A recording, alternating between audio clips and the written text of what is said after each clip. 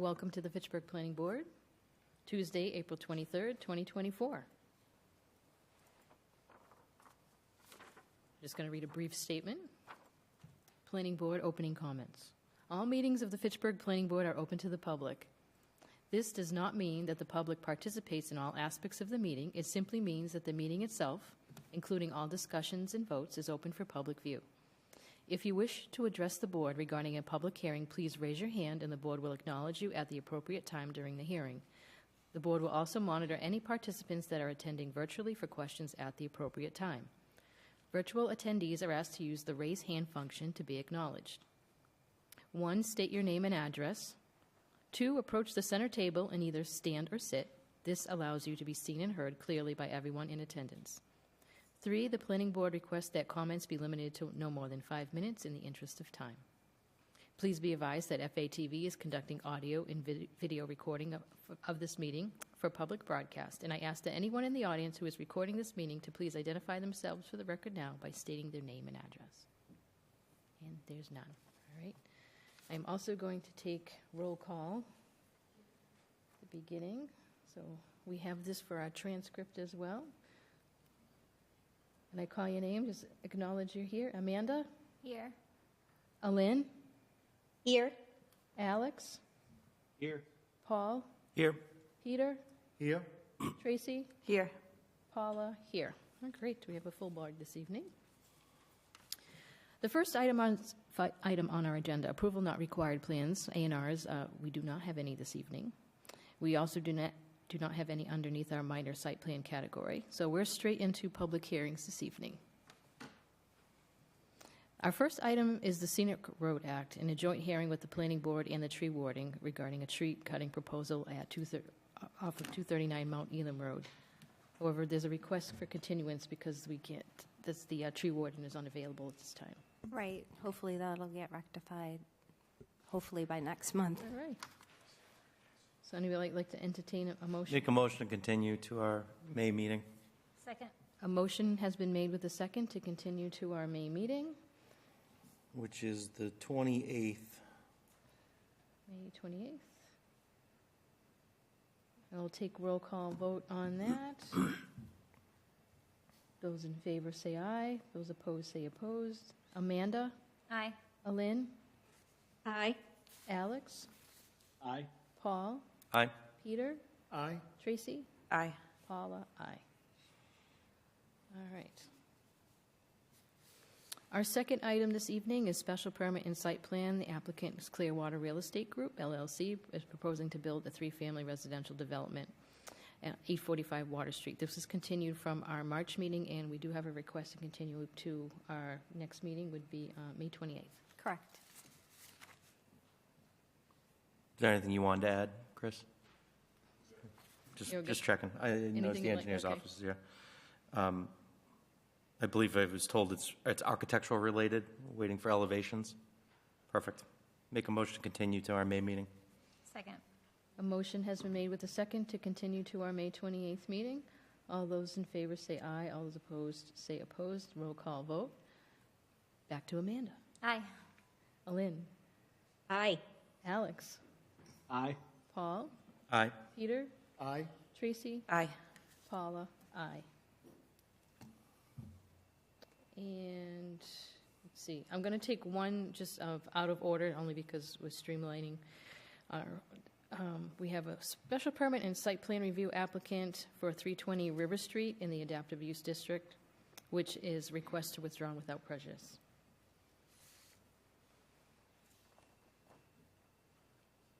Does any board member have any issue with the request? Okay. Make a motion to grant the request to withdraw without prejudice. Second. Motion's been made with the second. All those in favor say aye. All those opposed say opposed. And roll call vote. Amanda? Aye. Alin? Aye. Alex? Aye. Paul? Aye. Peter? Aye. Tracy? Aye. Paula? Aye.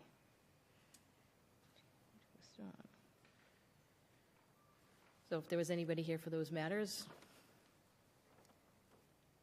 We have in front of us now this evening a site plan review for applicant Amico LLC, proposing to build an accessory building of 3,000 square feet in size as an expansion of the existing storage space currently utilized by Amico Flooring on site. It's located at 59 to 63 Wayland Street in the Neighborhood Business District. Good evening. Greg, do you want to start with the site plans up on the screen? Yeah, that would be great. Thank you. Give me 30 seconds here to Yep, take your time. pull the right application out of my bag. No worries.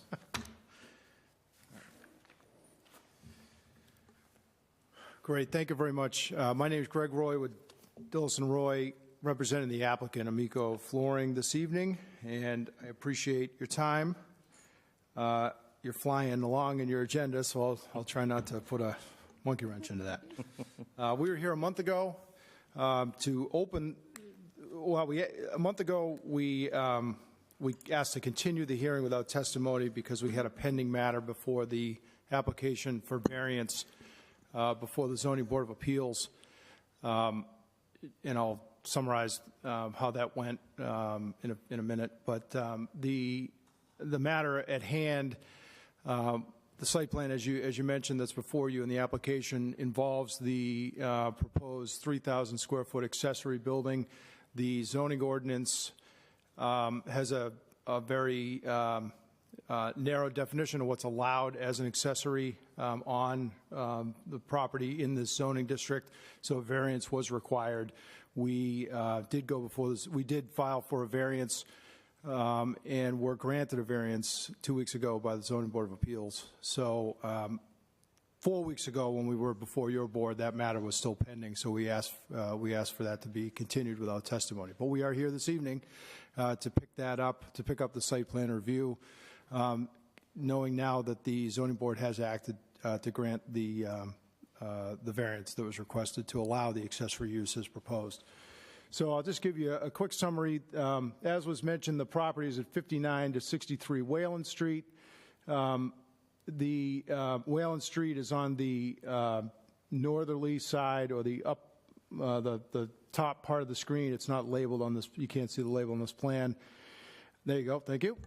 And then the property actually also fronts on South Street, as you can see labeled there on the southerly side of the and lower side of the page.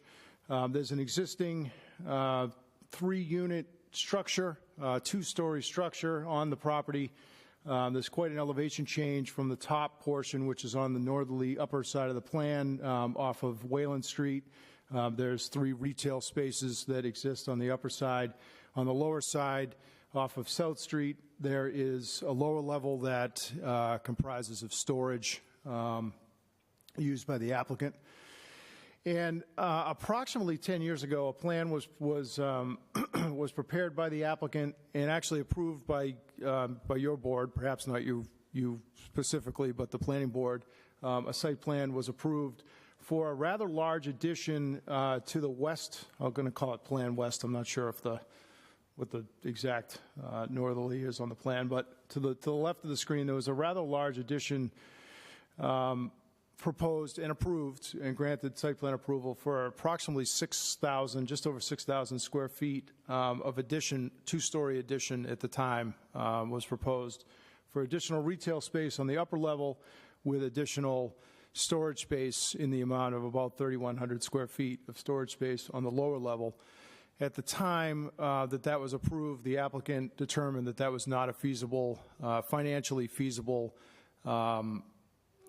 project for them, given particularly, especially in this location, it was due to the presence of ledge on the site and the topography that exists on the left-hand portion of the existing building as you're looking at the plan. So you fast forward to today or last fall when they contacted our office. They're looking to build a more modest size storage building at the property that would allow them to expand the storage space on the property only. So the building that you have here in front of you is on the lower left-hand side and is a 50 by 60 foot single story detached, so accessory structure on the property, and it would be used only for storage. So we would be using it by the applicant to expand his operations and to use it for storage. That portion of the site is much flatter, and so it can be constructed in a much more cost-effective manner. There is some grading that we would need to accommodate, so we proposed a retaining wall around the left and upper side of the proposed addition, but it's a lot less extensive than the significant foundation that was proposed and approved 10 years ago. So that's really it. In the zoning district, there are no required side yard or front yard zoning offsets. We have kept the side yard setback.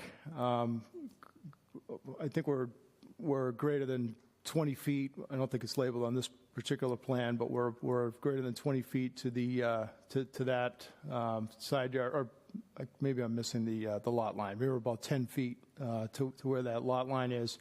The South Street is really the portion of the site where we're closest to the lot lines. We have pulled the building back 2 feet just to ensure that we can keep footings and things completely contained on the subject site. There would be 3 garage bays, sort of high bay storage, thank you, right as is indicated on the plan there, and we would fill in the paving between the proposed face of the proposed building and the existing pavement with existing parking lot with new paved areas. The building, of course, as I mentioned, would be separate and detached from the existing building. You can see our dimension there. We have it about 11 feet off the existing building. I know that your board a month ago or prior to the previous hearing, in addition to wanting to wait on the zone to see that the zoning board had asked us for 3 additional things. The first was to present a landscaping plan. We did prepare that, a colored plan and a colored up landscaping plan to augment the landscaping details that we had submitted along with the site plan application. Thank you, Paul. And then secondly, you asked us for a parking analysis, so we I think last week, along with the landscaping plan, submitted a memo or a letter to your board outlining, analyzing the parking of the site as a whole, not just the proposed accessory use, but we took a look at the entire parking on a macroscopic level on site. And then third, you asked us for a building elevation. And I apologize that was a little bit late in coming, but we did email that over to Chantel. Thank you. I'm glad to see that you got it. I apologize again that was so late, but we just got that hot off the press this afternoon. So I think with that, I will pause. I'm sure that you have some questions. I wanted to also mention, we did analyze the site relative to stormwater management. We did submit, along with the application, stormwater calculations, which I'm certain that at some point the Department of Public Works Engineering Department will be interested in taking a look at.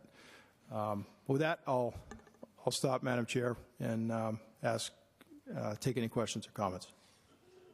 Thank you for the overview. Any board members have any questions at this time? I do, if you Paul. want to do that first, or if you want to do public. Okay. So I had a couple. The first was, what's the max height of the retaining wall in the back? Great question. Approximate. Yeah, I think we're upwards around 10 feet in the worst spot. So there's going to be a fence on the top of the retaining wall? There is, yes. Okay. That was my question. All right. Absolutely. Yeah. Good. Is that There's a fence, and then adjacent to the parking that's on the adjacent building, 43 Wayland Street, there'll also be a guardrail put along that parking, just to make sure we're protected. And the fence on top of the retaining wall is going to be what material? I don't want it to be chain link, ideally. Okay. I mean, and if it is, and this, I guess, is a conversation the board can have. Recently I've been okay with, if you have like vinyl coated chain link, where you have the, not the galvanized steel, because Yep. rusts and looks terrible. The other alternative, and I suppose the more preferable alternative, would be, some sort of aluminum or wrought iron or whatever. Yeah, I don't know that we specified that, the material, so if the board has an opinion on that, we certainly Point would. out the location. Yeah, right here. Right, it's going to run that whole L shape, right? Basically the whole That's retaining correct. wall till you get to, I assume, what? I can't see. Oh, I'm sorry. I have my screen paused. Sorry, I Yeah. always forget.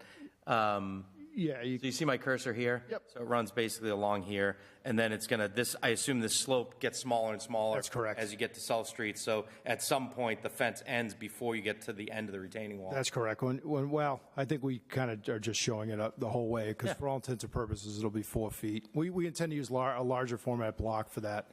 And, My only concern, and it shouldn't be because it's in line with the building, would be any visibility issues, especially coming out of this parking area, the building, or, now, Well, I have a question. Would you just not put a guardrail along where the parking, the paved parking area is? we have. they're talking about up here, right? I don't think we need it there. Oh, where are because I you think we're talking far enough back, but we did put it on the park, that Done right that, So there. you have a guardrail there? Yes, Okay. we did. Okay. That leads, I guess, into my next question, which is, so obviously you're 2 feet from the edge of the property line. Am I correct that this line right here is edge of pavement? Correct. So you're still, even though you're 2 feet from the property line, it looks like you're 10 or so feet from edge of pavement? Yeah, a little bit better than 10 feet. Yeah, 10, 12 feet, Yeah. something like that? Yep. Okay, so that makes me feel a little bit better that we're not right up to the edge of pavement, Right. which is much more concerning. Right. And then I think I heard Mr. Miko say at the ZBA meeting that the building height was like 10-ish feet, 10, 12 feet? I think, well, it probably wasn't labeled, of course. Yeah, it's not labeled on that rendering. I think he had, I thought I remember him saying 14 to the highest So point it's in probably the front. 10 here, I 14 think here, so, something like yeah. that. That's fine. I'm just trying to get a ballpark idea for, obviously, we don't want a towering building there. And Understood. even at 14, it's going to tuck into that corner. I know I watched the ZBA meeting, and I know Mr. Donnelly and I believe Chair Tree had concerns about particularly landscaping. Mm-hmm. And, they alluded to it was going to be brought up in our meeting. And I do see the landscaping plan there, but I don't see any detail as to what that entails other than grass. There should be a planting schedule. So we have on the left-hand side of the screen. Oh, maybe of I just didn't zoom out far enough. Yeah, if you pan Oh, over, okay, there's a okay. planting, so that there's symbols that you see in the greener, darker green symbols with the Latin name. So it's all in this corner right here on the We have opposite side. We have some there, and then we have some on the Right top of on there, and then we have some on the down on the left-hand side of the proposed right Okay. in there. Okay. And then we're also These ones in particular, I think, will be nice, screening what you can see, the backside of the building that isn't tucked into the slope. Yep. So I think that certainly makes sense.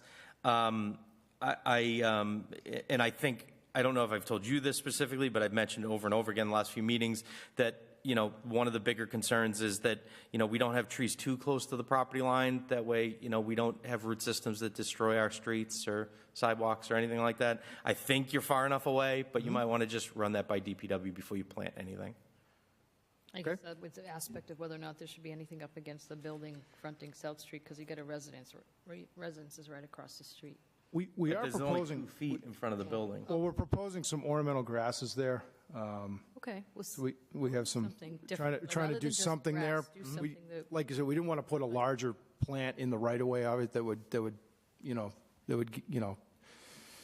either the roots would expand or even the canopy would expand into the right of way. But we're proposing some ornamental, just to soften that facade a little bit as you're looking at it from South Street. Yeah, because it's just the side of a metal building, so you want to. Right. yeah. That would be helpful. I also see on the right-hand side to the entrance also some plantings. Correct, yeah. We do just basically, there's not a lot of green space on that part of the site, so we tried to grab what green space we had available and. Well, it looks like it's all trap rock now. There's some photos I took of the site. Yeah, I'm pulling them up right now. I was in the middle of that as you were saying that. All right, so this is the left-hand side of the existing Amico building, so one lot down. and then you get to this site, which is, so this is, basically, here's where you're proposing plantings, from what I can see? Right on the hill where you see the, Or is it right here? Yeah, right there. Okay, Yeah, okay. yeah. there potentially you can do anything around the telephone pole to kind of make it so it just doesn't look like it in the. Telephone pole to the left on this picture, or Yeah, or right- that one? right there. Is Right it- there? Well, is that- that's, is that right that's in the actually middle of the right in the driveway? middle of the paving. Right, so that's right, do you put just a little, just anything around it a little bit? That's in the keep it public away way, from- though. Oh, it is in It the- is. Yeah, The it's pole's in definitely, the- it's the definitely in the pole? public way, yeah. Yeah. Oh, I guess it would be. Yeah. It'd be wherever there would, if there was a sidewalk there. It'd be- Yeah, right, it'd be in the sidewalk, yeah, if there were one. Yeah. So the one thing that immediately came to mind was obviously this dumpster. The plan and even the recorded plan, I believe, said to be screened and fenced, and it never was or isn't. And I think your plan says enclosed dumpster. So I think at the very least, you need some sort of, decorative vinyl fencing. Now, you can't see, you're protected by that back wall, I think. So I don't know if it needs to go all the way around it. We can talk about that, but certainly screening from South Street. Street. Yeah, you need something to screen it from there. It shouldn't be just open air. Yep. And, I don't know, I'm not going to speak for the fire department, but I also don't think it goes there at the bottom of the stairs. That seems like a fire code issue, if you look at where it is right now. Yeah. So I think it's supposed to go right here, but I don't know. So these are some pictures that Paul had taken. So this is the location of the building. That's correct. I heard you say at the ZBA meeting, you have to tuck into this hill a little bit more? A little bit, yeah. Yeah. Yeah. We're creating a flat spot around the building, obviously, for maintenance and just, accessibility of the sides of the rear and the sides of the building. So that retaining wall will need to push a little bit into the slope, and obviously it'll be the vertical wall. So I think the top of that slope will remain pretty much the same, but we'll need to excavate, and make that a vertical face. So there'll be a little bit of excavation in there. And then when we get down and dig the footings, we think on that far back corner, we'll probably hit into a little bit of ledge as we get in there, but far less than what we would have if we had done the. And although I haven't seen, the permit probably doesn't exist yet, and it's only We been a haven't few seen days. it. I haven't seen it yet either. But I'm sure it doesn't, because it's only been a few days. Yeah. But I believe they had mentioned something about no blasting, Monday to Friday rock hammering. They conditioned the time for hammering. They conditioned no blasting. They conditioned the time frame for hammering. Yeah, I think it was 9 to 5. Monday to Friday, I heard that. Monday to Friday. Yeah. And then they also, I don't think they limited the time span, but they did require a 500-foot abutter notification Yep. when that's going to be done. So So I would. again, I have, like you, I haven't seen the conditions. Yeah, and they obviously covered that. I don't know that we need to rehash that, but we can just, obviously those will become, binding in our permit as well. Understood. Not that they don't have. I think they control. cross-referenced any conditions that Yeah. you might have added. In We have a little, I think it's easier too for us, it being a special permit, if we include their conditions by reference in the special permit for ease of enforcement. It's not a special permit for us. Just- Yeah. Oh, this is just site plan? This one is just site. Oh, okay. So in that case, it's because theirs is just a variance, so. That's correct. Yeah. I mean, I think you have purview to Yeah. do that under site plan. Yep. And then this is facing towards Route 2, and this is facing back towards downtown Fitchburg, South Street being on your left, and Wayland Street being on your right. For those who aren't aware, South Street on this portion is the quiet portion of South Street. Wayland Street is the continuation of Yeah, so busy the South Street. That's Front of right. the building, the garage bays would be facing us. Yeah, they'll be facing That's right over correct. here, yeah. Yep. Would I be correct in saying that, studying your elevations, there's 3 doors on the front, one to the right of each garage door? Let me not say something incorrect. I can pull that back up too, if you want. That's correct. Yep. There's also 3 doors on the rear of the building? Yes. So on a storage building, there's 6 entrance doors? Yeah, Any reason for that? I am not certain on that, to be quite honest with you. Again, I just got this today from the architect. I'm just thinking that, you generally want a storage building to be as secure as possible. Yeah. With 6 Yeah. entrances, I Yeah. thought maybe each individual garage bay was separate. maybe a wall in between, and that's why there's so many doors? They may be doing that. I thought, currently the intent is to use it for the business, for the expansion and operation of Amico Flooring, from what I understand. So I'm not exactly sure. Maybe they're setting it up for future if they ever wanted to subdivide or something, but I think that, but that's not my understanding of what they're proposing at the time, at this time. But he brings up a good point, though, because now we're looking for a sidewalk or a walkway from the back around to the front. It's not shown, kind of like, where does this go? So going into the retaining wall. Yeah, So now you're going to have to show some kind of egress. I mean, if the we have the room for it because we've created a 10-foot space between the edge of the building and the retaining wall, which is it's the intention for maintenance and things like that. So there'd be room for that, to do So that. if they intend to put the doors in, and at this elevation, then I think you'd be probably going to have to. The other question that begs is, does the board have concerns At least out that they do subdivide them and rent individual garage bay units to 3 individual businesses, 3 individual unit owners? Obviously, our permit's going to say that the use has to be accessory to the existing use there, which I think inherently means it has to be used by Amico Flooring or Elliott Jewelers or one of the 3 tenants in that upper building. Accessory use, but make it the variance for that, so it's whatever also what the variance is. Sure. So, my point is, if we see that there's a concern, we make it a permit condition that only 1 door on each side, front and back, and which I think is a very reasonable permit condition. But If you're not interested in putting a walkway in the back of the building, that could be solved very easily by just eliminating the doors. Right. Then you don't need a walkway back there. Yeah, I guess I don't have an answer to that. I can't imagine putting a walkway would be very difficult, would be I don't think we would object to putting a walkway back there. I think that it's probably a coordination issue between my office and the architect that we just got today. So, if the board feels that they need to condition that, that's fine. I guess. I think that the alternative is, Greg, and I'm perfectly fine with doing this either way, because I do have concerns that you have someone rent that space that has a more active use than the flooring company or one of the existing businesses. They're meeting people in and out all day. I have concerns about that given the residential uses across the street.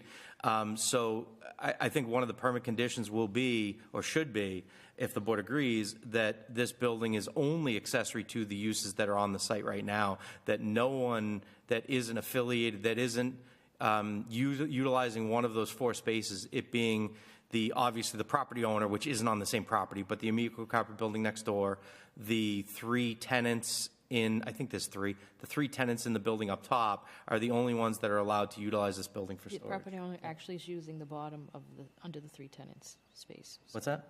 Amico's also current president. He's the 4th tenant on that property. That's true, because they use the bottom floor. That's true. Either way, I wouldn't have a problem with them using it because they're the property owner.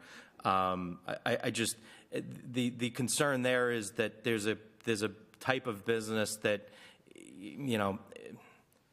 I don't have the table of uses in front of me, but let's say, and I don't think they can, but let's say it's landscape construction. Yeah. That's problematic. You have Well, I someone think that that would comes and goes. That would rise to a contractor storage yard probably, which I think would require a special permit. Right. So- And I think the purpose of that permit would be that if in the future they found someone outside of those tenants there to utilize it, that they come in for a modification and they can explain Okay. parking's adequate for this particular property, for this particular use.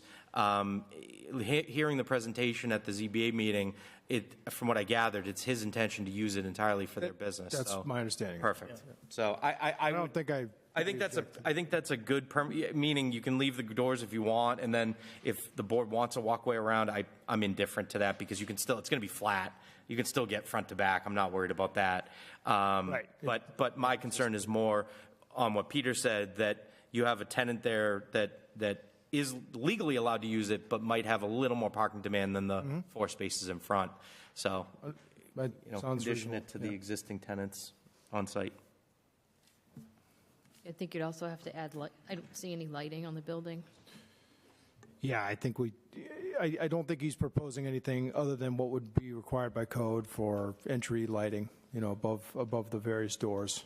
My biggest concern would be anything on the front of the building facing the houses. Yeah. Yeah, right. I mean, that's certainly a detail we could add.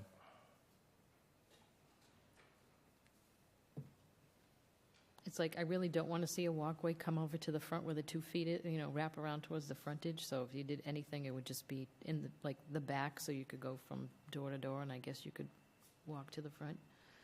I mean, it's basically, think we when the could- site's done, it's going to be basically like processed gravel around the building anyway. Yeah. Yeah. So it's going to be easily accessible. Yeah. It's just Yeah, a I mean- question of, do you want it paved around the building? I don't think it's necessary, but that's just me. Okay.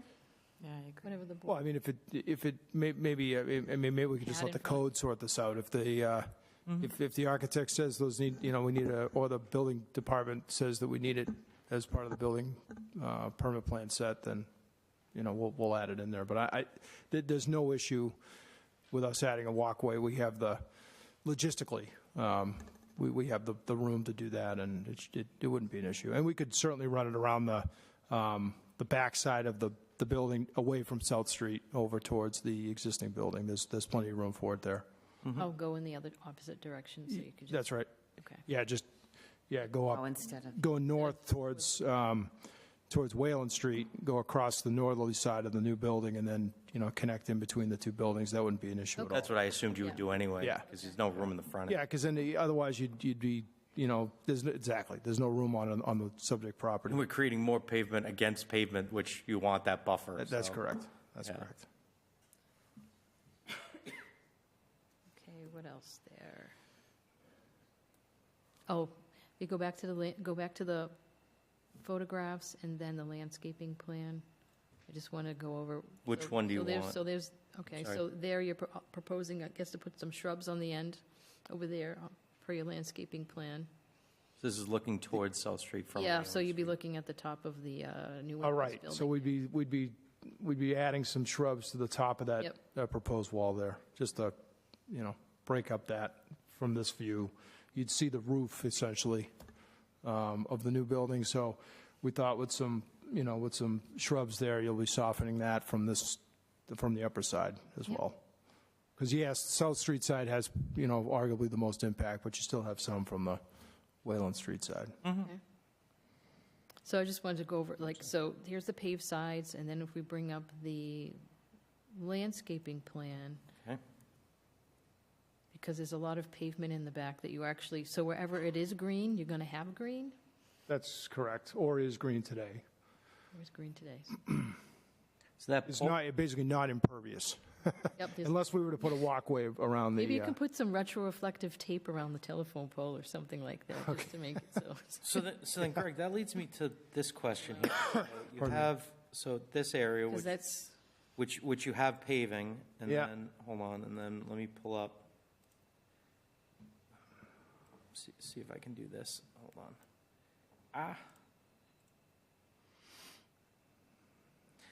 So you have this area right here where you have things, and then we have, That's in that riprap area. so. we'd be taking that out in Is the landscaping. plan to cut this out and actually do mulch bed? And Yeah, we'd be adding the landscaping bed in there. and Okay. then you're going to actually do some landscaping on the other opposite side, that's kind And of, then, sort of where you're taking the picture to the left yep, on the, behind the dumpster. Oh, I'm sorry. well, that's just, we colored that green, but it's sort of, So it's staying like that? it's just, we're not proposing anything. It's all riprap. Yeah. Change I'd there. say, spruce it up a little bit. Well, Dead material. Well, the problem is it's all riprap, so Yeah, with weeds in it, so it's either keep it neat yeah. one way or the other. I mean, they could clean up the riprap, do some, weed whacking and make it look more presentable. Yep. I mean, we were trying to strike a balance between adding enough landscaping that would make, We just want to be all clear on the expectations when we say it's done by the site plan and it looks like it's done by the. understood, Going, understood. what's proposed to, So we didn't propose it to change anything in that island as you're going up the ramp. We didn't propose anything on the left between the building and the ramp. okay. But we did propose to do some modifications, which will take some doing on the right-hand side there, to take off some of the, yeah, right in there. And then going down towards South Street, I think there's a hill of riprap there now, so I see it's. That's all right. So that would be partially removed, and On the we'd other be side. landscaping. Oh, the other side. Going the other way, on the back. Over there, yeah. So we'd be It's- adding some Street. on that yeah, in the riprap behind the pole. So Yeah, behind the pole, yeah. So there's some trees there now, That- which, that's- yeah. it's nice to have trees. It's right across from another residence. So we'd be trying to soften that slope a little bit and vegetate it. So, Right. Yep, Yep. ground cover stuff. yeah. Some shrubs, Okay, good shrubs. That sounds good. holly, dogwood.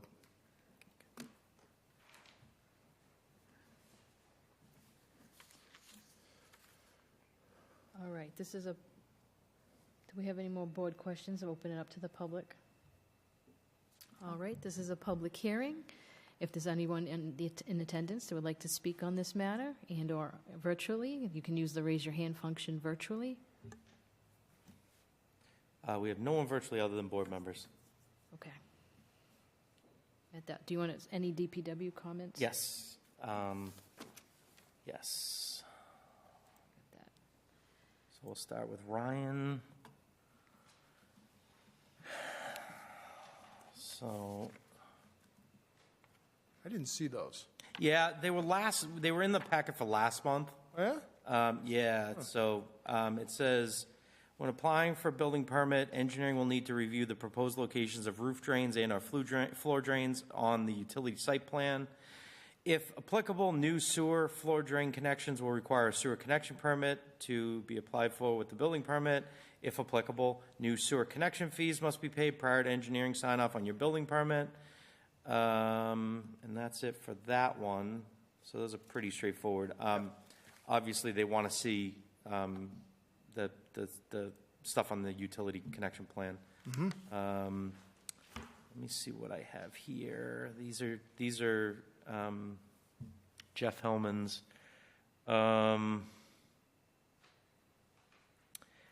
Please provide a copy of this plan for review. Would the applicant consider CCTV inspection of the 10-inch clay pipe between DMHs for defects? I assume you know what that means, because I have no clue. Closed circuit, video inspection. No, I meant the DMHs and Oh, drain manhole. Yeah. Okay, for a 10-inch clay pipe. So additionally, depending on the inspection, would the applicant replace the 10-inch clay pipe with a 12-inch SDR 35 pipe? 10-inch clay is a restriction point with the additional upstream storm water devices and use of a 12-inch diameter pipe. Oh, I see what he's talking about. Yeah. Well, we'd obviously rather not work in the road. So the pipe he's talking about is in the middle of South Street, going across the street between two manholes, one on either side of South Street, it looks to me. Does it show on this plan right here? It does. If you pan over to the right,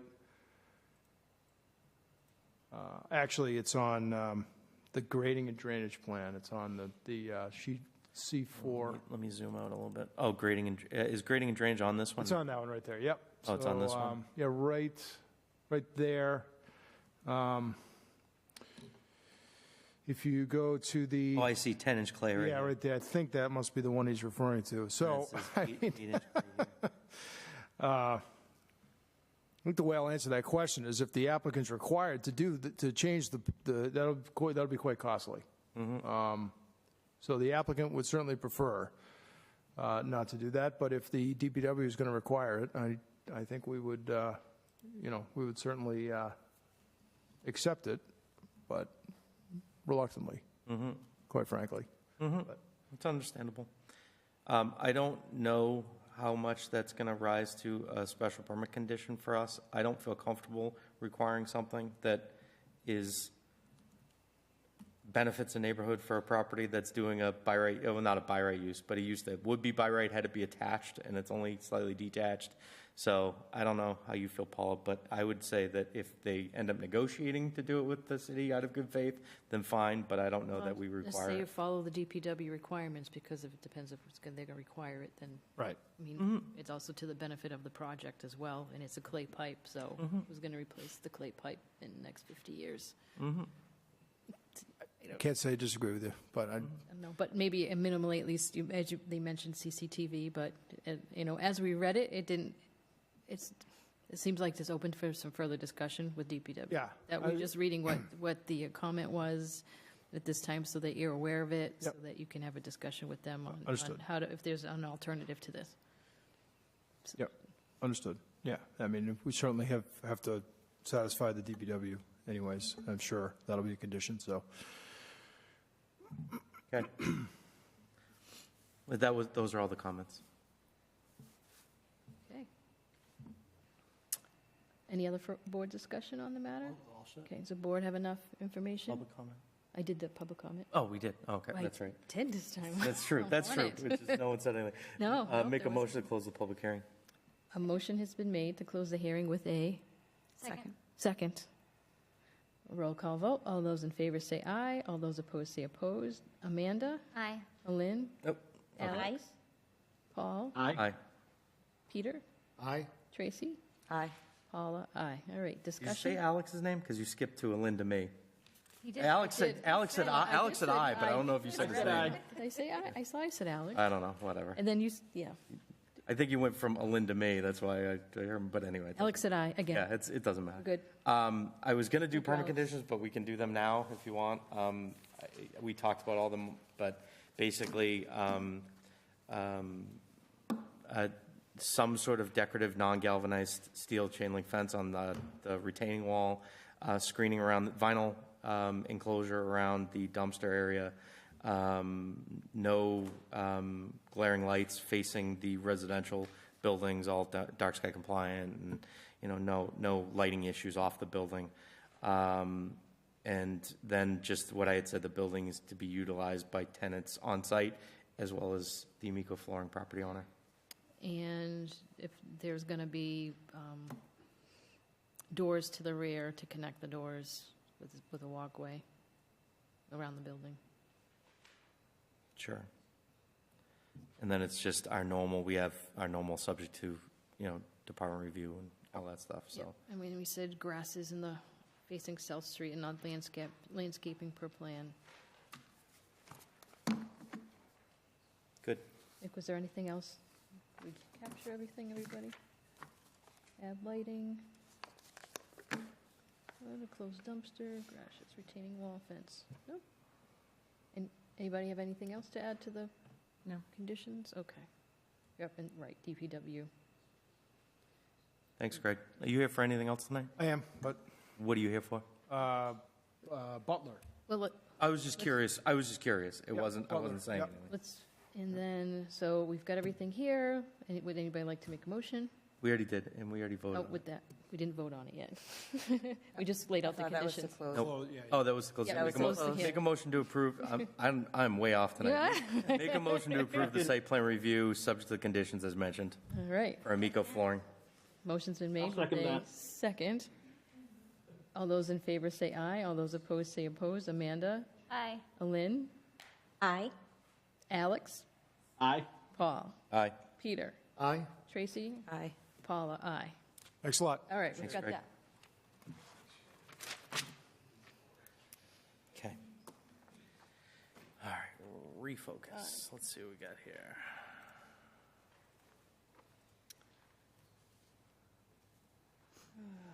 Okay. Oh, that one's going to take a while.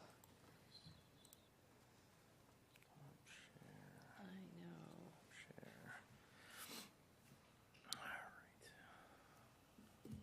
We have special permit and site plan review, AG Dream Flip, proposing to build a multifamily PUD consisting of 9 units, a single-family and 4 duplex buildings on the site located at 0 Fairmont Street, in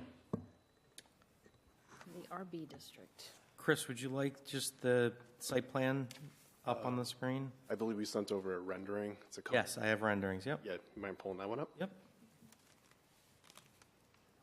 I'll say this is like the third iteration or so at this Oh, location. it's more than that, I think. I remember this property That was often. before me, so. Yeah, yeah.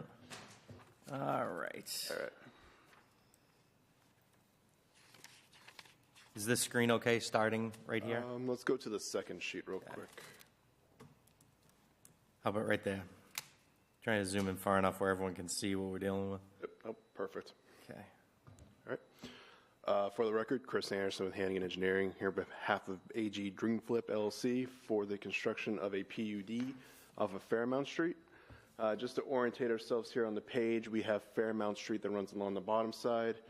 The property is located on the northerly side of the roadway, and along the opposite side of the rear property line is the Boston and Maine Railroad, and on the other side of that is the Nashua River. So just to orientate ourselves here. It's the intent of the applicant to construct 3 duplex units with 3 bedrooms in each unit for a total of 6 units. Currently, the property is undeveloped. It's primarily woodland with extensive wetland located throughout the entire site. As was previously inferred, the project has been around for quite a while. Most recently, the permitting was completed in 2009, and that was for a total of 18 residential units. Obviously, 2009 occurred, and the economic conditions were not the greatest, so the project effectively languished for that time. But it's the intent of the applicant to revamp the project in compliance with the current regulations and ordinances. So it's the intent upon favorable action by both this board as well as the Conservation Commission to consolidate the lots into 3 individual properties. Lot 1 would be a single-family home, and Lot 2 would be a single duplex, which are allowed by right per zoning ordinance. With the third lot would being the actual PUD itself, which would have the 3 duplex structures on it as well. Access to the site will be provided by a new paved driveway, which will extend and do a hard 90 going into the slope, if you will. This will provide access to the 3 buildings themselves. Based on the zoning requirements, we're required to have 12 parking spaces on the property. We have a bank of 6 parking stalls opposite the middle structure that face Fairmount Street. The furthest setback building itself will have 2 additional spots immediately in front of a garage. So there will be a garage space. And the opposite, or the first building as you come in, would have 2 spaces immediately adjacent. So we're required to have 12 spaces. We're providing 12 surface spaces, plus each individual unit has its own garage space, so effectively 18 spaces in all. So there's quite a bit of parking on the site itself. Stormwater will be accommodated with new catch basins and water quality units to capture and treat the runoff. That'll discharge to an underground storage system located under the parking area, and that will then discharge to a small detention basin in the back portion of the site before it ultimately reaches the wetland area itself. Sewer will be provided by a new sewer main that extends into the property with individual laterals going to the buildings, and this water will again be serviced by a new water main that will extend in with individual laterals for the units. We are providing some information relative to the landscaping. In general, the site will be loamed and seeded, with a noted exception along the back slope against the wetland. That would be rip-wrapped for stabilization and to minimize impacts upon the wetland. We're proposing to plant a series of deciduous trees immediately in front of that 6 parking spot bay, if you will. Yep, right there. That would also be infilled with evergreen shrubs and low growth plant, effectively just to help buffer the cars facing the road from the actual roadway itself. Like I said before, everything else will be loamed and seeded with small landscape beds kind of interspersed around the site. Although, just those cars will be quite a bit below the street, right? There'll be about 4, I believe. I was just looking at your topo lines. It looks like almost 8 feet. 56 is right there. Correct, yeah. 48 is at the toe of the parking. Is there any fill planned for this location? There will be fill brought into the site, correct. Because I was like, we'll take a look at the photographs of what it looks like presently, because it's really low. The only one where it's raised up is where the single-family house is being proposed, which looks like it's just a fill spot. So I guess a concern about whether or not that's even stable enough for a correct. structure, because it just looks like it's been filled in over, just from some fill over time. Yep. So the actual development site for this would require quite a bit of fill, no doubt about that. It would be compacted and brought into geotechnical standards to make sure that it is properly stabilized for long term, to make sure there's no settling or slope failures as part of construction. We are placing riprap along the backside of the road to help armor it as well. So, where's the 100-year flood in plus for this? Because, I mean, this area is like wet. It is the very time, wet. So that you really, I'm just thinking, overall, the appropriateness of actually putting a structure downhill in these locations. So I know that's what you're consigned to do, so, at this point in time. So I'm putting that out there about feasibility. And, okay. I do know that, and it's funny because we had talked about this, I don't know, a month or so ago, and I didn't take pictures when I was down there, but the closer you get to Depot, obviously there's a brook there. It's very wet. I almost took pictures because it was almost like a river at that point 3 weeks or a month ago. It's subsided now. It's still a running brook, but it's not as bad. I suppose the further you get up the slope, the further you get up towards Rheingold Ave, the more quote-unquote upland you have, but that, I mean, a lot of that's going to be the Concom's doing then. So I guess maybe you bring up some of the photographs so everybody can see Yeah. what we're talking about the area.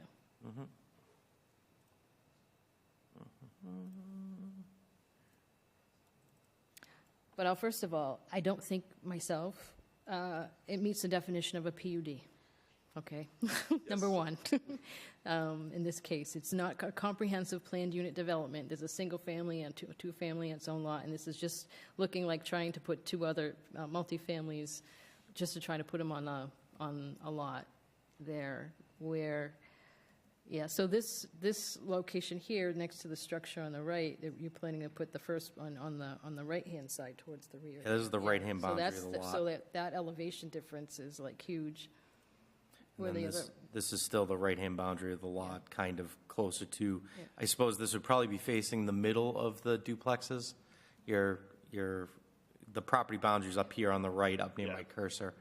But it's fine, we don't need to, but either I think way. it's going down the street on the photo. Yeah, it is. And then this is facing more, this is the outcropping. As a matter of fact, you see the pump station there, that kind of gives you some idea of how far up you are. And then as you get further down, this is facing the slope on the abutter's property. So this is the far side of the property here. Some runoff, it looks like. So that's like the run, just how strong the runoff is. There's like all trap rock and everything down the hill on that embankment. Yeah, I Right saw. there. So that's the continuation of it going down. So I guess another question would be: is that pump house going to be removed? It's going to be now just on a single family house lot. Is that What is that structure? is that being used by anyone or anything? I am not certain, but that's located on the opposite side of the wetland, and we're not touching anything on that side. So that's accessed by the roadway. That's another point along Depot Street, where it's kind of like this is being left to either rot or vagrancy. We'd like to see that remedied. That should be removed if it's no longer in use. Basically, going to be the responsibility of a single-family homeowner. I mean, if it's abandoned, it's got to It's come abandoned, down. it's If it's correct. abandoned, it's got to come down. It can't stay. You can't have a vacant structure near these new construction houses. So we'll look into that. I am not aware of what function that has at this point in time. So I was telling Paula, I found Keep going left. hold on one second. I found a plan from 1971 that shows the brook and the pump house on it. This is a recorded plan that was in the registry. It's got the old coal shed, which isn't there anymore. It's down near Depot Street. And then it shows the pump house, and it says pump house and a well location in the pump house. And then it has the brook and a ditch. But it also looks like, and this is something you probably have to vet out with DPW, it looks like either the property owner did this or the city did at one point, I don't know, but all this riprap seems to channel water off the street onto your site. correct, yes. So you know that's there, and you're going to mitigate that in your stormwater? So it's a current condition that the city or whoever once upon a time put that in. Yep. So it's intent to keep that intact. I know there's a couple break points along the property, one of which is something that the duplex structure is going to be kind of rectifying a little bit to redirect the water because there's a pipe that comes from across the street, dumps it right into the property. So that's going to be reviewed with Concom as well as with DPW when that time comes to redirect that pipe and provide more riprap and more of a plunge pool feature, if you will, to get out there.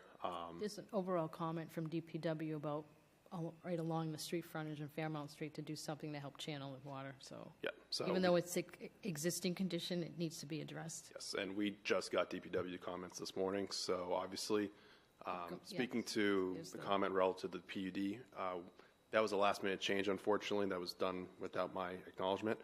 But the site was originally intended to be a multifamily development, so obviously, at the discretion of the board, we are more than happy to effectively change the nomenclature of the special permit to be from a PUD to a multifamily, which would fall more in line with what the development actually is, so. And that kind of, Paul, before you get to this section of the site, I just want to stay on that topic for a second. My original thought, and you can probably, there's probably a reason why, my original thought is, why don't you create an A&R for the house and the two-family, subdivide those off, and then do just a multifamily approval for this? That's exactly how we're intending on doing it. Lot number 1 and 2 Okay.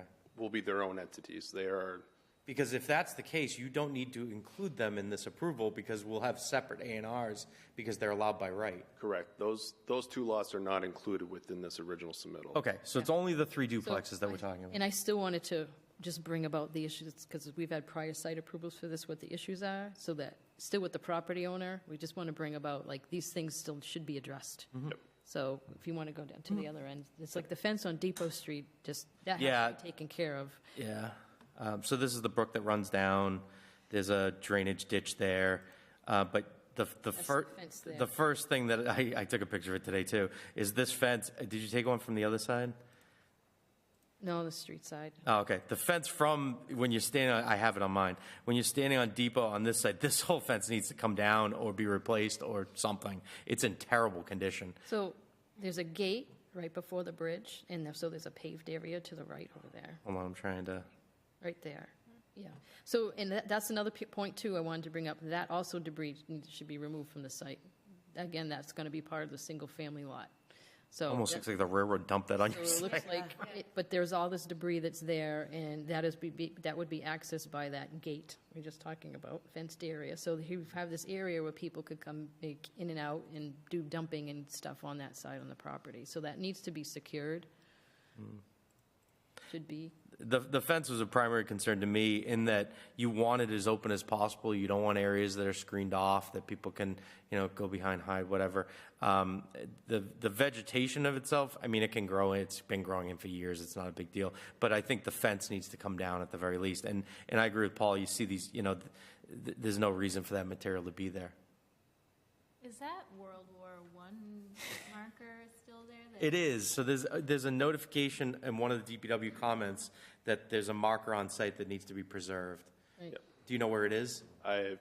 First time I'm ever hearing of this morning, I remember so. Mike Hurley, I think, bringing that up. Yeah. Was this the site That is. years ago? Yeah. I think so.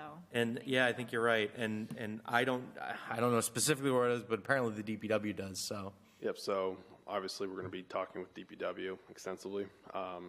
Relative to this, we can review it. It's definitely going to be more of a concern to conservation because it is within definitely their jurisdiction. I don't foresee an issue with taking down the fence, opening that area up so at least it's visually more obvious, for lack of a better term. Well, I'm not sure about just taking it down. You might have to put something back up, but it's in poor repair, so something needs to be done. I don't think you want a fence there. I think you want it open. Yes and no. It's just going to be a dumping ground. That's what it's going to be. Oh, I see what you're That's I'm saying. saying it's going to just attract people dumping mattresses or whatever else over there, because it's just going to be this little side thing. They're going to run off, and There is a quasi paved area there. Yep, so. then the it might be- homeowner's not even close to see what's going on for that. So an option might be also be neglected. extensive landscaping, making it more, right now, as you, seeing it now in a picture like this, obviously it's very inviting for people to drop their stuff there. Yes. Removing the fence, removing the gate, reverting it back to a natural state might be the more beneficial object or goal, if you will, than putting up another fence, because another fence will just kind of deter itself. you Nope, know. that's fine. It was just kind of like the area where it's kind of like where people could go in to dump. You just don't want them to, that being you want it to be either plantings or something there to be a deterrent. even- Not even It mounded doesn't have to be a soil. gate, it can be something else, but. But like mounded soil with some minor plantings around it, so that people can't back in there and dump stuff. It's something. I'm sure you can come up with some sort of solution, but like I said, it's funny because I was looking at. Take care of the pump house piece though first, because you probably have to use that as the access point to deal with that scenario. I was looking at the minutes from when we approved, so for a little background for the board members that weren't here and for the public, that this was previously an industrial zone. When we redid our zoning, we changed it back to RB. So when we approved it in 2008, September of '08, it was a plan unit development in an industrial zoning district. They were kind of like individual lots, but they were all going to be privately owned, private trash collection, private whatever. There was back then there were concerns about drainage. But it was still like a development. There was still going to be like HOA, whichever piece was Yep. going to be. There was a neighbor that had a concern about removing vegetation from the site, noise and visual buffer. About the fence. Right, so the fence wasn't on here, but we had multiple meetings, and I only Yeah, put it one was of on them. there. Follow-up. Our prior head of community development, well, 2 or 3 ago, asked about street trees, which ones are going, which ones are being kept. I assume that's all on the plan. I'm not particularly worried about that. The concern then was that some of the trees along the frontage are within the right-of-way, and care should be taken if you take down trees within the right-of-way, that you should run it by the DPW first. Yeah, aesthetic fencing along Depot Street was a permit condition back in 2009, 2008. A catch basin agreement, don't know what that is, it's not in our minutes. Escrow for maintenance of, catch basin and drainage system, so stormwater, O&M plans, which part of that's gonna be what we're gonna be requiring. So, Could you bring up back their layout from the PUD, yes. well, the multifamily? Okay, I'm questioning the density and the location of the third building on the right, because it's like stuffed in on the side. And also the first building, you get the side of the building facing Fairmount Street instead of the front of the building, which should be facing Fairmount Street and not on the side. And you think, Chris, do you I think think it should be almost more appropriate that you remove one of the buildings and you split it further, and if you need an access point, you do a common driveway between the two, so you've just got still 2 duplexes. Either you switch its own driveway or a shared driveway, if it makes the access better. Do you think when before the next meeting, you could just show the approximate location of this abutter, the dwelling? Just so we can get a feel for how close, I know there's a grade difference, but just so we can get a feel for how close they are. Yep. If they're not here now, they might be here at the next meeting. It's probably, they want to know how close the buildings are to them. Yeah, that's one of the things that would kind of jumped out at me, was that proximity to the abutter there, and how further back off the road that it actually is in regard to, but also with the challenges of the site, and even the front building still not fronting on it, and since really not a PUD per se, is like being like a complex, that it should just meld in better with the neighborhood. We can Take a look at evaluate that. trying to shift things around. I know that the wetland obviously was a major concern because it does encroach, if you will, or encroaches a little bit further upland near building number 3. The first one as you come in on the driveway. But we can take a look at that and see if there's any potential. Pull them trying back to- towards the roadway instead of towards into the I think part of, wet area. I think part of it too is, obviously there's a grade difference there, but it'll be interesting to see how close that house is, because that plays into it. But they do exceed the required setbacks in RB, which for an A&R lot are 15 It's only feet. 15 feet. Yeah, right, but that's required. So if you built a duplex on that lot, you could have it in that location in RB by right if you got rid of everything else. So my point was, it does meet the minimum setbacks in RB. Well, I certainly understand what you're saying. It's almost like if you remove the one on the right and you turn the redirection of the one on the left, then you've got 2 lots, 2 structures right there. You don't need any multifamily, it's by right with your 2 duplexes. Yep. And then you would just need, if you're looking for a common driveway, you just do a special permit for a common driveway if that was necessary. Yep. The other concern we had, we originally looked at trying to do just all duplexes, similar in fashion to what was originally approved, but slightly different. But what we're trying to also avoid is a lot of curb cuts along the road. So that's another component that we'll take a look at, but it's noted, the board's concerned, so we can take a look and see what we can do. And that's my opinion. If anybody else has any other thoughts on the proposal at this time. I'm just pulling up the GIS so I can get an idea for how close this property is to the lot. Here we go. I know doing it by right then takes it out of our jurisdiction, so to speak. They'll still be subject to Concom, but it's trying to put more housing on. I don't think it's an ideal building location. So This neighboring property looks about 27 feet to the property line from the closest point, and that's only one corner. Obviously it gets further as you go to the front. So it's 27 feet, so then you're talking another almost 20 feet. It's about between 45 to 50 feet from building to building.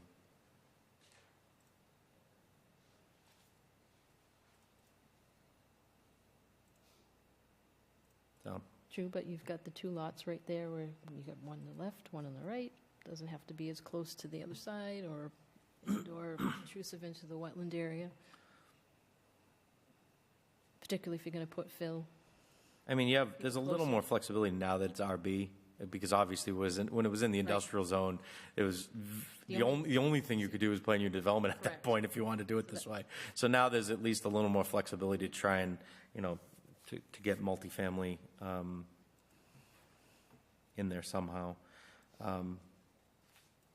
But I think whatever happens, that pump station's a particular concern to me, that it's, whether it be vagrants or just the looks of it, it shouldn't be there unless it's in use for something. If it is in use, I don't know if it's tied to the Monkshore property, but I suggest contacting the Cunninghams, the property owners.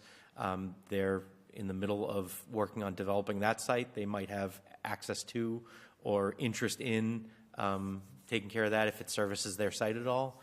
So, something to think about. Any board member have any thoughts? I have one minor thought on your elevations. Whenever an elevation is submitted to the board, one of my main focus points is the front entrance door. And especially with new construction, I noticed that on your plans, there's an overhang over the entire front of the buildings. Yep. And I'm wondering if that's sufficient to protect the front entrance door against driving rains and driving snow that are always present in New England. And I'm kind of wondering why on a brand new plan and brand new construction, more protection wasn't offered to the 2 entrance doors. I can't speak specifically to why it was done that way. I know they wanted a little tiny porch as they walked in, but I can approach the applicant with that comment and see what their specific mindset was when they came up with that or chose that building layout. Yeah, I can see that just with the plans that are submitted, with that overhang, it would be kind of easy to extend it over the doorways and protect the doorways quite a bit more. Yep. Or put some kind of a structure over the doorways, some kind of a framed structure that would do the job. But it's not a deal breaker, Yep. but it's something that I think that is kind of nice in this New England environment. Oh, there's something there. Yeah, it comes there's a slight out awning. about 3 feet maybe. Yeah, Okay. it's a very shallow Can awning. you pull it up, Paul, that right there? Is that, Zoom it in. go It's towards got the an bottom? overhang across the whole front. Well, I was looking at the side view. Right here is what Yeah, you're looking at? So that's one. And then if you scroll down a little bit, and then to the left, there's another elevation to the left. Yeah, this Is is that the right opposite there? side, yeah. Okay, yeah, so seems to be pretty de minimis. Oh, picking to Peter's point, it's like if you could bring that up with them. Also, if you did any type of posts or anything like that, that would be like composite and not a wood post per se, off when you're doing your composite siding to it look more than just 4x4s unfinished work. Understood.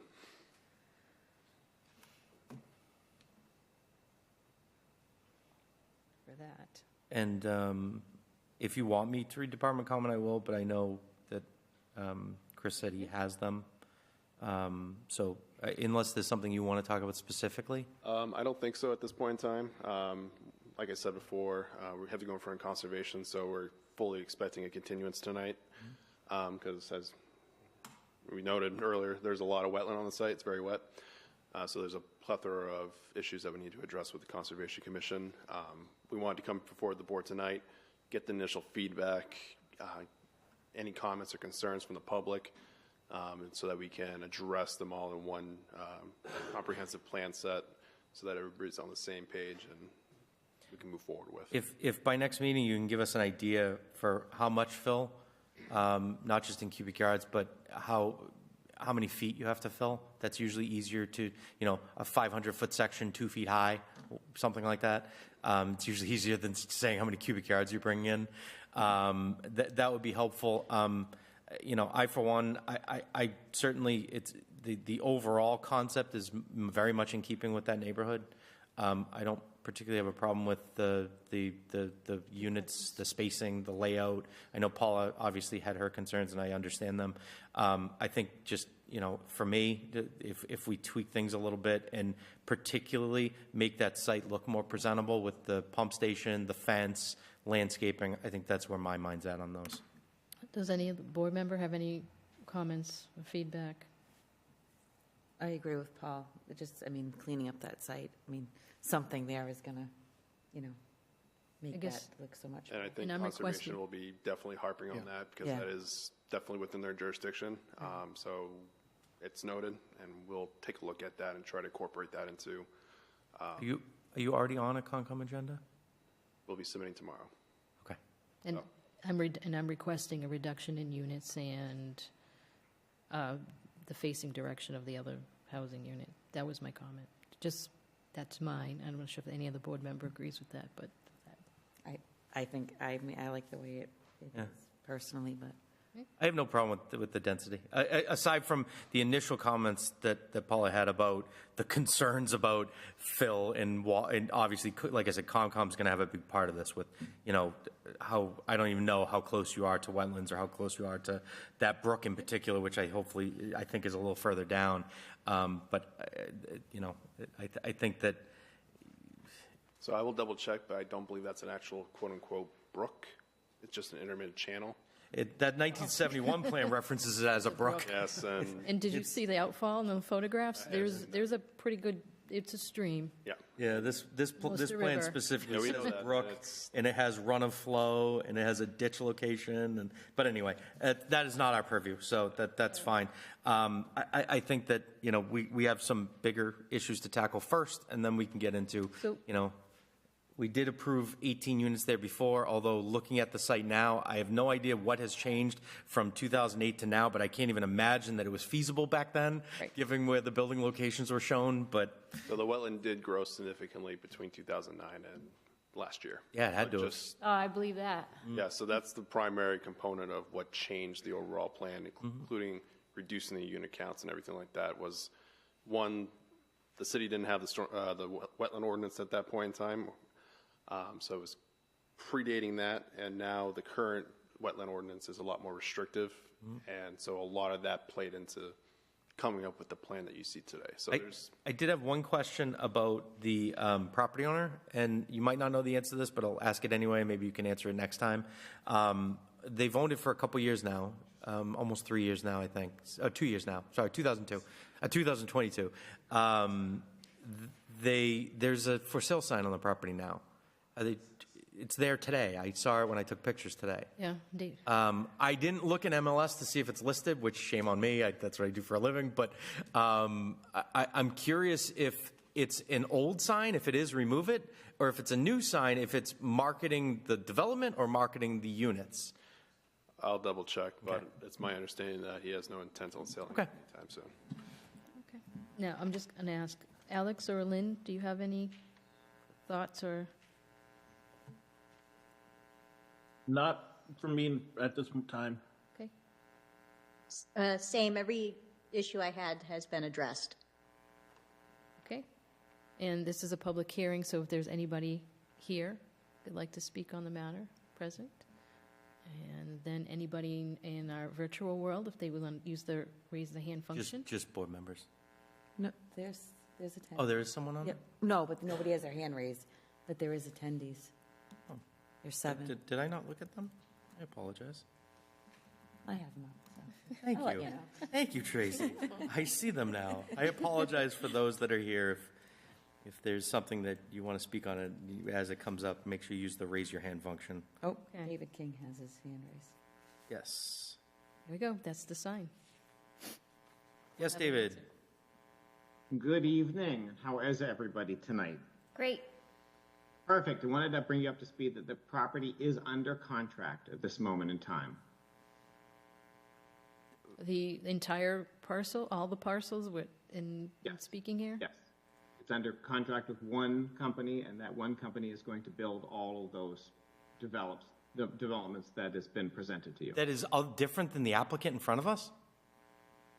Well, the applicant is the owner. That's Dream Flips. Yep. Okay, so Dream Flips is responsible to get it to, because that's the purchase sale agreement we have with Dream Flips, is to get it to the final stage when it's approved, and once it's approved, then we're closing on it. Oh, okay. Well, that might cause a problem then, Yeah, 'cause because the another permits are modification. tied to the applicant. Yeah. We'll review that. Yeah. Yeah, okay. Yeah, this is first I'm hearing of this, so I will deal with that offline. Okay, that's fine. We'll have the engineer look into that. Thank Yeah. you, David. Okay, thank you.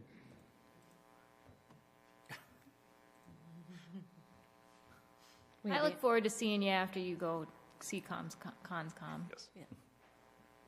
With that. I did have, if you want, Paula, just because I have a better angle of it. Okay. This is the this is the fence from Depot Street. So I mean, clearly not in good condition. It's very poor condition. So Oh, and yeah. then this is the. Oh, well, apparently my photos don't want to load. The for sale sign's down here, so.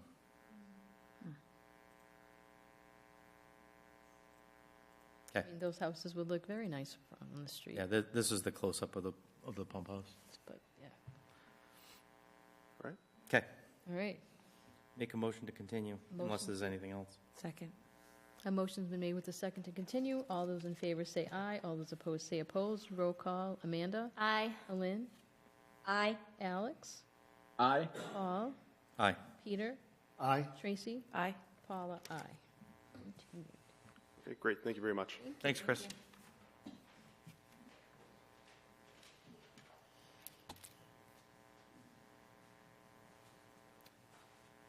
We have before us this evening site plan review. Ryan Butler proposes the use of mini warehouse and distribution facility, adding 2,000 square foot addition onto an existing building located at 222 Bemis Road in the industrial district. Good evening. Nice Good to see evening. you again. Good to see you all, too. For the record, Greg Roy with Dilson Roy. I'm representing the applicant this evening. And we submitted a site plan, as you just read, for the construction of a 2,000 square foot addition at the site, which is on Bemis Road.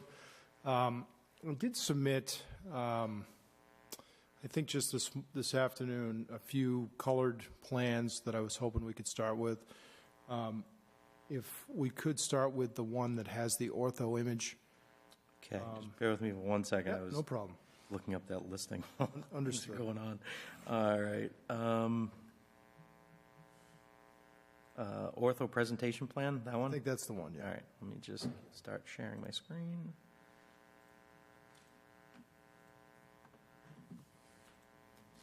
Great, yeah, that's it. Let me just move stuff over and go full screen.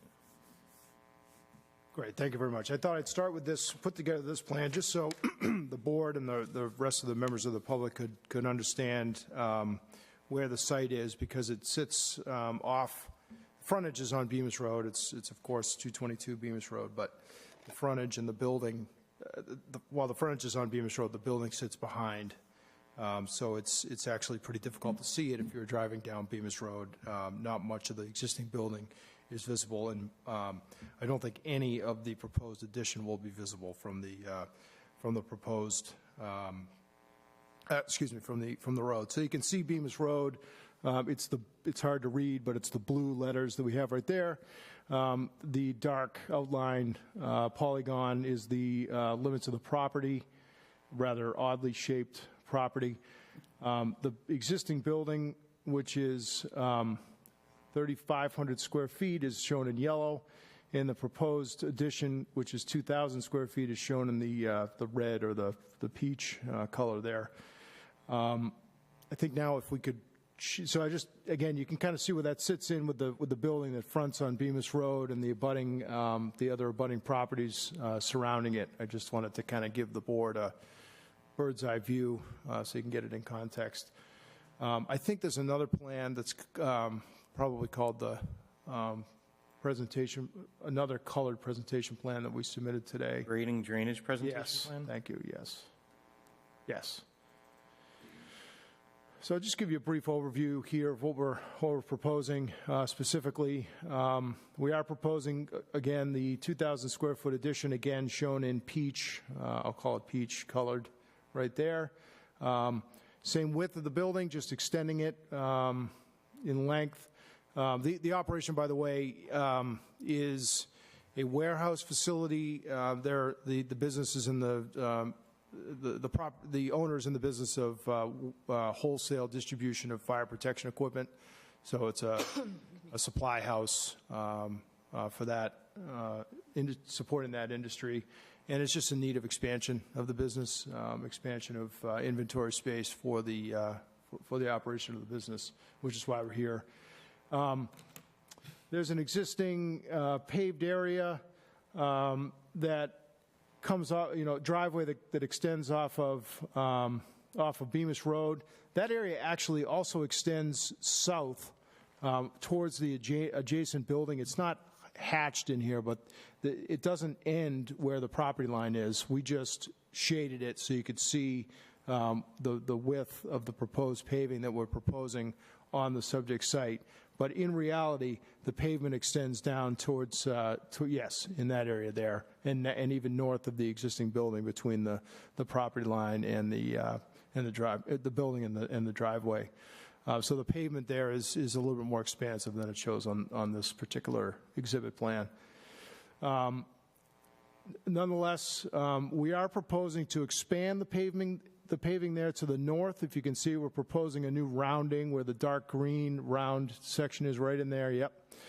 We're going to add a little bit of pavement in there to improve the turning circulation and ensure that larger vehicles that would enter the site from the north side of a right-of-way that extends right in there, yep, they would be able to enter in and then negotiate a turn, not impacting the abutting property and parking areas off-site. So that we're proposing to improve that width and to sort of ease that radius in that location for that purpose. And then on the northerly side of the existing building, on both sides of the access aisle, we're proposing the required parking right in there, as is being shown. We have 6 parking spaces, which is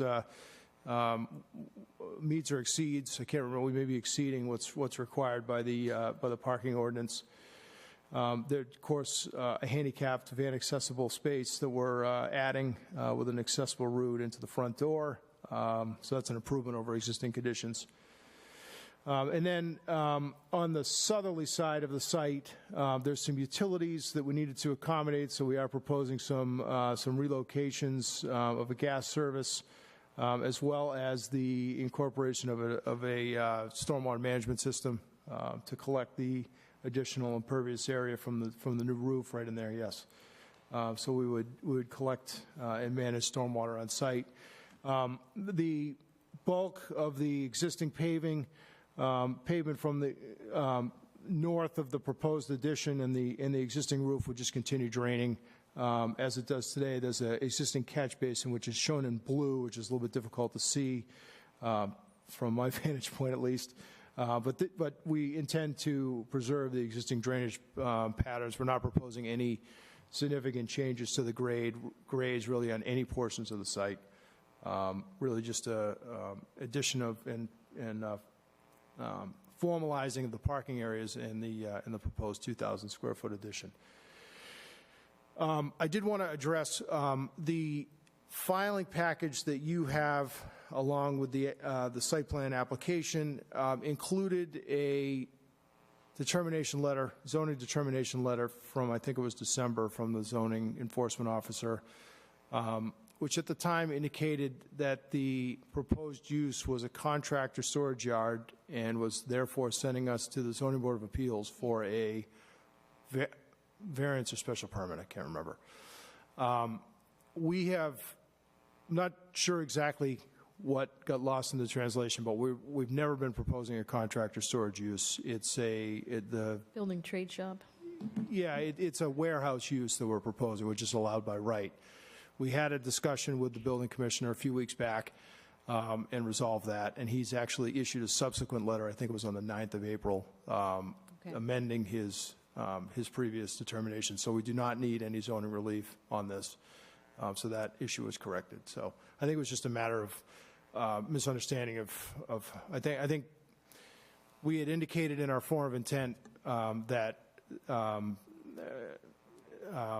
perhaps putting too much emphasis on the storage aspect to this, and it's storage in virtue of the fact that we're a supply house and we just need more inventory storage, space. not Right. exterior storage. That's right. We're not proposing any equipment storage, outdoor storage. It's all inside space. And then, So. where's the dumpster? That's a great question. We do not have it shown existing or proposed on the site, so I do notice that. I do note that. So Maybe they don't have one. But if they, I guess we would condition it that they'd have to put something like where you would put it if they have one, but to I also have to apologize. I wasn't the engineer that did. I did review and stamp this, but I wasn't. It's in the narrative. It says a dumpster is provided, and it's on yeah, the site well, plan, but I couldn't find it. At least I don't think we show one on the existing conditions plan either. So we will have to Camouflaged in we'll one have of to the review colors. that with the applicant. I think we have places we can accommodate it. Probably it would go to the north of the parking bay, the 3 parking spaces on the side where the handicap spaces are. That would probably make the most sense.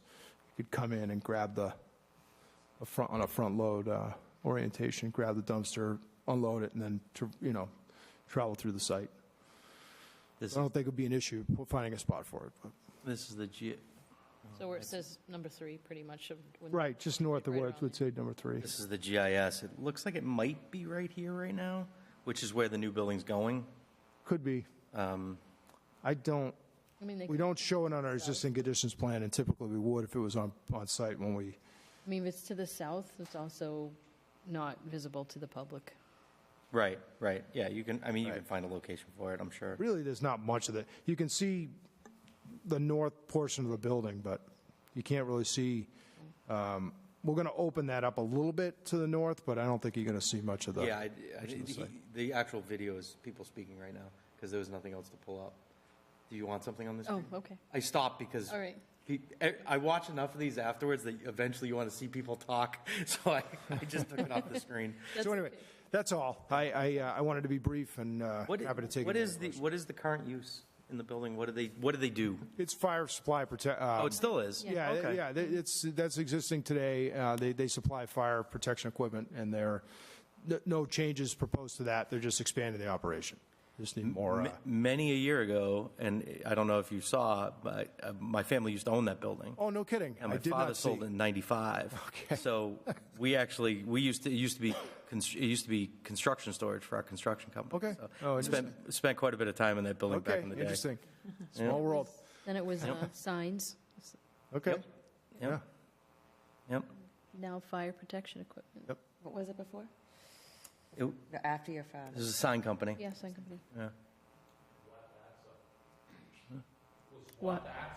right? No, I don't think so. I think it was it's owned by Bud Kudu. they did screening, right? Like sign screening? For like vehicles and signs and like that. Oh, yeah. Yes. Yep. So that. Then it used to be the Preco building before that, the gas company. Yep. And then your parents owned it before that? After they bought it from them. Preco. I'm looking at the transfer history right now, yeah. 1988, my father bought it, and then 95 they sold it. Have any DPW comments? Let's see. As Paul's looking that up, is there anybody in the audience that would like to speak on this matter? Public hearing, and then I'll ask Paul to take a look at attendees if there's anybody raising their hand virtually. I can see. Nobody. All right, let me go into comments here. There's somebody over here. Good, we got to split these duties up over here. Oh, great. Can you come up to the podium, please? Thank you. Yeah, I did, yeah. Hi, my name is Carol Millette. I live at 224 Bemis Road. Is that the house right in front of it? Right. Aha. I was wondering if anything was going to be done with the drainage in the parking lot, if it was going to affect my property. We can ask that Because question. their parking lot floods every time it rains. So Okay. Every time it rains. There, which we have some good news for you, Greg. We are planning to improve it, but in the interest of transparency, as I mentioned, most of our improvements are going to be on the southern portion of the site. So, I see Millette. So that you're right here. Yep. Okay. So where does the flooding occur? Right. It occurs right Right here. in there. So And this it goes this right catch up to basin. their door. Okay. Okay. So I was All just right. wondering if you're going to be tying this? No, we're adding a little bit of space here for some parking. Yeah. The intention of that's going to run back down. We are intending to use this though, so this is great information. I'm just letting you know. If It that's does flood out overloaded, every yeah, year no, since I've okay, lived there. okay. Well, that's good information. So that probably needs to be cleaned. It's probably It's clean. got a drain in the middle of the parking lot. That's it right there, I think. Yeah, Okay. but it floods out every single time Okay. it rains. Yeah, that's good. Of course, we're getting historic epic floods now. Yeah, Seems like every month. you're right. It's been going on for years. For years. Years and years, yeah. I had to go to the guy there, but something's. All right. it's- Yeah, we were just wondering. It Okay. floods into the Good building intel, in thank front of it. Okay, thank you. No, thank you. Sounds like we have an O&M maintenance on the existing infrastructure. Is it time for people to talk? Well, yes, I did ask, I did ask the question. Oh. No, that's okay, please. So, Oh, please stand up, 'cause we please, need yeah, the no, no, microphone. Yep, stand up. Which, At the end of Bemis Road, I own the property at the end of the road. Are you 228? 248. She's 228. It used to, 24. 228's the one. Mine's 248, but it used to be, they changed it years ago, but they made us change when they did the 911, they changed it to 248, but it Okay. used to be 228. I'm going to pull it. Hold on. Before you get into this, I just want so everyone can think see where we're talking Tucson about. I have it all, but just so. Back in the day, it was Russo Construction when you were a kid at the end of that road.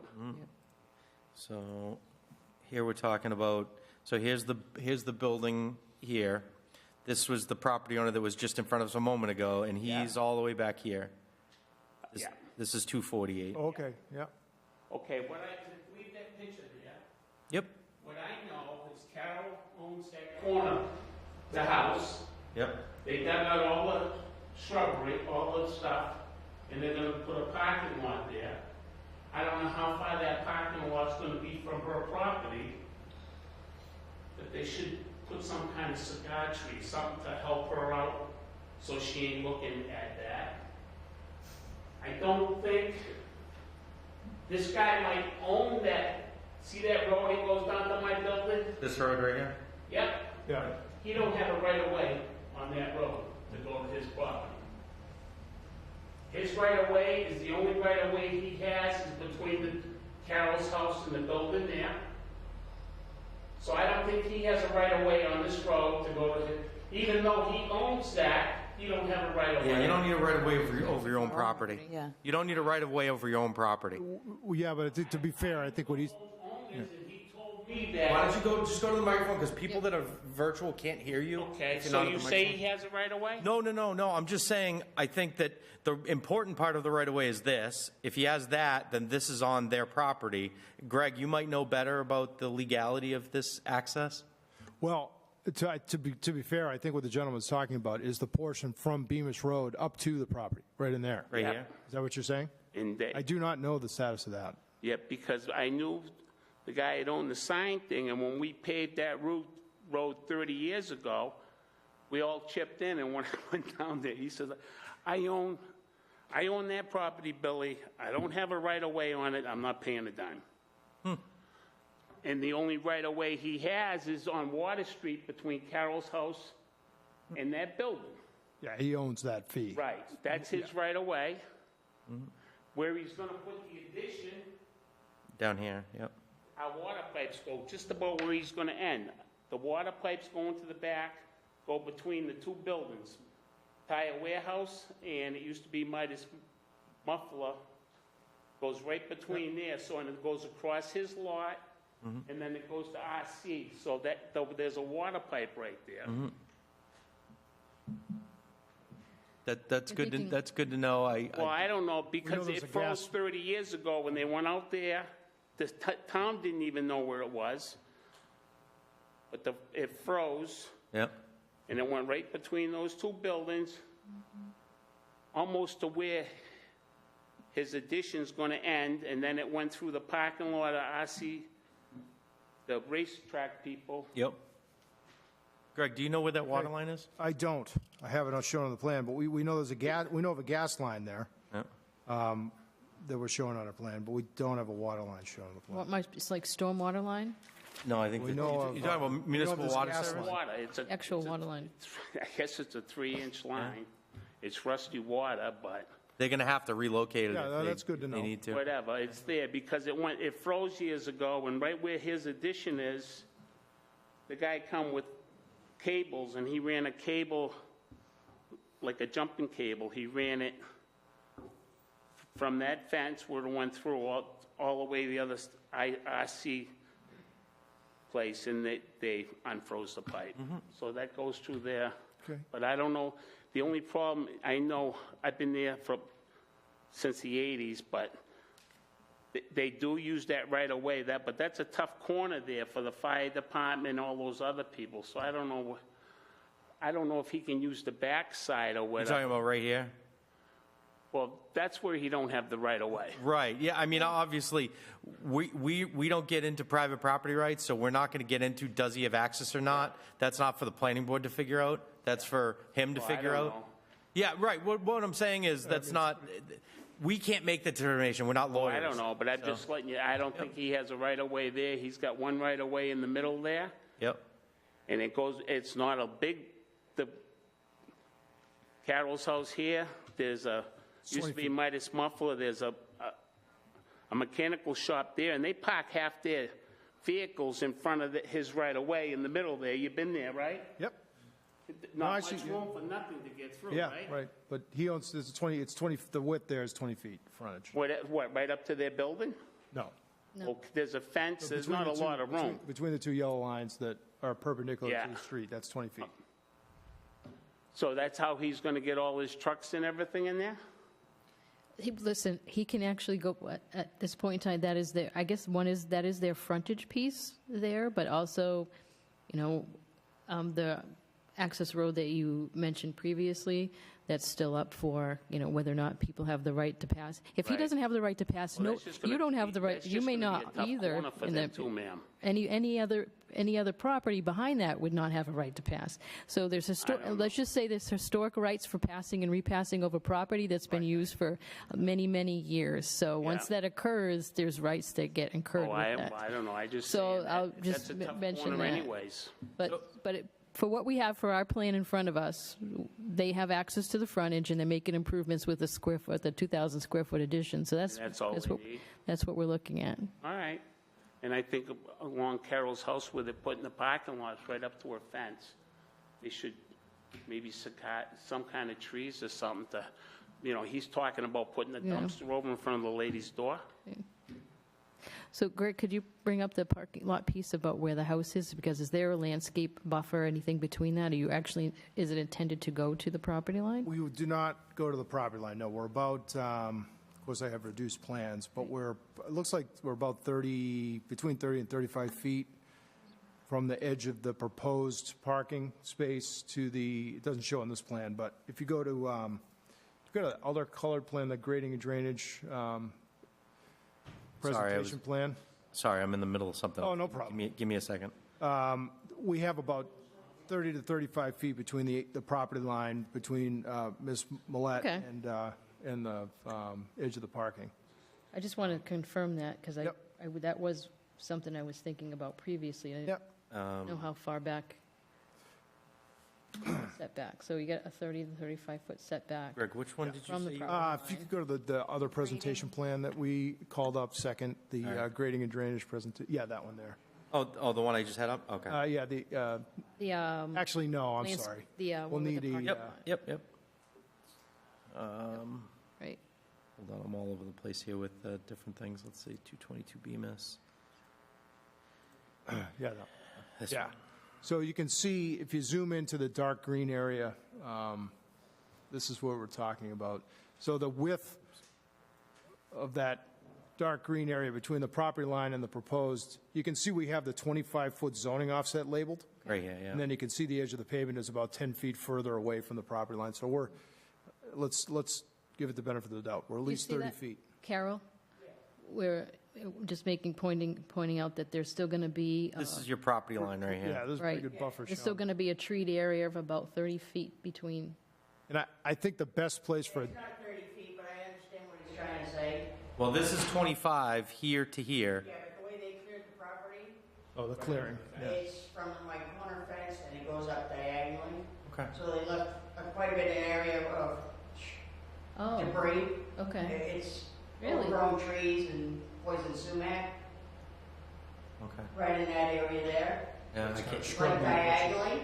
So I was just wondering if they were gonna stop water from coming into my property. That was my only concern. Yeah. In the middle of this picture here, it floods out right in front. Between his building and this building, it turns into a big. Right pond here? every time it rains. Yeah, right in between. No, I think It's right further away. to the north. Oh, you're talking about right Yeah, here? right Yeah. there. Right there, yeah. Yeah, I think I remember back in the day that used to Yeah, be big ponds. There's a drain in the middle of it, and for some reason, it don't make it out to the street. Okay. So that's going to be looked at.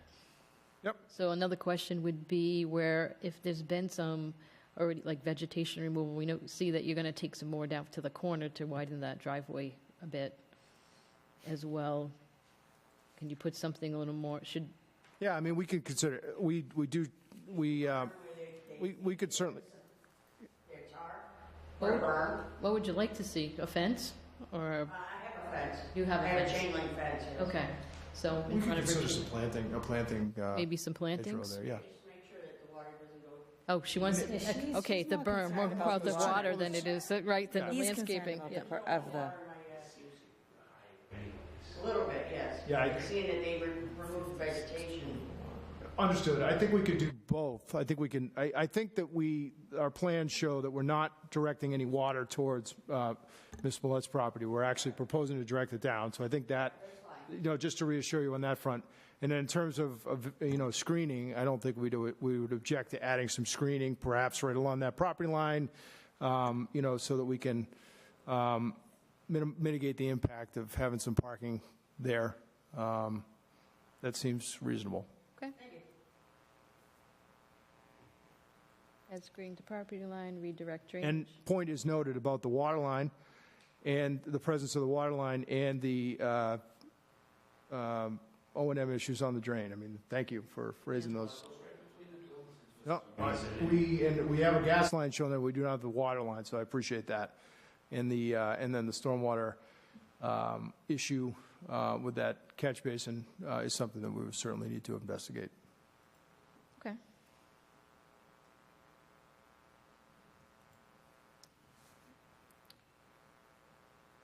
Now, I know we were jumping around a bit. Did you read the DPW comments? For that? I don't think we did yet. All right. I was just looking at the right-of-way plan for that. There is a right-of-way plan. The previous right-of-way used to run through that access point to Bemis Road. They relocated it further north. I don't want to give a legal opinion, but you can look at it. It looks complicated, but there are ownership accesses from that right-of-way. So, I don't know. I am not a lawyer. I don't want to say he does. I don't want to say he does or he doesn't. There's a plan from dating back to when Mike Kelly owned this in '71 that shows that getting relocated north to benefit all the parcels in that area. But like I said, I don't want to say something and then be wrong. So I'll leave that up to other people to determine if you can or you can't. All right, let me get the department comments here. At least in front of us, there's no proposal to improve anything off their property this time, so. All right, let's see here. Butler. Applicant must prepare a narrative of how stormwater will be managed. If the post-construction impervious surface area is above thresholds given in Fitchburg stormwater rules and regs, the applicant will be subject to a stormwater management permit. Yeah, we did submit drainage calculations. Again, I don't want to bore the board with that, but if you ever need to fall asleep at night, you can open those up and take a read through them. As long as the DPW says. Yeah, so there is we did provide calculations along with the application, so. Okay. So satisfy.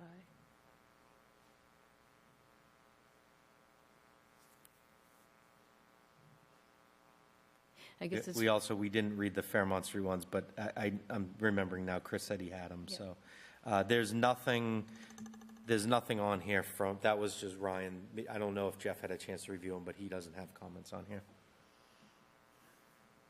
I'm sure they were probably going to ask to locate the utilities on a utility site plan. In that case, just. Yeah, we'll want to work with them. Talking about trying to Although find the where they gentleman seemed to suggest there might not be stellar records at the city, but we have evidence of a gas service back there, but we did not find evidence yet of a water service, but we appreciate thank you for letting us.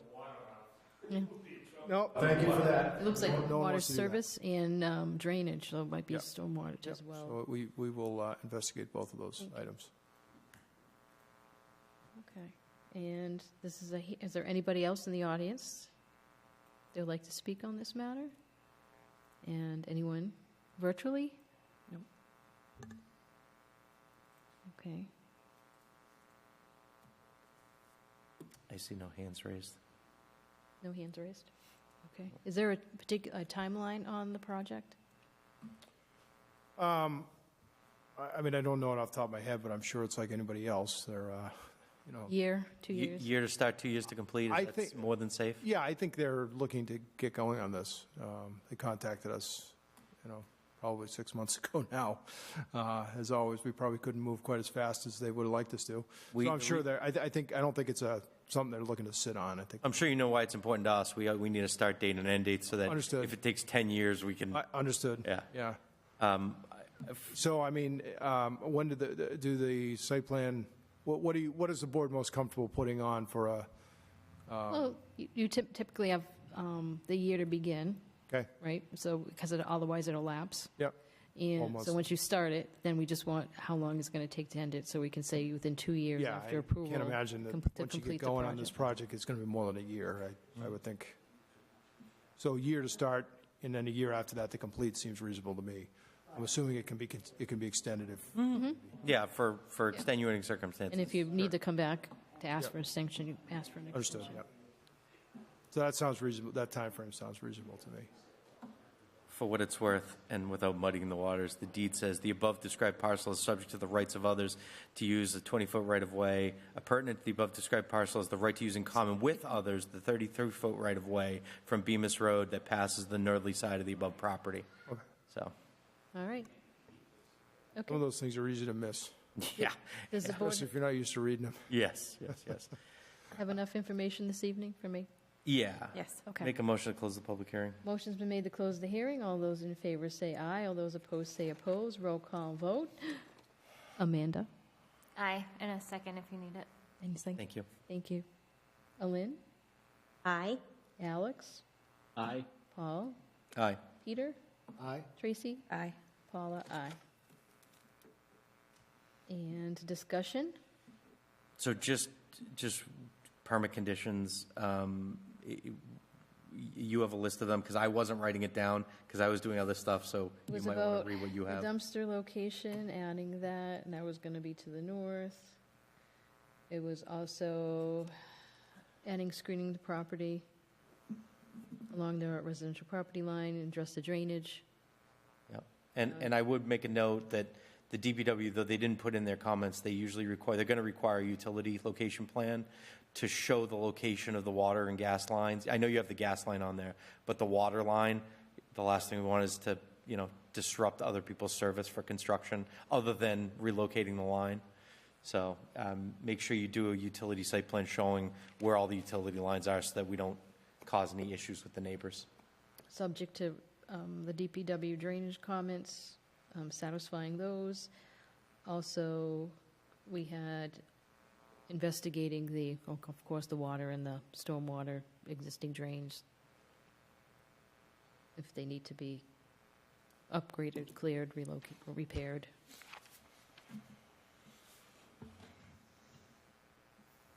Is that everything? Very simple. Make a motion to approve the, let's see, where are we? Site plan review for Ryan Butler, 222 Bemis Road, subject to conditions just mentioned. Second. Second. Motion's been made with a second. All those in favor say aye. All those opposed say opposed. Roll call vote. Amanda? Aye. Alin? Aye. Alex? Aye. Paul? Aye. Peter? Aye. Tracy? Aye. Paula? Aye. Thank you, guys. Thank you very Thanks for much. the comments. Thank you. Thank you. Appreciate it. Thank you. Thanks, Greg. All right. Second.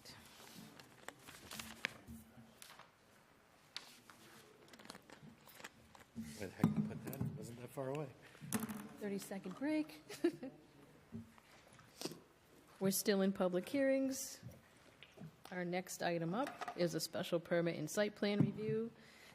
The applicant, Paul Tossi, proposing the redevelopment of a building consisting of mixed-use residential with a gross floor area of 5,939 square feet, located at 347 to 355 Main Street in the in-town business district. I believe it's 8 residential dwelling units on the second and third floors. How are you guys doing? Jake, I assume? I'm Jake Zapata. I'm not Paul Tossi. What would you like up on the screen as you talk? If you could put up actually the, I think it's labeled special permit. It makes it easier to kind of. Special permit presentation for planning board? Correct. Okay. All right, bear with me for 1 second. Just gotta start a new share here. And resume, apparently. There we go. You can go ahead and scroll down. I'll introduce myself. I'm Jake Zapata. I'm the COO of the Tyser Group, of one of 3 partners that's working on these developments here in downtown Fitchburg. Paula, I have to recuse myself from this. Okay, Thank you. duly noted. For those that don't know the voice, Alex is That recusing was Alex himself. Lopez. So I'll write that note. Alex Lopez recused himself this time of the meeting. Our head of construction, Alex Dillon, is also virtual if we need to key him at any point. And Jake, just before you get into your presentation, just because it's fresh on my mind, Alex recused himself. That makes it a 6-member board. Special permits are supermajority, which means you need 5 or 6 votes. Just letting you know. Sounds good. Okay.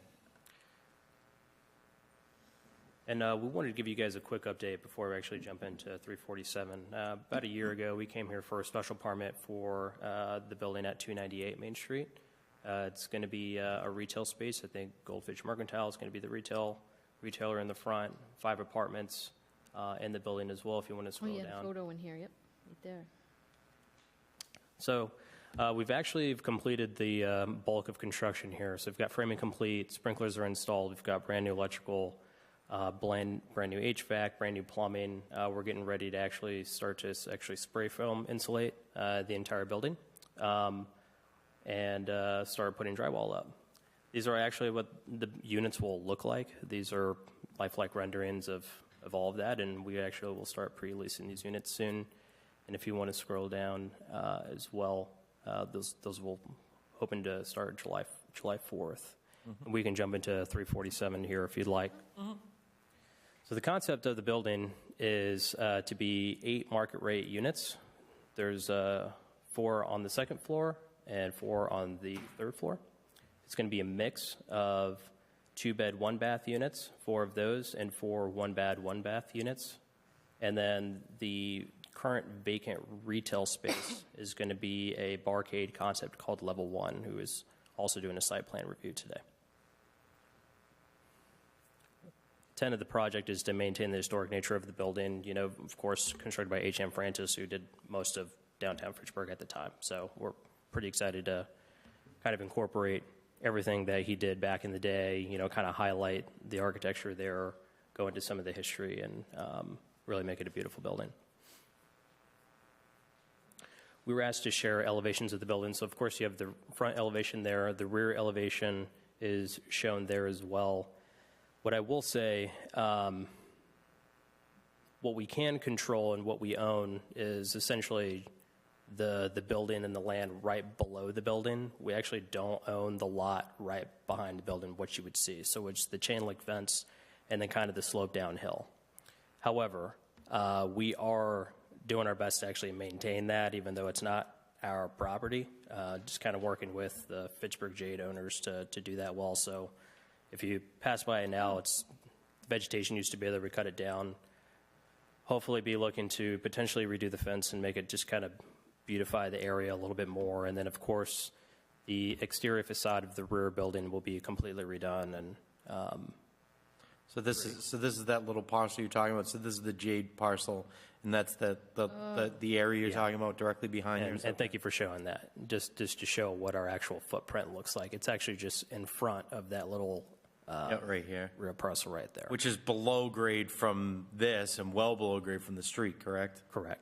Too bad you couldn't, I know. just that little parcel Yeah, right I know. there, aspect of that, because you can see like almost like a solid fence along that portion, and then you have some landscape, so you have something off the back for people to look at. We're still going to try to do something there, but right now it is out of our control. But just want to make note that we're going to do our best. Yep.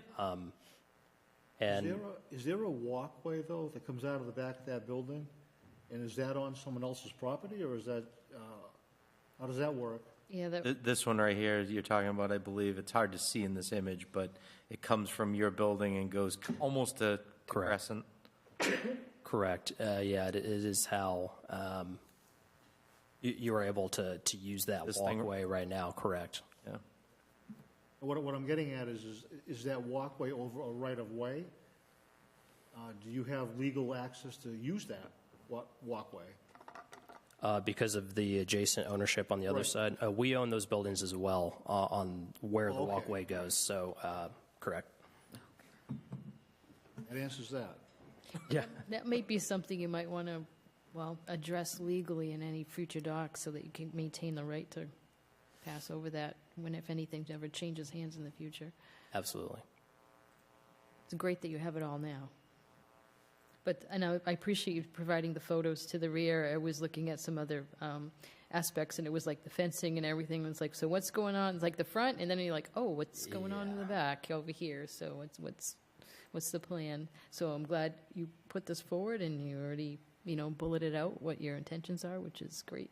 We will go above and beyond what's kind of expected of us here, just because we want the whole picture to look really, really nice and tight. So what's the that building facade to original historic nature? What is the historic nature? Is it any one of those that is being shown now, or is it actually underneath?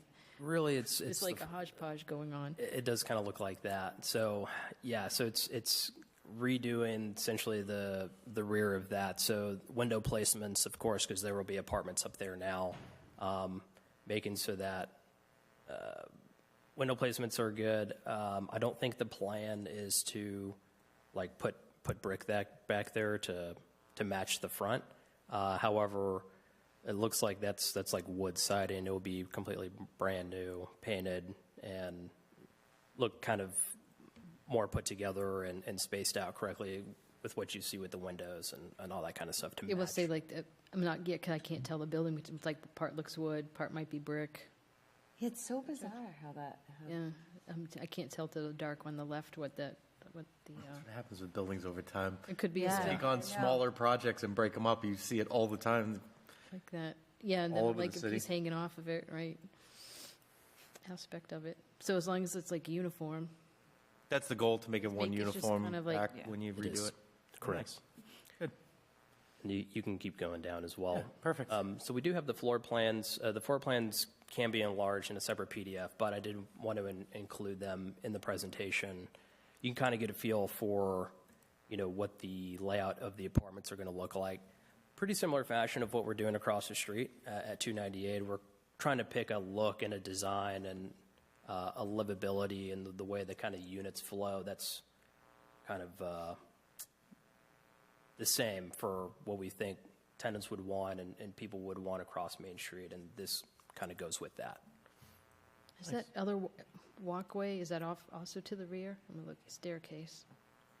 Yeah, so it's like an egress point that we're going to have to be including inside of the building, whether that be like a fire escape or what have you. I can also have Alex Dillon, if you want to pull him up virtually, speak to that as well. He's got a little bit more knowledge about that than I do. He's more than welcome to speak. He's unmuted, so. I didn't know if that was an existing, again, bump out from the building. Is that on your property or off your property in that? Is that already there, or is that new, Right. is the question? Alex is unmuted. Sir, go ahead. Just got to hit the microphone There we button. There you go. All right, are we good now? We are. Okay. Which piece are we talking about specific? If you can look at Right what I'm circling on the screen right now, the where the stairwell is on the second level. Is that existing or is that proposed? No. So that was a proposed stairwell. That is not existing currently. Okay. It says infill existing. Oh, that must be a window opening now? That is correct. Okay.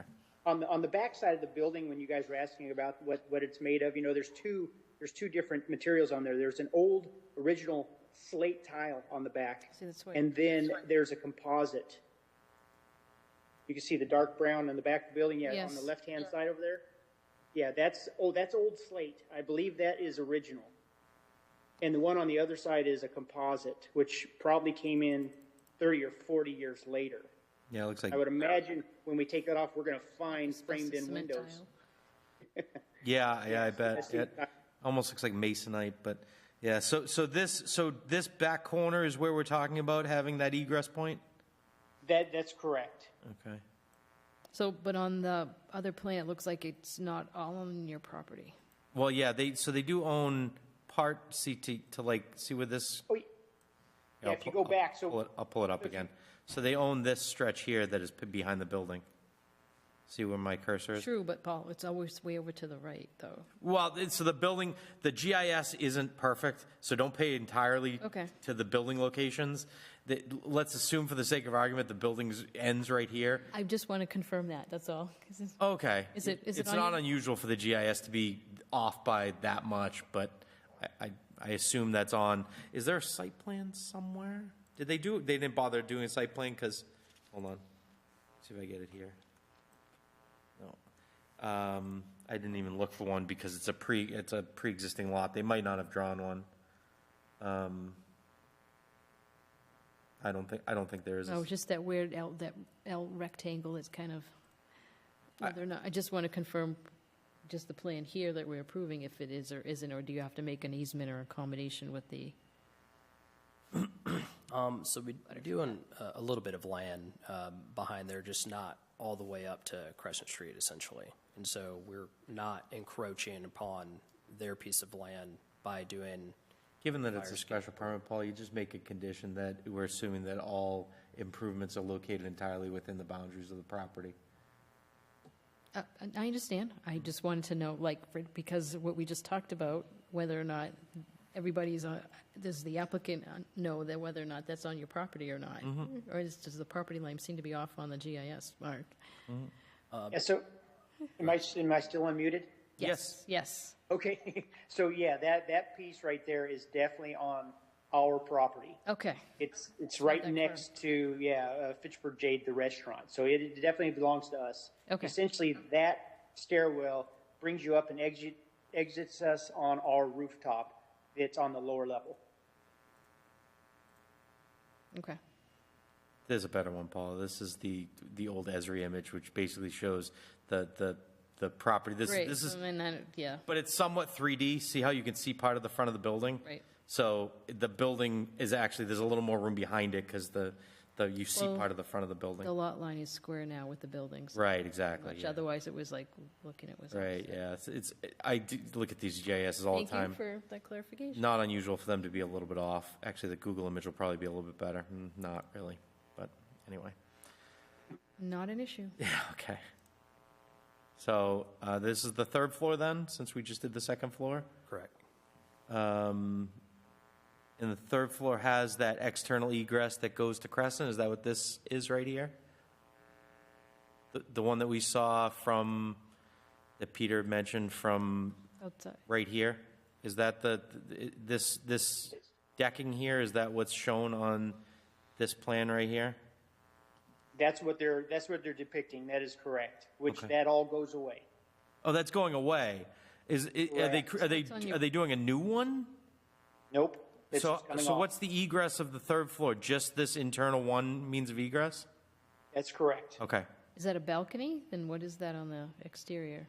They were just showing the existing when they put it on the drawings for us to show that there's something out there. The intent is not to put anything on the backside of that building. And it's all getting demolished, what's there now? Okay. That's our intent. Oh, good, All right. good. Okay. Okay. Suppose that solves the original question of can you access, can you use it for access if you're getting Yeah. rid of it? Perfect. Excellent. Asking, thou shalt receive. We've Yeah. got answers. Here's our parking plan. We're about 350 feet from the entrance of the Mill Street parking garage. We will be, which is right here, basically seeking a letter from City Hall for residential parking permits at the lower level of the Mill Street parking garage. And that's I believe where tenants will park. it's 10 spaces? Yes. 10 spaces. We've got 4 spaces at 2 bedrooms, 1.5 times 4 is 6 spaces, and then we've got the 4 one-bedrooms, which is 1 space per, which is 4 for 6 plus 4 is 10. I had mentioned to Paul Tossi when I talked to him about that, and I think he knows this because we had talked about it in other presentations that I think he was aware of, that the resident parking is to be in the lower level of the Mill Street garage and not on the upper level, that you should instruct your tenants to park in the lower level. The upper level will be used for like your business, and the other businesses on Main Street, the arcade business and everyone else, so that they have easier access. Because as I'm sure you know, what's most important to the commercial tenants is having people having an easy place to park, easy place to walk, and the upper deck on Mill is designed more for that. So absolutely, and it was more than 50% full at 4 o'clock when I was walking down there today, which is great. Yeah. And also regards to the maintaining the parking permit, that's like a condition of you have to provide off-street parking spaces. So it's not optional of do you want to pay extra for it to the tenant? It's like this is part of it. If you have a car, this is what it is. It should be included in your fees. Yes. Standard fees of just the people then just trying to park off the back of Blossom and areas. Absolutely, that's our intent. Okay.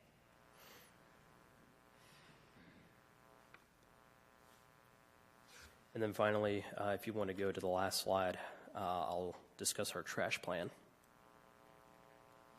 So kind of unique to this building and kind of what we're going to be doing with potentially more buildings on Main Street. We'll be essentially building these trash rooms for the building. So instead of having kind of trash out in the open, unfortunately, we don't have the luxury of being able to back a truck in from Crescent into a dumpster. We're kind of forced to build a trash room here. And so, the tenants, when they enter the building, they'll kind of have like a foyer. You see that type of layout a lot here in the New England area. They'll have kind of their mail-in packages where they'll have all their letters stored, where the postman will come and drop a lot of that stuff off. Amazon as well. Then they'll have the locked door that goes up to the stairs. If you go through the mail and packaging, the trash room is located there, and that is for the whole building. We are going to be contracting a private trash service to basically come and remove the trash from the trash room. And the intent is to make that place as clean as possible, to keep the tenants there, of course have no odor, and really maintain the cleanliness of that space, because the last thing we want is that to get a little gnarly, and unfortunately that to be a problem. So that's the intent right now. So what you're saying is there's not going to be an instance when there's going to be trash barrels placed on the curb?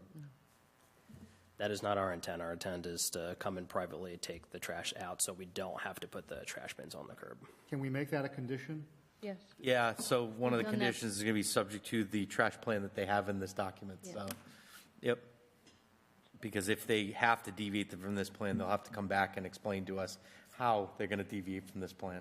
Yeah, I agree with you. Because that's a concern of mine, too, that you have trash barrels lined up on Main Street. Yeah, Yep. similar to the other. Yeah, your other building, isn't that how you? Well, no, that was a No, little they're different doing down on That was a on little different Boulder. on Boulder, but no, right. right across the corner. But it's the still corner of Blossom. housed inside, and they're going to wheel them out, right? Is that Correct. It is having like a little fence built around it. Right. And I think that's what we have to more look at the ones on Main Street, because Yeah. we're not really looking to see trash barrels on the Exactly. sidewalk. Last thing we want is trash on Main Street. So. Yeah, right? Yep. in that regard.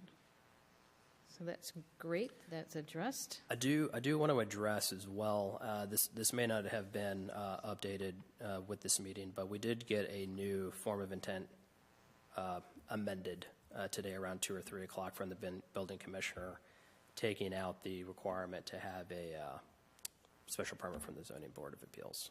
Yep. As I explained to you and to Paul, it's not necessarily germane to this meeting, but the original form of intent said that they were subject to a special permit from the zoning board of appeals. Our interim building commissioner refiled one today, which is up on the screen, which removed that from the form of intent. So at least this board doesn't have to worry about conflicting conditions with another board. So We'd just be looking at those, including waivers of the 50-foot setback waiver and density. Correct.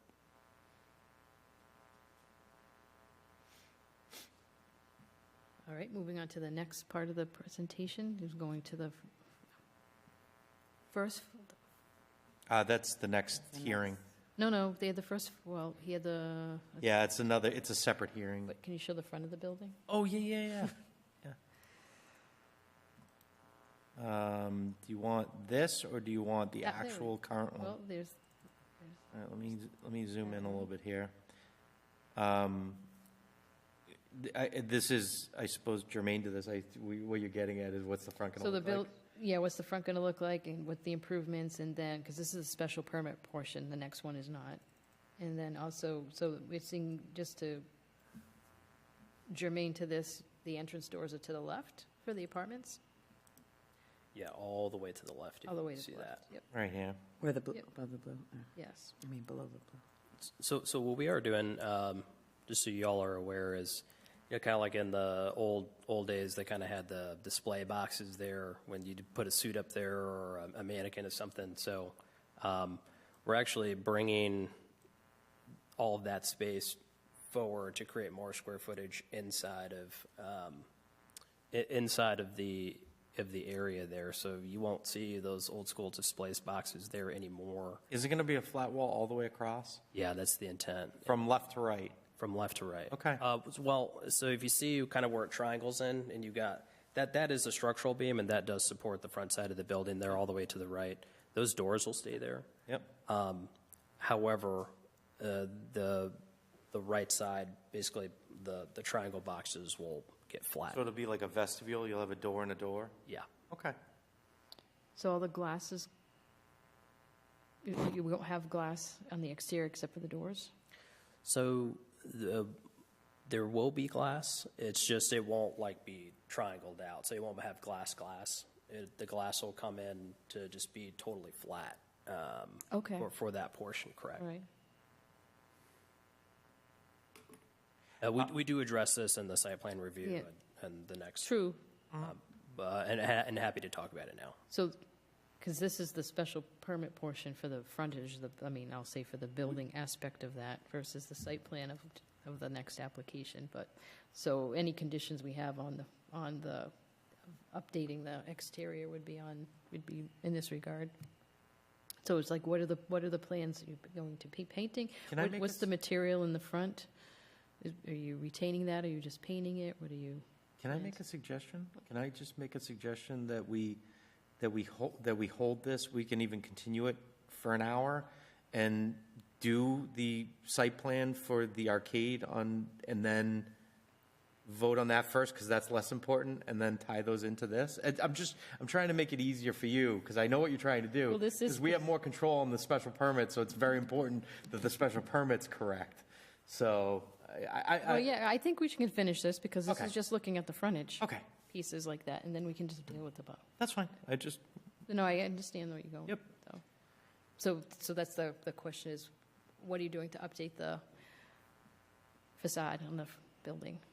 Particularly the steel girder there between those decorative moldings that you see I assume it's steel right here that runs under all these decorative moldings that's rotten, that's worn paint, and that's going to be all, I assume, cleaned up and.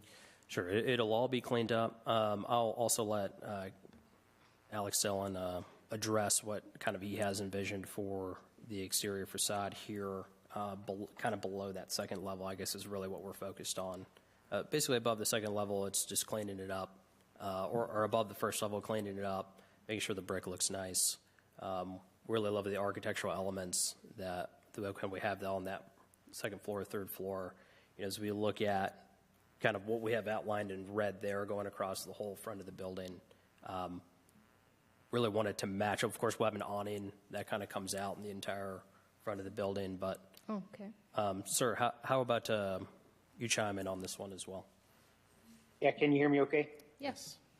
Okay, so yeah, we don't like that old storefront look at all. And we really like the idea of some type of stone to complement the brick and the concrete columns on the left and the right of that building. So I think when we bring all of that out, we're going to incorporate some sort of stonework to kind of enhance it and make it more beautiful. It's just this way outdated, and we don't like it either. So I concur. Yeah. Yeah. Do you, Alex, do you anticipate that work to be done on site, or do you anticipate to hire an architect to design what you're gonna hire your contractors to do?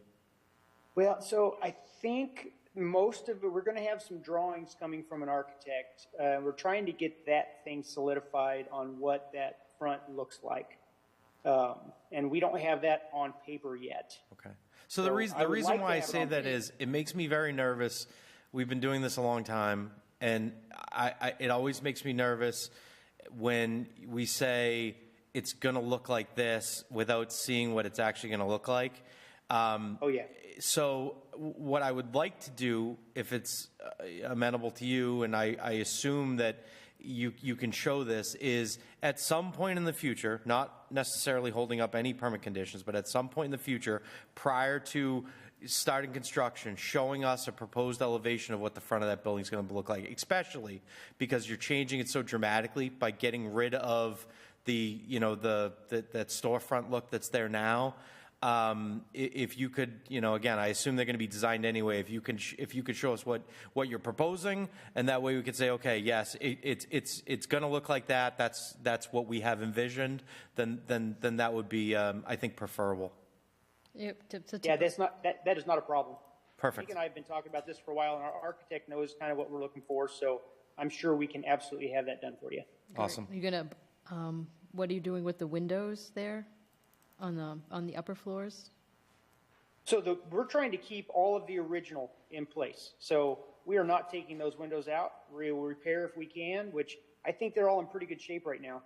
And so we may be putting, if we have to have some sort of if we have an issue because of the HERS rating, we may have to put an internal window, like a storm window, to meet our HERS rating, but the exterior original windows are going to stay like they are. We're just going to clean them up. Okay. I just wanted to, that was when we were talking about the architecture, and we know you guys do a great job, but not to say somebody might put forward like white vinyl windows of XYZ, and it's just kind of like, we want just make sure it's a cohesive look going on. Absolutely. Oh, yeah. Everybody's spending a we good love the amount way of our money. buildings look. Yeah, we love the way this building looks, and we're going to clean it up and keep it as is, just like we're doing across the street, 298. We're not going to change those windows. I think it would change the whole look of the building, and that wouldn't be what we want. Good. With that, anybody have any questions about that? So we can make it subject to Providing submission of architectural providing a requirements for the proposed front facade elevation, yep. elevations for approval, so at a later date. What it does is it's satisfying a permit condition. It's not a modification, so we just have to come back when you're ready to come back for the board approval. Paula will tell you the story, too, that my most famous memory of on the planning board is someone promising us that they were going to build a building looking like the Bolton Public Library. Oh, my It's a very God. fancy building, and it ended up being a prefab steel building. That was the board's mistake, and we have yet to make that mistake since, so that's why I say those things. I completely understand. We all just have, everybody wants to be in the same page or the book, at least the book for expectations. On that. Any board? We have a vision for what these things look like, and we want it to last for a very long time. So it has to look a certain way, otherwise I won't be happy either. So this is kind of how it is. Good. I like when there's a high bar for both of us. Yeah. Board members have questions? I only have one suggestion. Go ahead. Paul, if you want to open your email, Yeah. I sent you a picture. Yeah. I have a pretty big file of Main Street buildings, and may have some really nice, very old photos of that building. Oh, cool. So All right. might want to get in touch with me, and I'll be happy to share them with you. I just found one quickly, but it's not a real good one, but it'll give you an idea of what might be out there. Absolutely. Yeah, we'd love that. Yeah, we would. Absolutely. We would. And there it is. And there it is. All right, so we're talking right there, Pete? Look at the fancy top it once had. Yeah, yeah. I did. Castle. I'm telling you.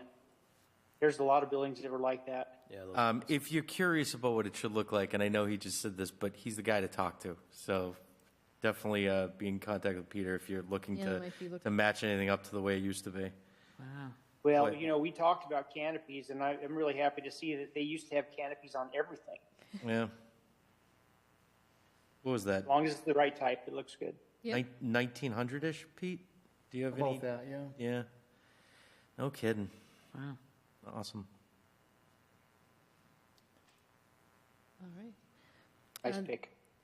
Yep. Are there any comments from the public at this time? Is anybody in our forum here that'd like to speak? And is there anybody virtual?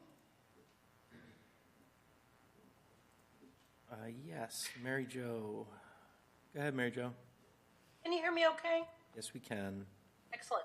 I just wanted to state something that I imagine might be a bit obvious, but the intended use for the first floor really lines up nicely with some of the vision that we've had for dining and nightlife, commercial recreation, things to do in the downtown.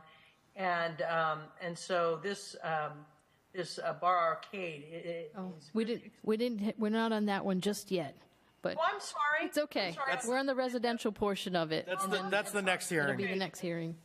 Let me get myself out of here. Sorry about that. No That's worries. okay. All right. So we have, the only comment I see here is, please note if there's an increase in occupancy, the applicant will need to apply for a wastewater connection permit to determine the new sewer connection fees. DPW engineering must witness CC inspection of existing sewer lateral to determine if its condition is okay to reuse. That's Ryan in engineering, and then I don't know, let's see if Jeff has something here. Jeff has applicant to confirm with water and sewer departments that utility services are still adequate for upgrade. Applicant to confirm with fire department that fire suppression system is adequate. If needed, bonded contractor with good standing in the city shall be used. Applicant to reach out to engineering, sewer, and water departments for all permits. Applicant to CCTV sewer lateral connection to confirm integrity of lateral and connection. Engineering department to be present for CCTV. And so we got pretty standard conditions, I think. So we'll just incorporate those conditions into an approval, and then you'll just have to meet whatever the DPW conditions are.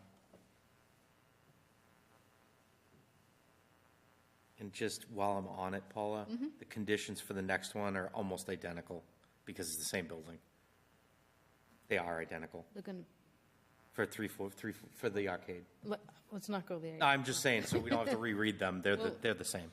They'll slightly different. They'll be slightly different. I'll explain why. But so we're just talking on this one, uniform of the back building facade on that, and then that you'll do that with the back building. You're going to maintain the trash room on the interior, so no exterior trash storage. Correct. And waivers for the 50-foot setback and the density, and subject to also obtaining the 10 and maintaining the 10 parking spaces in the garage or any other off-street parking to be included in any agreements, and also subject to submittal of the architectural renderings elevations for approval for the front facade. Sounds good. The only caveat. That was prior to.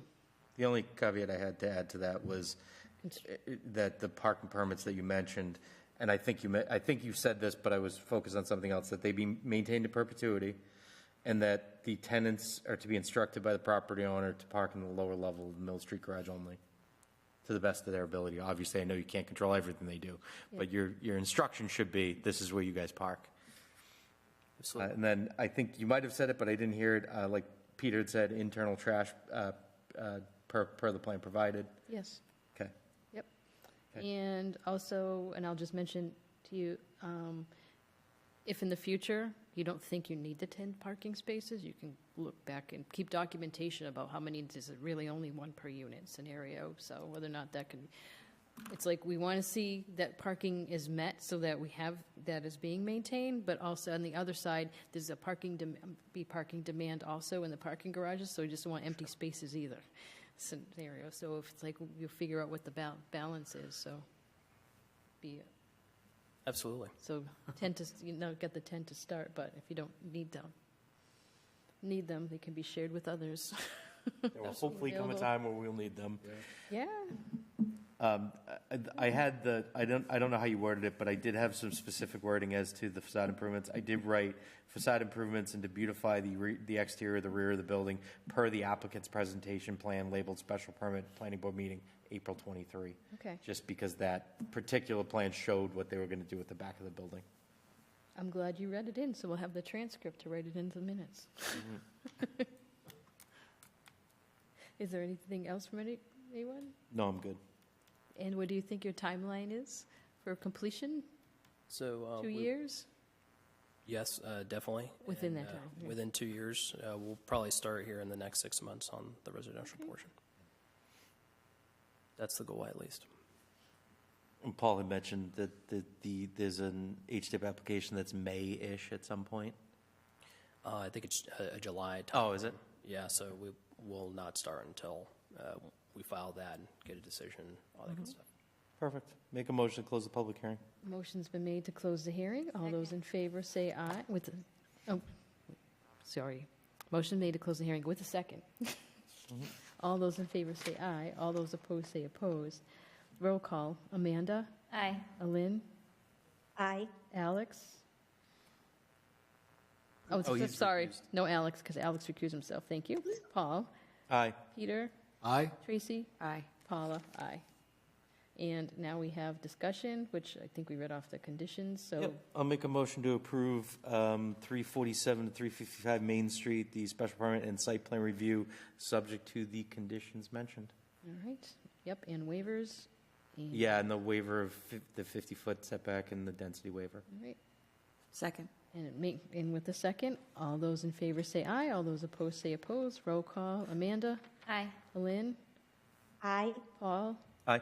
Peter? Aye? Tracy? Aye. Paula? Aye. Okay. Now, I assume you're sticking around for this one? Yeah. I'm going to just move over right Yeah, and let them take the mic.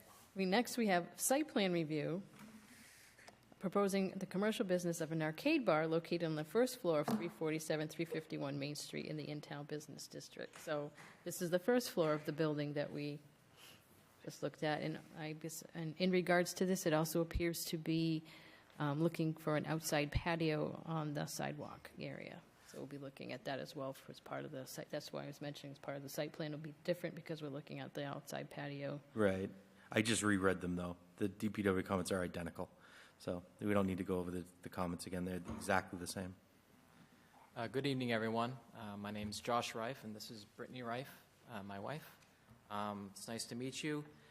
So just to go over the kind of the concept of the barcade downstairs. Oh, hold on one second. Sorry. Again, I have it up, but I'm not sharing my screen, so I'm looking at it myself. Sorry. This is a new term. We had arcade bar, but it's a barcade. Oh, barcade, yeah. That's the slang term. Can't say barcade. It's okay. It's copyrighted, so we have to say bar arcade. Oh. Or arcade bar. What? Arcade is a copyrighted word. You cannot use it.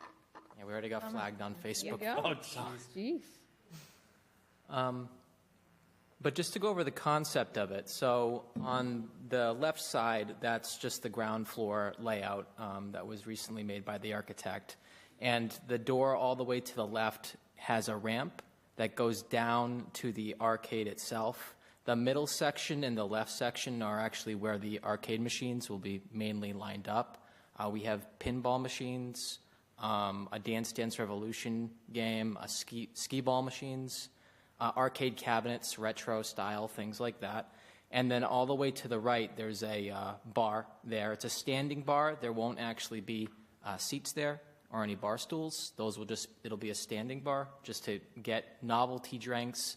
Mm-hmm. It's mainly an arcade that has a bar in it, but it's nice for adults to, also enjoy that as well. Mm-hmm. And it'll have TVs up there and things to look at like retro, Back to the Future, movie, 80s and 90s things, kind of just to go into that universe. And the building itself really adds to that. We really liked it because it was an old-style brick building, and we were like, it looks old and industrial, and it looks like something that you'd see in the 80s. If you go all the way to the back to the right, there's a tall section. This is a very tall roof underneath. That's going to be a game lounge area, more for couch co-op Nintendo games that kids can play. Tournaments are very popular. If anybody here has ever been to the Worcester Free Play, it's very much based on that. They have a retro arcade bar as well. This is a little bit different. They don't have a game lounge, but it's based primarily on the same model. The main point of this whole thing is it's not a pay-per-play. So you don't actually have to go in and pay for each machine to use it. You pay one cover charge, and then you're able to play as much as you want, anything you want, for as much time. So that's kind of the attractive part of this. The patio on the outside that has two exits right there, that's an addition that we loved because just having an outside space just to chill out from the busy inside was something that we were looking forward to. We were looking at canopy designs, which we really liked. We saw that old picture from the last presentation, which was exciting because it seemed like it had a canopy that we were kind of thinking of. Maybe not a cloth one, but an aluminum one, the rafter style that we were looking forward to. And we would have high top tables out here without seating as well.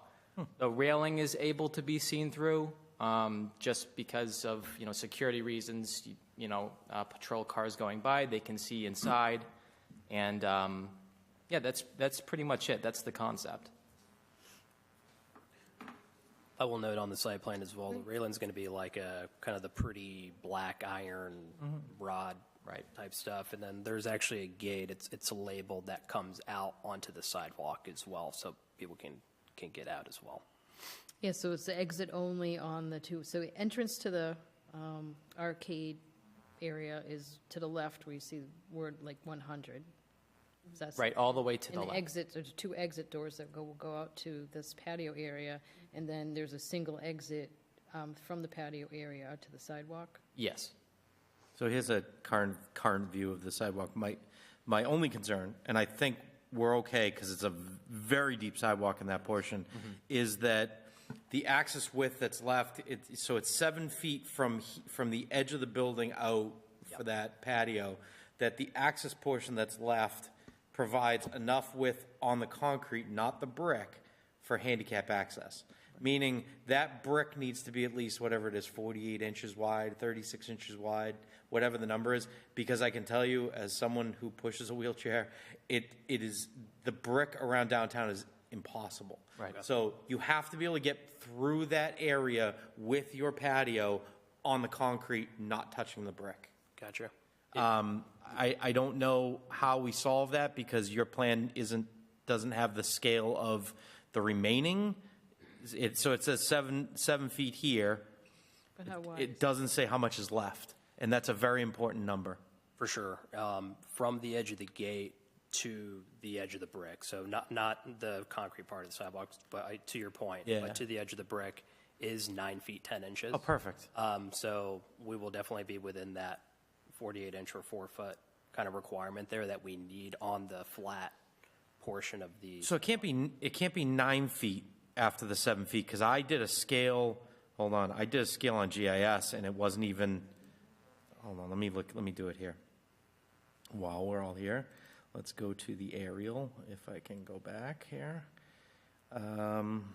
It is tough. I did the same thing that you did, and we had to physically go out there and actually measure it with a tape measure. Oh, you did? So you did measure from the edge of where you're going to. Hold on, let me. Correct, because the gate it's a little more than 7 feet. It's 7 feet, like 3 inches. So we did it from that 7 feet 3 inch point. Okay, because I was measuring here to here to there is only it says 13 and a half feet. Correct. The Google aerial is not accurate. Okay. So the gate actually, if you, for reference, comes out, you see where those brick kind of blocks come out of the building? Mm-hmm. Okay, so it's like halfway, it cuts those halfway. Okay. Okay, so So it comes out to about here?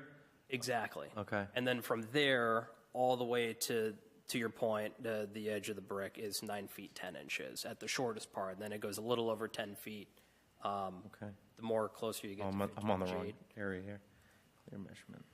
Okay, because you can measure from the 3D too, so I can measure to the interior of the building. Yes, that says 19 feet to there. Okay, all right. As long as we're confident that there's more than enough, and that becomes part of the record, because if it isn't, that's going to be problematic. For sure. The most important thing, I love the idea that you're having a patio, and I think there's plenty of room there because it's very big. The most important thing there is having adequate ADA access. And again, we can't count that brick area because it's so difficult for people in wheelchairs to use that brick area. So as long as we have adequate access to get through there without problem, I'm perfectly fine with it. And you mentioned, so we'd like to know, what that fencing material is going to look like. You mentioned it was going to be like black Kind of the railing. black wrought iron, like the nice stuff that you would see. Yeah. I believe Mama Juana's might have that as their patio. They have railings that are up. They might be black. I might be wrong, though. I just went past there, but I believe they had black railings. Okay. Feel free to put some planters out there too. That I would think would be very Exactly. helpful. You were to planting in the access- patio in the area, patio. not in the- Yeah, yeah. like to Right. help. I wonder if the city would ever be okay with eliminating that small strip of brick that's against the sidewalk and the street. Because, in a lot of places in the city, those strips are in pretty bad shape anyway. And It was always such a good idea. They look nice, but they did not age. they don't hold up. No. No. And I would much rather see outdoor seating than I would that brick strip. Well, I think it should be like the brick gone and should be like a colored concrete type of thing. My father, who's a mason, would agree. He's a brick mason, and brick on sidewalk, just, it all crumbles over time, so it's really, and he's in a wheelchair as well, so we feel the pain on that. Sure. With that. So the other aspect, just want to bring this up about the outdoor patio. It's in the zoning ordinance of just with outdoor patios, subject to a building commissioner review. We're looking at a site plan too to bring some of this out, but also making sure you have insurance and permission from the city because it's on the city public way. Right. So you need to get permission from the city. I think there should be some type of outdoor seating. There permit is a retail apply for license that we have all set up, ready to go. So I was going to say, so this is this part of it, still file that part of it, which Right. Okay. there. Great. Do we have questions from the board on this? Any at this time? I'm just excited. Yeah, pumped about the use. I Yeah. wish you all the luck in the world. I think it's awesome. It's a great concept. Oh, yeah. It's kind of Very interesting that you excited should about come it. up with this at this point, because just over the weekend, I was talking to my son. He went to visit a bar arcade in Amesbury. Right. And he was really impressed with how busy it was there and how many people were there. So I think this concept coming to Fitchburg is excellent. I think it'll really work. The free play one in Worcester is entirely packed all the time. We're pretty much regulars, and it's just a fantastic time. We think it'll be perfect here, so we're excited as well. Right. Is there a time limit on like how long somebody can play Pac-Man? There isn't. Yet. You know what I mean? Yeah. Like you can play unlimited than what other people that want to play. We've been to free play a lot of times. I think that maybe a few times people are waiting for the Dance Dance Revolution games because you play a song. It takes a pretty long time. But the cabinets themselves, people are very nice about that. I've never seen anybody say like, "This is my machine." Hogging it. No. Like, "This is my Pac-Man." I'm here till closing. Oh, yeah. And like your next, if you put a quarter Oh, okay. on the screen, there's like a little lip. Cool. So, but like the older games, they're like, oh, that's cool, and they leave. And next Yeah. time else will play it. For the game lounge, though, the couch co-op, we can see how people would be waiting for that, but there's a system that we have that you would actually rent a controller so that you can go, and then you would have your time slot, and then you could give it up. Nice. But even at that point, people don't really, push for those things. They're like, oh, somebody's playing, that's okay. We'll Usually play they're very something else. courteous people. So I was reading in the narrative that it's a family-oriented, but then after like 7 p.m., it goes to 21 plus, so you can to a different crowd. It's more the bar. It's more an adult hangout spot after 7 p.m. That's the way Free Play has it. It works well. Sundays are family days primarily. They do well on those days, but people don't really want to be around kids all the time. So after 7 p.m., that would be the time, and it takes away the lure of having underage drinking as well. You can just be like, you can't come in at this time, and then have that for adult things. And so the college is a big push for this as well. I'm a Fitchburg State alumni for the game design program, and kids just want something to do in Fitchburg, and this sounds like it would fit the bill. Great. Now, is there anybody in the audience here? I'll get to Mary Jo in just a second. Nobody here. All right, Mary. Can I ask a question? Go ahead. You mentioned in the narrative about food. Yes. Oh, you bringing it in? Yes. So you're not going to... No, we're not going to make any food there. It'll be prepared prior, catered, and we've been speaking with Elmer Melendez, Dario's, and Tacos Tequilas. Oh, nice. He has a catering license in Fitchburg, and he's already expressed a lot of interest in catering for us. So we plan to have pizzas, handheld foods, things that are simple that we can heat and then serve. We don't want to deal with all the things that go along with a kitchen. Well, that's No, like popcorn machine or anything like that? A popcorn machine. I was going to say, that seems like it falls right in that category. Yes. Yeah, excellent. It's not kitchen. Yeah, I hear what Good you're question. saying. Where's the trash going to be stored? The trash plan for the second floor, it's right next to our building. We plan to go up to there, and then we're going to have our own spot. So it's going to be... It will increase the frequency that we have to essentially remove the trash from the trash. Oh, so they're going to use the same trash room that you're It is for the designing building, in? correct, for the residents and for the barcade as well. Okay. Perfect. Dual purpose, so that was the aspect of that. Okay, Mary Jo.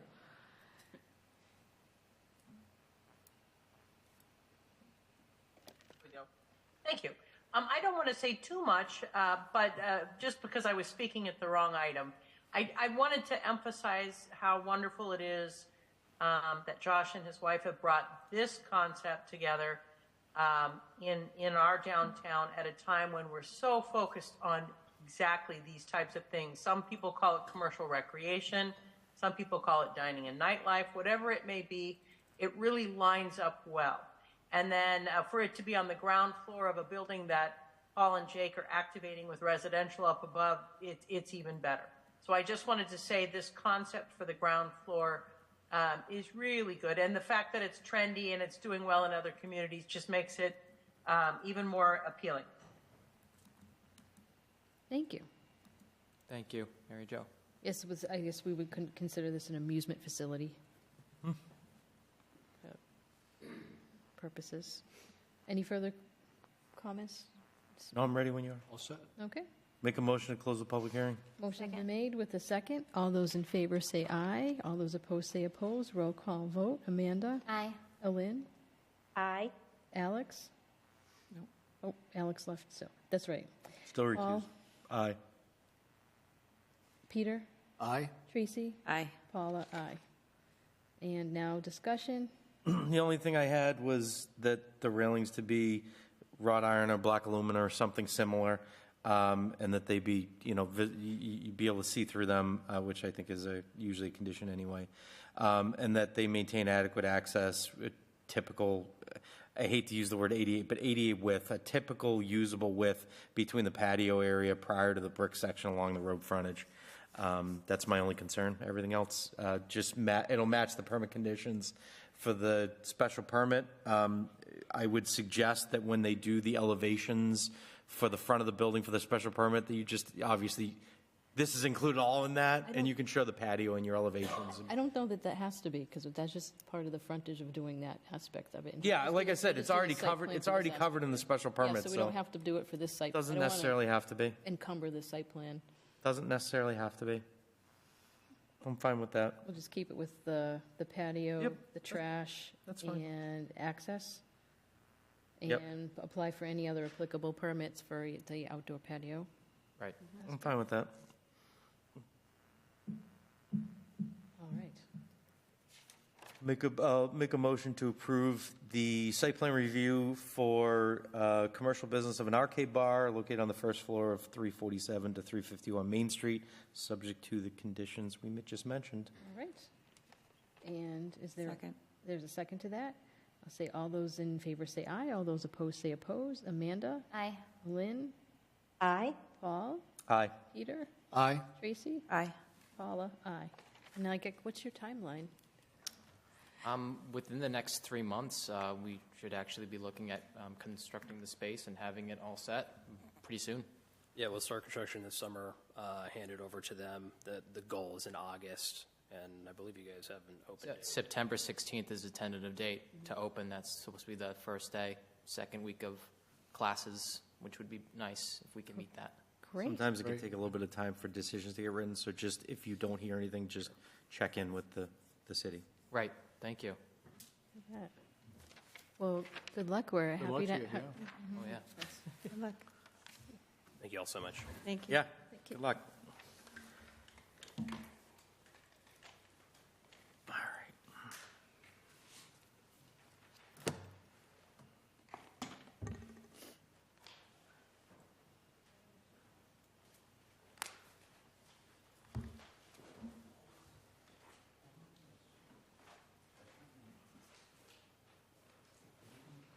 All right, let me get this situated here.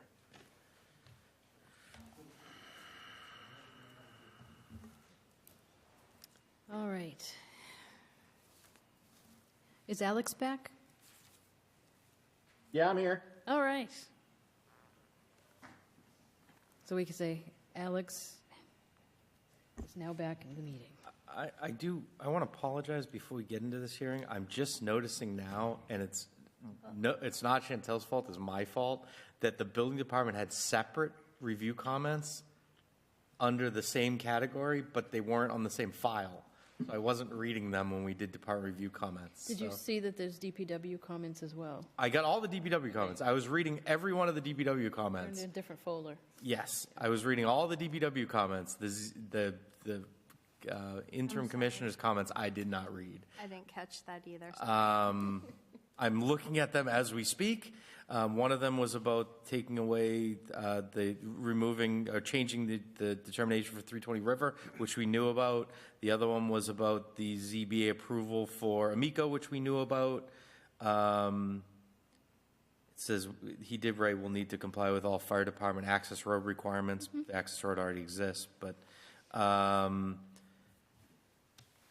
the warehouse it's fine, sprinkler system.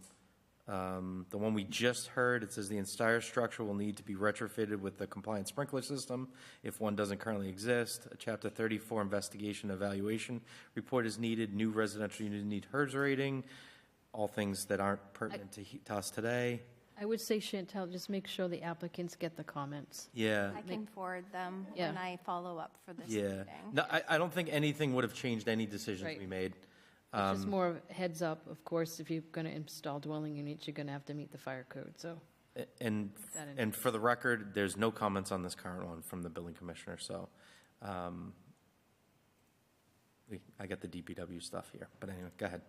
So we have special permit modification, Mad River Holdings, proposing to modify existing site plans for a large on-site solar array, it's ground-mounted solar facility, to reduce the solar array limits and improve the previously approved stormwater management system located at 0 Ashburnham Road.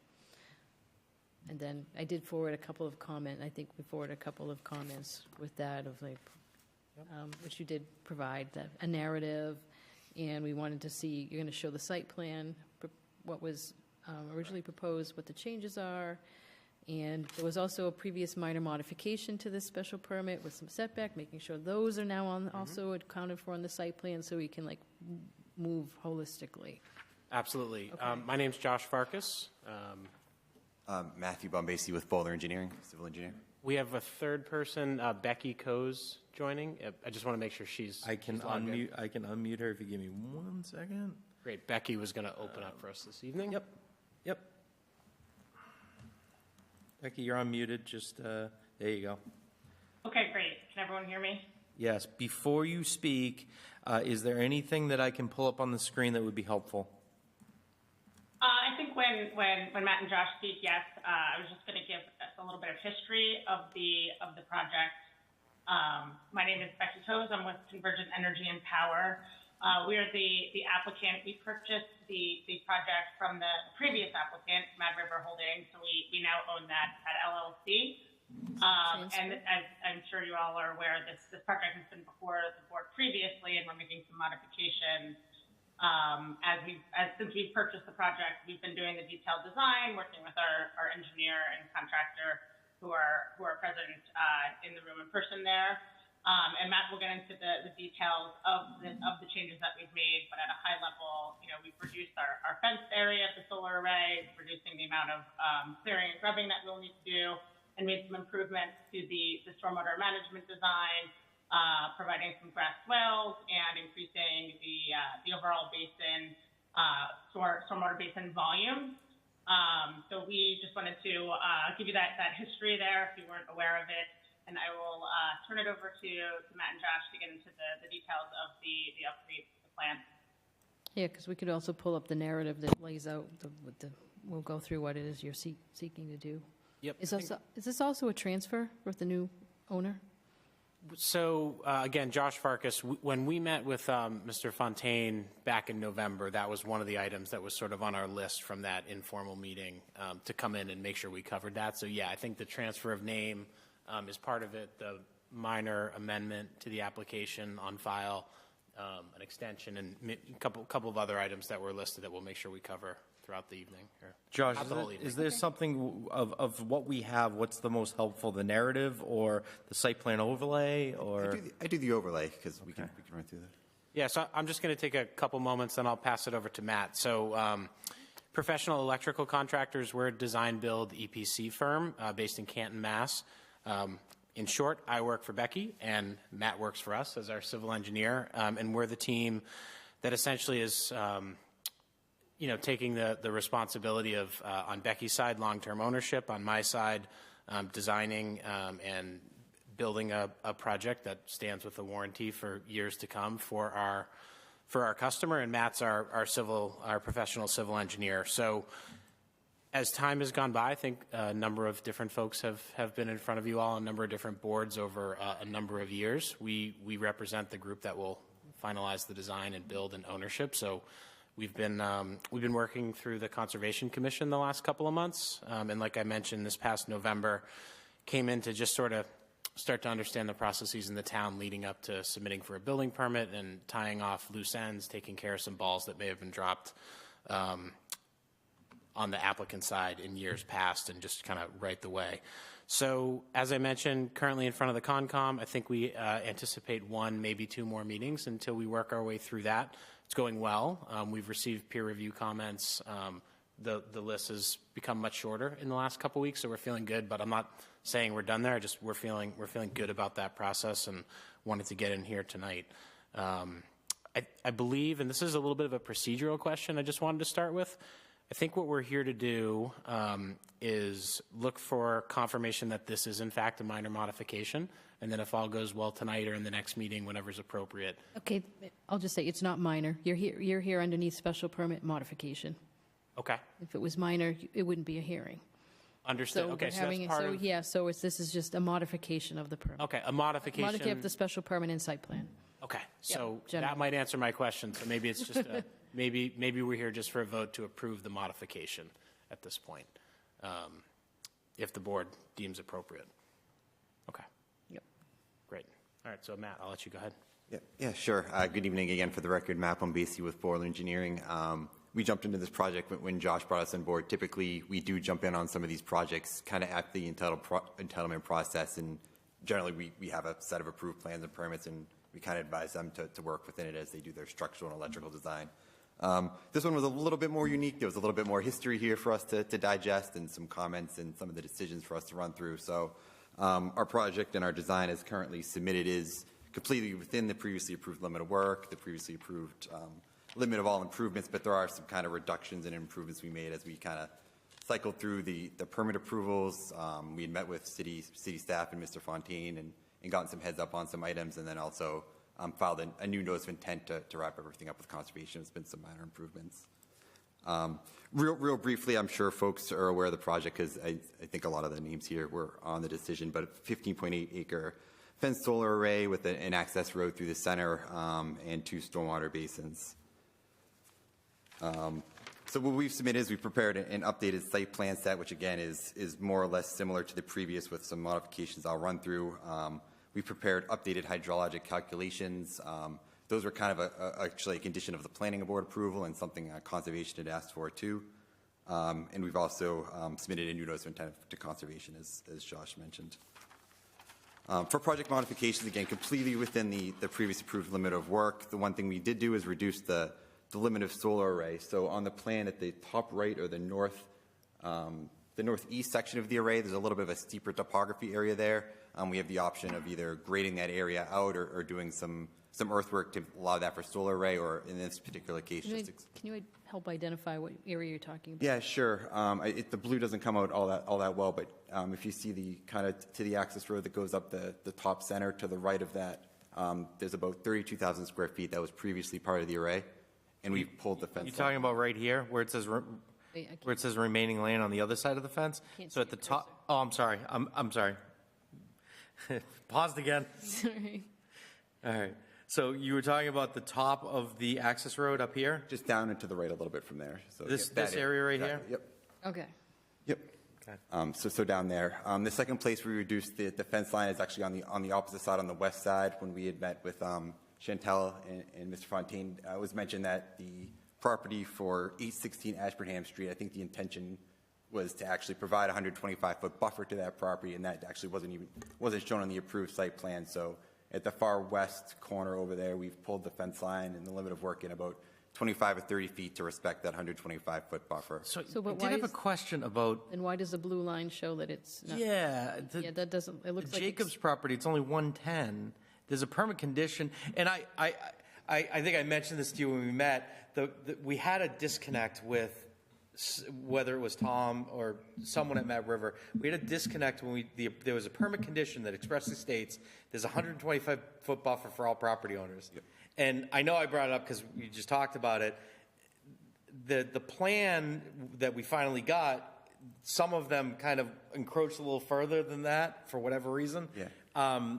There's still one that's 110. Do we know why that is? Well, we did say to the Jacobs property that, and on January 24th, 2023, so this is in the minor modification, we put that in there, that it was clarified that a 125-foot vegetative buffer should be shown for lots fronting on Ashburnham Street with a minimum of a 100-foot vegetative buffer to the Jacobs property at 778 Ashburnham Street. Board voted to accept applicant's site plan revision subject to submission of the documentation to the community development verifying that a minimum of 100 feet vegetative setback to be maintained to the Jacobs property, and wanted to see that then reflected on any site plan. So I remember the applicant, the abutter did come forward with that and said, 100 feet was okay in regards to that piece, and we wanted to memorialize that. So we want to make sure on any future plan that it's shown as previously discussed. Okay, I didn't remember that. Okay, that as long as it's okay. I like I said, I was surprised when I saw the number was there. That's So this is a question back to on the site plan. The blue line shows it's past the black line. So the blue line is the previously approved line, and the black line is actually the current proposal. So the blue line is how it was approved on the previous plans. But on the opposite side, we just talked about a reduction off the driveway. The blue line is the new one. No, the blue line is the old one on the. Okay, but you said it was reduced, but now it looks like it's expanded. Then I think blue is a really bad choice of color.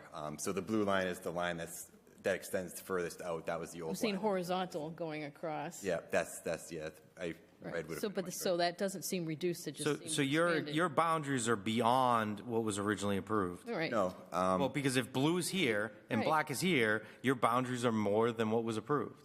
I'm sorry. So I'm looking at the fence line. So the line that's kind of a dash. I'm paused again. I apologize. Let me try that again. The blue line that's right here.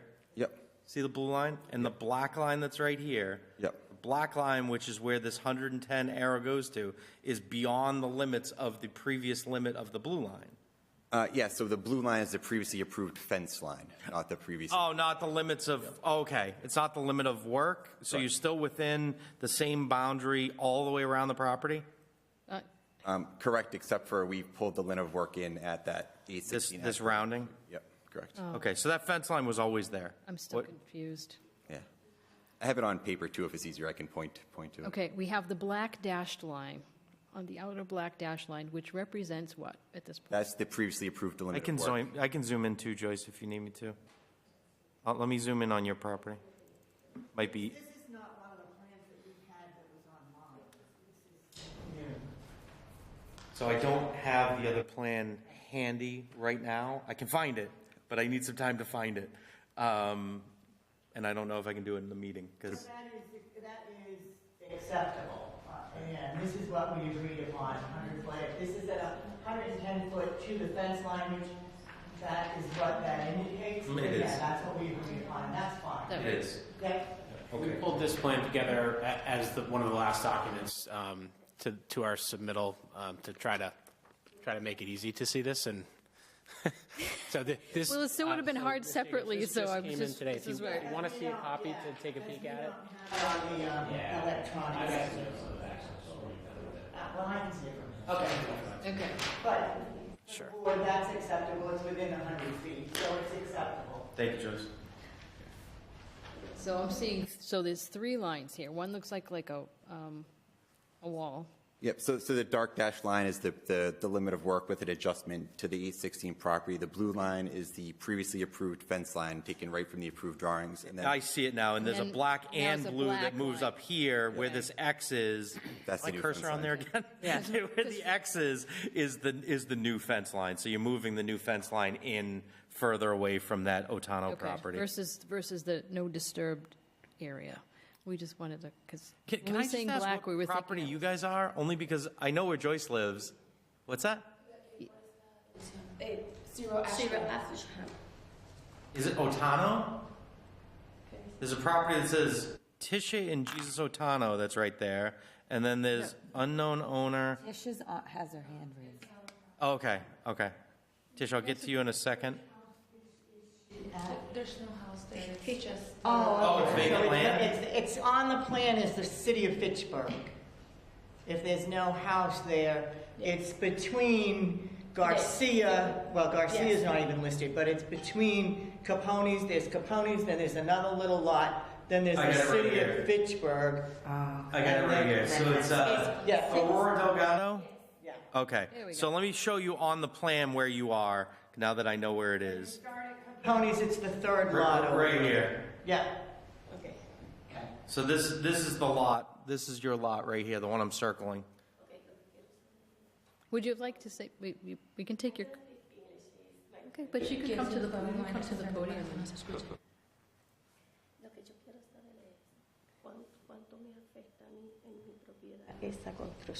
Okay, the construction, how will it affect her property?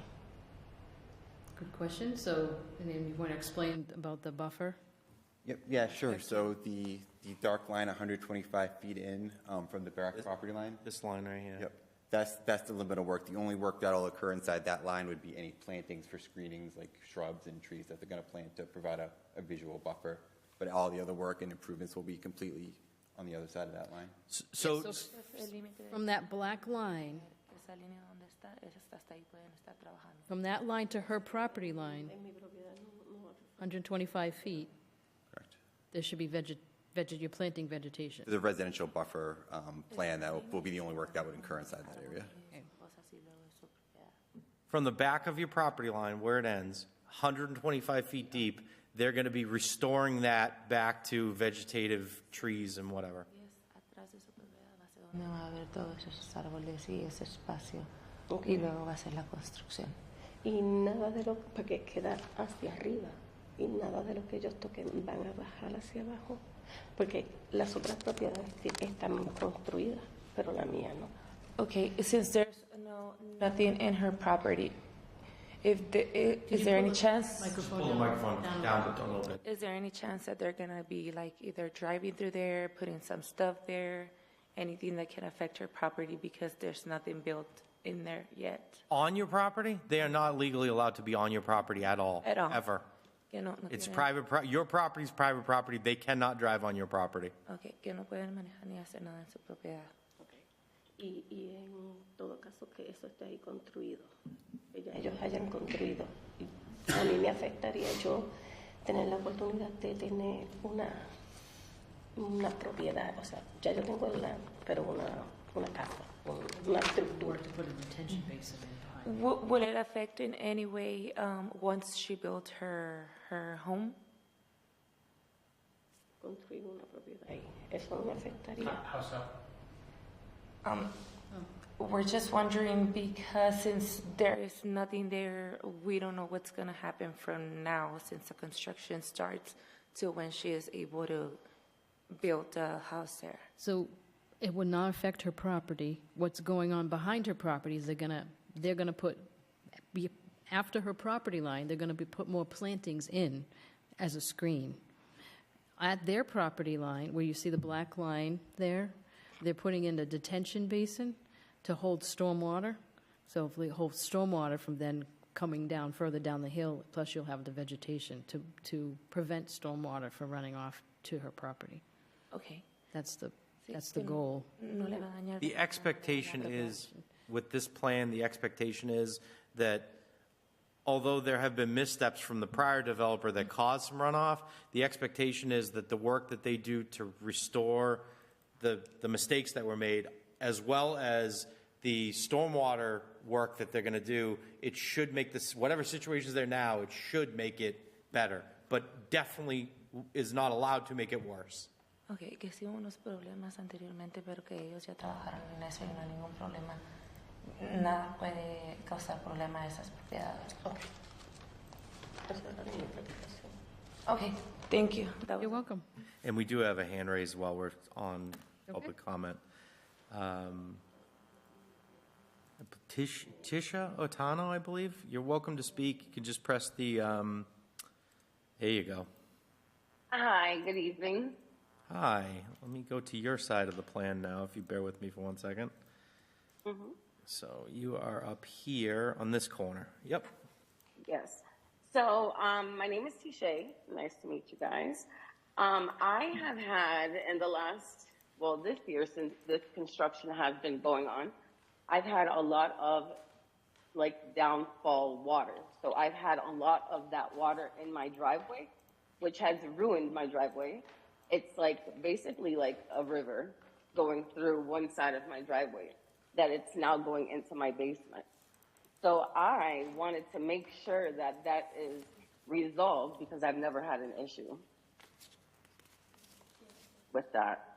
And I've seen a couple properties like before mine, water has been going right through their yard as well. And Okay. it's only started happening since this construction has been going on. Okay. And I just don't want it to get worse because it's coming out of my pocket. Okay, well, we'll have the applicant discuss that. Do you have any idea, are there any plans with this stormwater that handles that side of the site? To a certain extent, we focused of most of the water from the site does come down on the other side, but there's a portion at the northwest portion there which does. So we have a proposed swale along that whole side, which will direct that water into the basin rather than through. It looks like there's other areas off-site that may flow through the Otano property too. So I don't want to say there's no water that might come through there, but we're going to catch everything coming off. Yeah, so that portion. sorry to interrupt. We do have a stream. Like we've always had like a little stream, but it's never been a river. Yeah. You know, like it's never been, I've never had any water go through my driveway. I mean, I just had my driveway last summer. They put stone in it and my stone is like, my driveway's like kind of washed out. There's like nothing there. I mean, anyone that drives, anybody from the city of Fitchburg, I'm sure knows because they did like make a hole across the street where there's like another stream or a river for the water to flow that way. You know, so it's a pretty like bad thing. It's never happened before. You know what I mean? So do you think a swale is adequate to address So this? a couple comments. Becky's team has met with some of the abutters. I think Ms. Jacobs has kind of organized some of the conversations. I don't know if Ms. Otano was part of those conversations. I'm curious if she has joined in on any of that to date. I know sometimes I have it's... never spoken to her. Yeah, I don't believe. Okay. Well, we're happy to have that discussion with you. It's hard to rally. There's probably 12 or 15 neighbors. We thought we had heard from everybody who had concerns. This is a new name that we haven't spoken to yet. No, I've been reaching out, but I mean, I really didn't know where to reach out to Sure. anyone. So I got this letter and I made sure that I was here tonight Perfect. Very good. because I wanted to remedy the situation because it's hurting my house. Yeah, Well, this is the forum for that. Thank you, I appreciate it. I'm sure Joyce can attest as well, as I just learned 2 weeks ago from flooding in my basement, which has never happened in the 45 years the house has been there, that there are unprecedented things happening right now regardless. But certainly it's good to let them know to see if it's something that they can fix. Yeah, well, you know, like usually, I mean, like I've had this house for 5 years, and in the 5 years I've had it this year, since they started doing whatever they're doing back there, I think they're taking trees down, and since you know, my house is full of trees behind my house, that just all that water that usually goes into that stream, it's so much that it can't handle all that water that's coming downhill. Right. You know, from that area. Okay. So I've never had a river in my driveway. Perfect. Well, hopefully we'll have them look into it. Thank you. Okay, thank you very much. Go ahead, Joyce. If I can just add, the day that we did the site visit when Becky was out and we walked the properties, Mrs. Ortano, I don't think was available. They worked during the day and that ever, but there was water running off the hill, and Becky did walk up so that she could see where the flow was coming there. Now, if that modified the plan at all, I'm not sure, but she did stop by the property so she could see what that water was doing. I was not able to talk to the property owner, but did see it.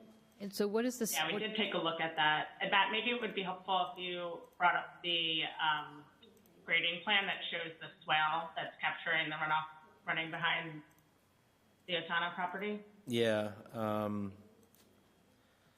Let's see. What is the status of detention basins and this work? Because it's like, I understand, trees are, land is being cleared, but it's like that should, no installation of solar or prep until this stormwater and other aspects are done. And I understand, we understand that things were done ahead of time to some degree, so those have to be mitigated, and it's kind of paramount priority.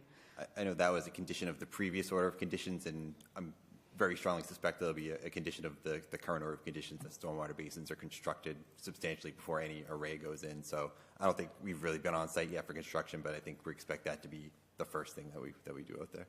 Yeah, really the upcoming months, weeks, whatever it may be, would start with a building permit application, hopefully approval, and then we would, line up mobilization. At this point, July 4th, plus or minus is where we're thinking we'll be mobilizing to the site.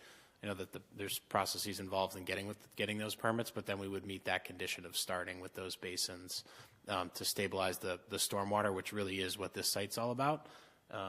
For the neighbors, for the town, and for everything. So I think Matt's plan from Bowler, that's been in front of Concom, that's been the focus in the calculations and adding the basins. I know we've mostly focused on fence line in the first couple minutes here tonight. We can certainly pop that up on the screen if we want to take a look at it. But like I said, I think we're getting there with Concom, and the plans before you are the same that they have right now. Yeah, and Tisha, is that how you pronounced it? It's Tisha. Tisha. Some of these questions, particularly when they pertain to wetlands, like if you can see the plan that's up in front of me right now, so your property's here. The edge of work is kind of in this area. So I think that there's a significant portion of wetlands behind your house that sheet flows to your house. I'm not a wetlands person, but what I was going to suggest is that you might want to join into the Concom meetings. Okay. They certainly will have more knowledge as far as what runoff is, where it goes, aside from our stormwater plan and drainage, which looks to be, and correct me if I'm wrong, guys, looks to be mostly from her site south. There's a significant portion behind her site that you're not touching, correct, which might be the wetlands that we're talking about that might impact her property. Yeah.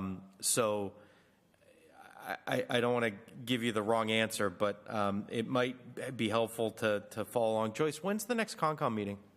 Next week, actually. Next Wednesday? Tuesday? Wednesday. So we've been meeting on Wednesday night. It's May 3rd, I think is Wednesday. And the wetlands that you're seeing above that property is not part of the Denewfield, what was the Denewfield property. That's actually owned by Jocko up on McIntyre. Yep. There's a pond at the bottom of Tom's Field. And so their property at 816 has really been a combination. Some of it is coming off of the hill where the solar field is going. Some of it is coming off of Jocko's field, and it's just a condition of what the weather has been over the last 2 years. And so the flow. Yeah, it's really bad. Like I know what you're saying, but I've never seen it like as bad as it is this recently. I hear you. We're unfortunately hearing that a lot. Horrible. Yeah, I do believe the swale that sits between T-Shay's property and the site is probably the most significant and relevant piece to just You're take talking a peek about at. right this swale right here that shows right Matt along can here. speak to that. I believe that was not on the original plans a couple years ago. And then the basin just south of that has been enlarged since. And yep. This basin right here is where they're directing the water that's part that's near their site, they're directing the water to go. So that's what this big area here is, which is right behind the Jacobs property. And then just that outlet right there, that flows to a different wetland. Yeah, so it's meant to capture the water that essentially would be working its way toward your home into the basin, then through an outlet pipe into the wetland just beneath it. Mm-hmm. Yeah. Did so you the have, meeting is Wednesday, you said? next Wednesday, 6 p.m., right? Yes, Wednesday night, the 3rd at 6 p.m. Okay. And that's in person and virtual? Yes, you can sign on the same as you did tonight also, so you can come in person or Wednesday's the sign on first. virtual. Wednesday's the 1st. Oh, Wednesday's the 1st. Okay, excuse me, May 1st. Yep. Okay. Thank you. Thank you. So we have changes to the limits of the solar array.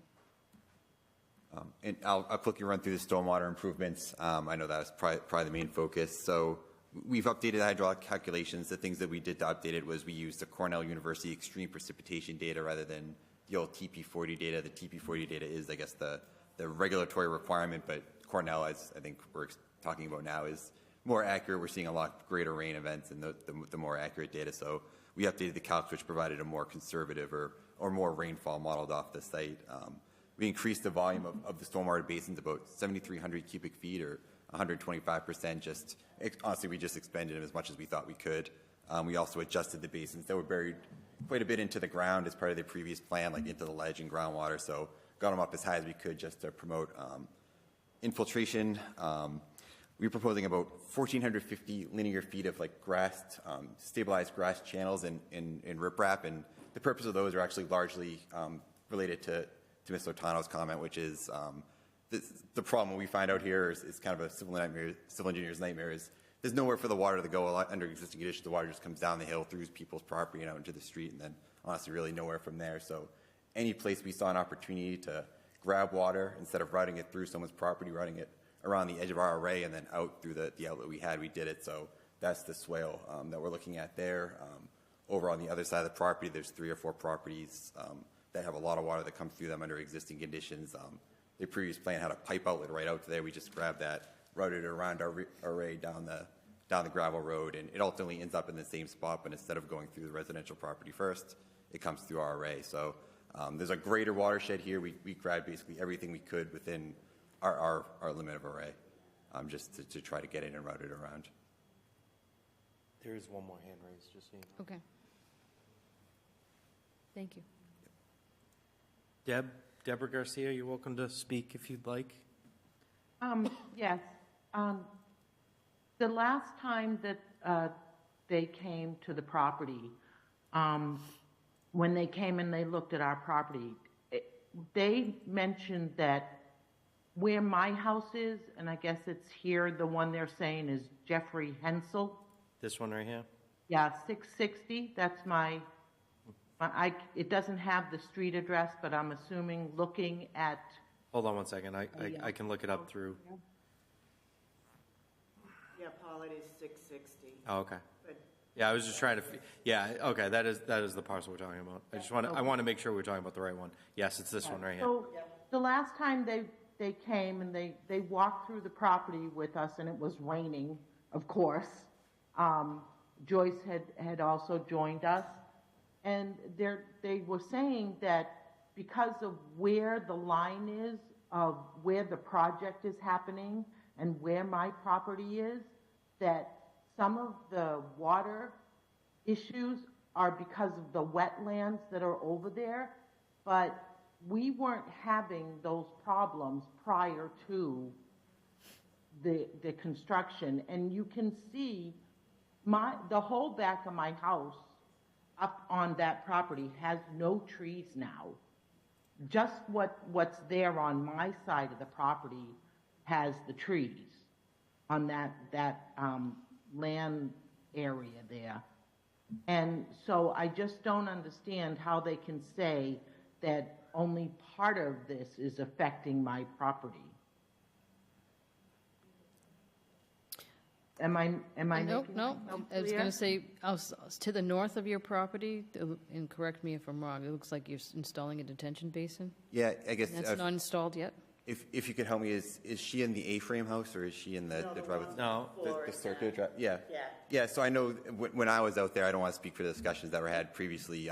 The A-frame house was really the house that I saw that was like, it was hard to do anything about because there's a wetland with a stream that comes down. Really, it terminates at the back of the property. We can't fill the wetland or reroute the wetland or anything like that. Her house, I mean, I think there is some area of that wetland that does route there, but when I was out there walking around, I did see there was an area.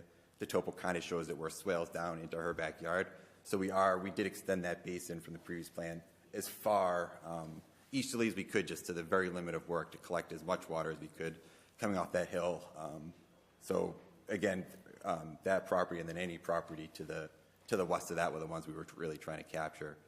So I guess I don't want to make promises that none of the water from that wetland might not work as that way, but I think there is a section of topo that currently kind of swales down into that property that we're capturing, in addition to the revegetation. Can I ask a question? Because I'm curious, in my head, the time frame. You guys might not know this, but Joyce might. Do we know what year, month those trees were cleared? 2021. Okay. I know it's been a while. That's why I asked. The original plan was approved in 2019. The tree cutting went in 2021, and then we started talking about the restoration and all of that in 2022 and 23, and that's when it starts to hit the plans that we're talking about now. Okay. Yeah. I was just I'm trying to get my head around the time. I know it's, like I said, I know it's been so long. Yeah. The issues we ran into last winter, I think, with the freezing on the street. Mm-hmm. I know Nick Erickson had mentioned that to me. Has that been somewhat rectified? Or No. And unfortunately, I think until they can get in there and start to build the detention basins and get the swales created, again, it's a combination of everything. We've had a lot of water. The wetlands are full. The water is coming off the hill. The vegetation's been disturbed. So until they can start working, it's probably not going to be remediated at all. Okay. And it's not just in the wintertime. I'd say in the summer, even now, I mean, the water flow is so thick, it's still kind of dangerous just going through these huge puddles up on the corners. Yeah, they're gathering in front of my house. Yeah. I did call the DPW, and they did come and they dug out the drains that were backing up when you're not facing my house, when you're facing my house on the right side. Yeah.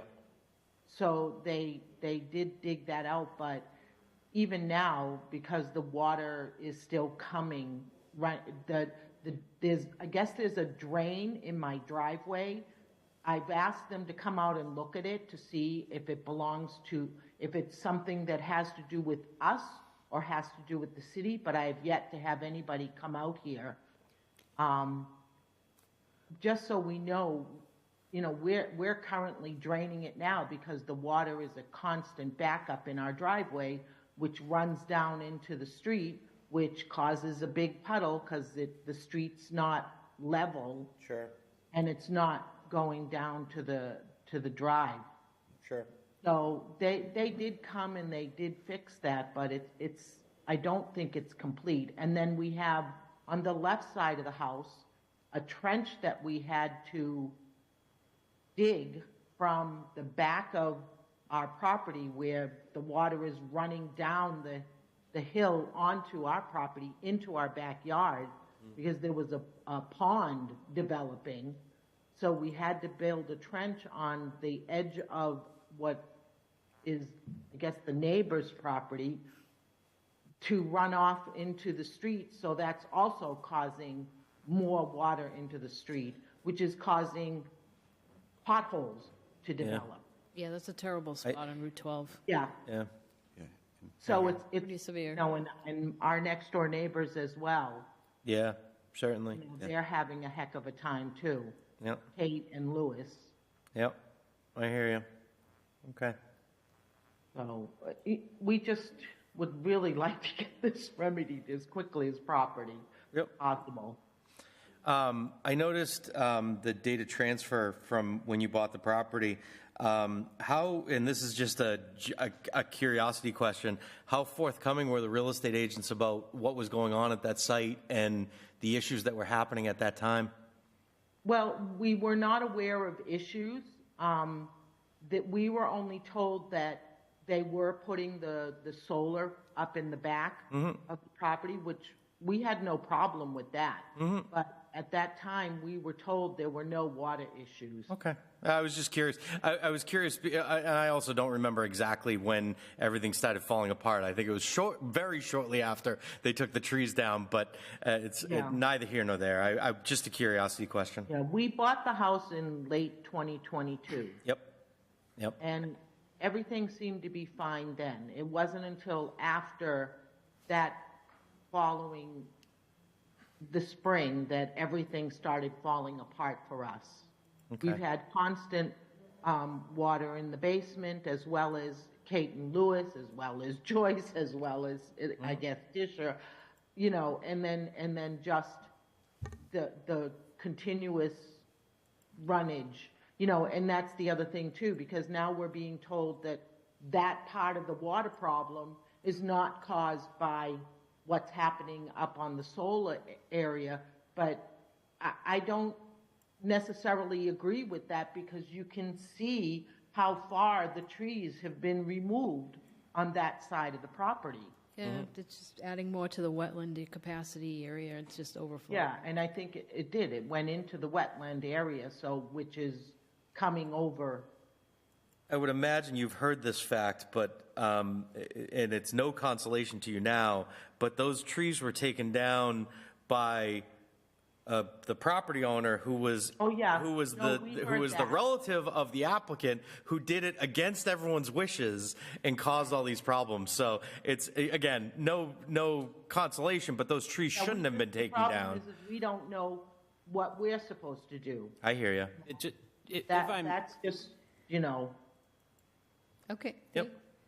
Just a few comments I wanted to make. From our perspective, we've probably, Matt and I have probably been looking at this site for 15, 16 months at this point. We've done a lot of site visits. A couple of the things that we did, you'll notice on the plan, you can see kind of some ledge outcroppings. You know, we were concerned about excavating basins on this site because there's rock everywhere. So we did a survey to identify where all that rock was, where we sort of learned that we need to raise up the basins because digging down into the ground was going to be challenging. And then we also did a geotechnical investigation, test pits, to see what the groundwater levels were at.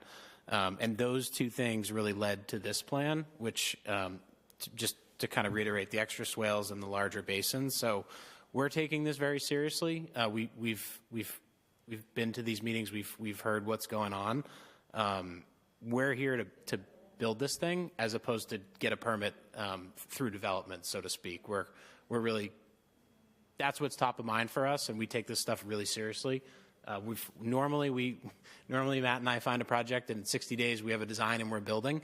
This has been a different process, and that's totally fine. But we do take this very seriously. We're here to build it. We're not here to kind of close the development door and then let someone else deal with that. Like, we kind of are that someone else, as is Convergent, who bought the project and have hired us. So, Madam Chair, if I can, and this may kind of address, and I don't want to get ahead of Matt's presentation here, but it may help address the Garcias and everybody's issue with some of the water. What I haven't seen in the new plans today is what we talked a lot about here was the tree planting. The only planting schedule that we see in this plan right now is wildlife mixes and grass seed. The wetlands and the upland restoration plan that was done by ERM, we had a specific detailed plan of 518 trees that were to be planted all along the back of the houses. So that would help everybody, including the Garcias. Is that still in place? Because it's not indicated anywhere here. Yeah, I think this part of the previous decision is baked in as a reference plan or improvement for that decision. We didn't put it on our plans. We just want to duplicate the same information twice. It could lead to error, but the expectation is that planting plan is still part of the. Was that part of our plan, or was that the Concom? No, that was part of planning. I don't remember. I remember a conversation, but I don't remember. I don't know. Could be bad memory. I don't Madam remember. Chair, if We're I can, absolutely I'll just, going to install those plantings, Okay. for sure. Because the plan isn't in here, but it's as long as I'm reading the prior decision. Do you have it? Sure. 2022. I do remember this now that you show it to me. I remember the tree schedule now that you show it to me. But was that in, that was in That was in the modification. of the 2022 plan. Yeah. Actually, the earlier one. July 7th, 23 modification. Right, July 7th, and it was registered. Stormwater management plan, stormwater report prepared by Timothy A. Kuhn, PE, to determine if any modifications are required in light of the logging operation that occurred. And I assume this was part of that. Yep. And then DPW response to stormwater management plan. Those were the exhibits from the 23 approval. And we have a pretty good. I only have the 23 approval as May. Yeah, then there was one in August. July August 7th, 2023 is in our packet. Yeah, It and was they recorded in the registered registry in 8/30/23. Yep. It's modification to 2022-07 from May. It says from May, but it's not. It's a July, the No. meeting might have been May. That's It's a the meeting, I'm talking, the meeting was in May. So Yes, the that's approval what this approval is was from. in May. That's what this is from. But I don't see it as listed as material. So it's part of the stormwater management plan, I believe. But in addition to the swales and the detention basin, and just to make sure that the tree planting was still as part of that, not just grass and, that kind of thing, or bark mulch or whatever, that hopefully is going to also help mitigate a lot of this runoff. Mm-hmm. Thank you very much. Yeah, I would just say, just as part of this approval, just resubmit the. It's the 2022 restoration plan. Oh, okay.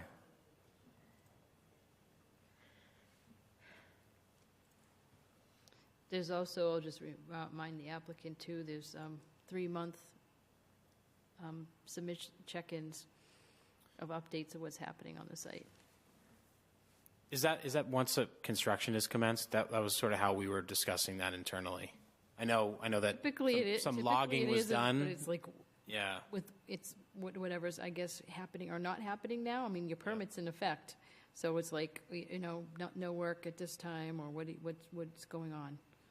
And you're right, Paul, I'm looking at. Because now we're hearing it's going to take till July. So just an expectation, so everybody knows what your timing schedule is, or Yep. activities. That's fine. Be helpful. Most of the timeline for July is actually driven on how long we think it will take to receive a building permit and be approved to mobilize. We're probably assuming that takes 30 to 45 days. I know that there's departmental reviews, and this is a complicated project where we probably get a couple phone calls to have this conversation with other boards. And But quarterly submissions, just to be clear, not a problem at all. And on April 7th, 2023, the property was conveyed from John DeNewfield to McIntyre Hill LLC. That's the property owner. Is there a new applicant other than Mad River Solar? Because then in the documentation, you said on behalf of the applicant, Mad River Solar Holdings LLC. So Convergence, the landowner is still McIntyre? on a new file. Yes, and McIntyre. We are Convergent, who now is the owner of Mad River Solar Holdings. We purchased the project, is leasing the land from. What's the name? Because I don't see any document. Mad River Solar Holdings. But she said this was purchased. So who's the company that purchased it? The project company, the LLC, Mad River Holdings, was purchased by Convergent. So I think the applicant remains Mad River own the Holdings. they It's a bought the corporation. different ownership of the Corporation. applicant. Exactly. Okay. What was the name? But what was the name? I just don't have any documents. Convergent, is that what you said? Convergent Energy and Power. That's who Becky works for. So Convergent Energy and Power is the parent company that now owns Mad River Holdings LLC. So I'd like some documentation of Yep. that, because it's going to be also documented about who owns what. Kind of like a shell thing, Well, yes, as you can see, trying to keep a ledger. So the actual technical applicant, Mad River Solar Holdings LLC, is still the current applicant. So there is no change of owner. There's no change of applicant. So we don't need there's a change of owner of the applicant, but there's no change of applicant. The applicant's the same. Correct? Correct. Yep. Okay. So that clarifies that. Just provide proof that you own it, and then we'll be fine on that, right? Yes. Provide proof that you own the company, and then we're fine in that regard. Just give us the Same puppet, ownership different puppet. I was under the impression you were going to come in front of the planning board, and it was going to be a whole new applicant name. contact information, property owner information, that kind of thing with that, so that we all know who the principal is. Absolutely. Anyway, we also, and always have to double check if the LLC or the corporation is registered in the state of Massachusetts to do business, so make sure they're registered underneath the Mass Corporation website. Yes, we are. You are, good. I'm just checking for you right now, Paula. Yeah, I Oh, you already did. have it up. We talked about that before coming in tonight. Yeah. Thank you. We triple checked. Make a point. I have a checklist for you, Paula. We don't forget. All right. You'd be surprised how many times that seems to be occurring. I've made that mistake many years ago. It's like we went issue a permit and it's to which entity that's not registered, so. Nothing makes you feel sillier when you get sent home with that. Everybody has to pay their $500 fee.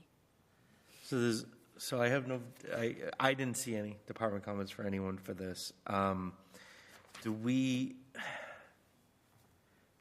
need any information? I mean, obviously the Concom's doing the I think at this point, after we did the restoration plan, they're doing the brunt of the work to solve whatever happened on site with, I know, all the tracks and all the stuff that happened Making on these site. stormwater improvements, have you passed those by the DPW at all for the stormwater, any updates to the stormwater plan? We have, yeah, we've submitted them to DPW and been coordinating with them all along.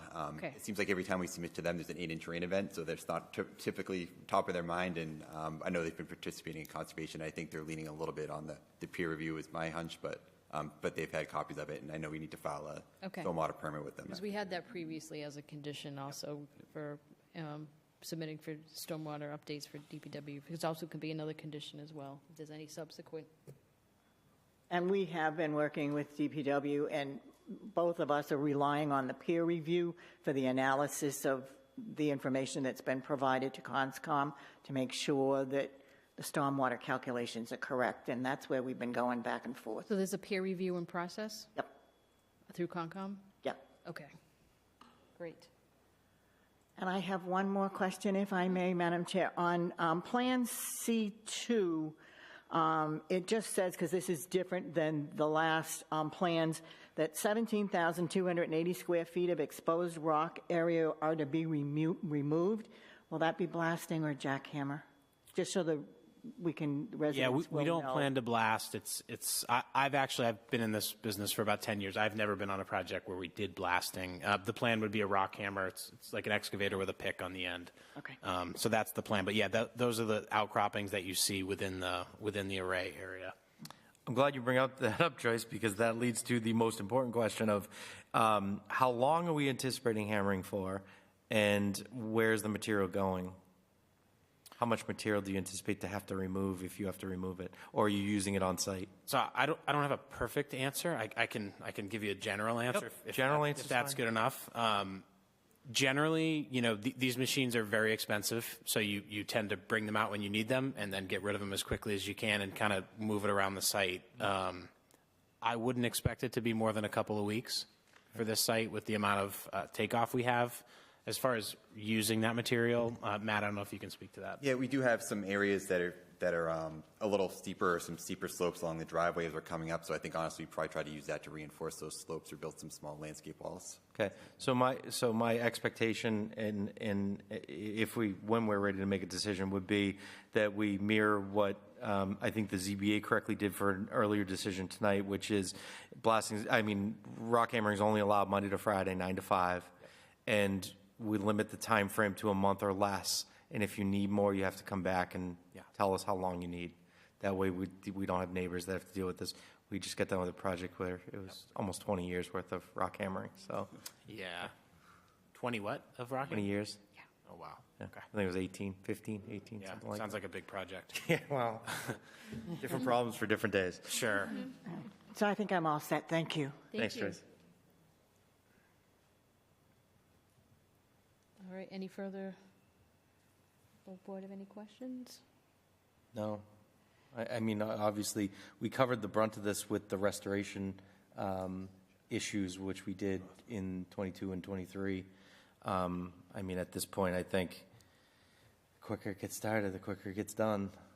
Yeah, I had maybe just two things on our list we haven't talked about. Actually, it's just one thing. It's the extension, the timeline. We're here for that. Excuse me. It's okay. We're here for that as well.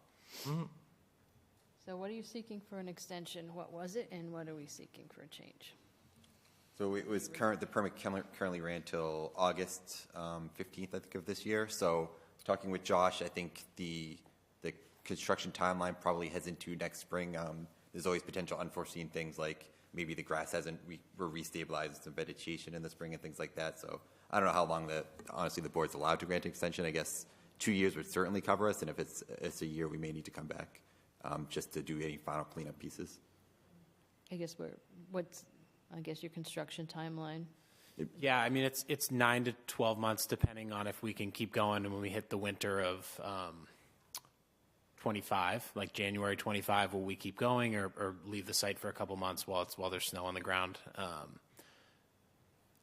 A year from July is very, very good possibility, you know, weather permitting. I think we would need more time than that, but I think a year would put us in a good position to mobilize and feel like we could finish the project, and then maybe come back in the home stretch and extend at that point. If you'd like to see us at that point, or if you'd rather give more time, we're fine either way. I mean, we're going to get quarterly updates anyway. Do you want to split the difference, say 18 months? And then if they're not done in 18 months, they come back explain why it's not done, what's left to be done. We're going to hopefully be getting quarterly updates anyway. Just a suggestion. Any board issue with? Sounds good to me. 18 is good. Okay. So, because we've done this in the past, we don't want it to fall in the middle of nowhere. Let's see, year is April, 6 months is October, so October of 25. Let's see, October of 25, our meeting will be, with no changes, the 28th, October 28th, 2025. I'll write it in ink. You just might want to say the 31st. Yeah, that's fine. Yeah, that's fine. I just, you never want it to fall before, like a week before a planning board date. That's all. The only reason why I bring that up, because we've had that happen in the past, and it's a nightmare. Yeah, that's bad. Well, sometimes we've changed it, and it was like an off by a day or two. Mm-hmm. Right, exactly. Yeah, we change the planning board day, yeah, and which is certainly a As long as you possibility. know Yeah, October 31st is a good idea. Sometime in October at the latest. Two things just as an aside. One is keep track of the timeframes in the quarterly reports that you have to give us. It's far worse if we have to ask, because that means there's a reason why we have to ask, or, it's hard for us to keep track of them. It's up to the applicant to keep track of them. And the other thing is, if and when there's a new special permit drawn up, that you record in the registry of deeds. Yep. Also, any expectation for blasting that you give advance notice? And also for the abutters. I would say that the permit condition to this would be rock hammering only within a 30-day period, Monday to Friday, 9 to 5. If rock blasting or extended hammering is required, they have to come back to us before that. No, I understand that, but before they commence doing it, they need to notify hammering. us. The hammer. You said blasting. Well, Okay. Right, hammering. They tell the abutters. I agree completely. Tell the abutters because we want to be heads up. We're going to be getting For hammering. complaints. We could be coming in, and so there's expectation of, yes, we understand this is in progress, and Identify the window of that 30 days of rock. exactly when it to commence, so that everybody gets a heads up to an expectation. Yes.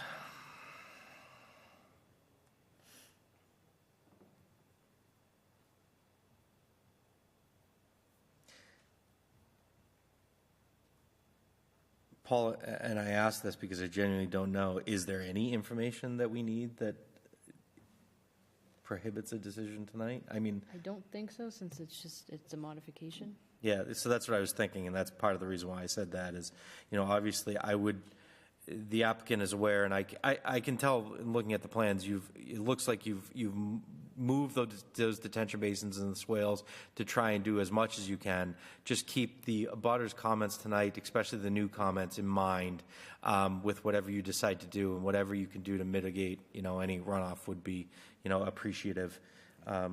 You guys jumped into a situation that, I've set my anger aside because the applicant is no longer with us that was involved, but there was quite the frustration with this site for many years. So whatever you can do to help these abutters, it would be greatly appreciated. Yeah. I've seen it firsthand. I'd be happy if we can do an improvement. That'd be great. Great. And since you're already working with, normally because of this type of situation, we would get the DPW input. We'd be working hand in hand already with DPW and also through Concom. So yeah. I think we have the bases covered, and the conditions also cover that. I agree. Yep. All right. Make a motion to close the public hearing. Second. Motion's been made to close the hearing. All those in favor say aye. All those opposed say opposed. Roll call vote. Amanda? Aye. Lynn? Aye. Alex? Aye. Paul? Aye. Peter? Aye. Tracy? Aye. Paula? Aye. Discussion? No, I mean, other than the comments about blasting, the comments about rock hammering, as I already mentioned twice in the time frame, that we keep that in. The times of the permit, my suggestion would be 18 months till the end of October 2025, with quarterly reviews, which were already part of the prior decision. Or quarterly, not quarterly reviews, quarterly status updates.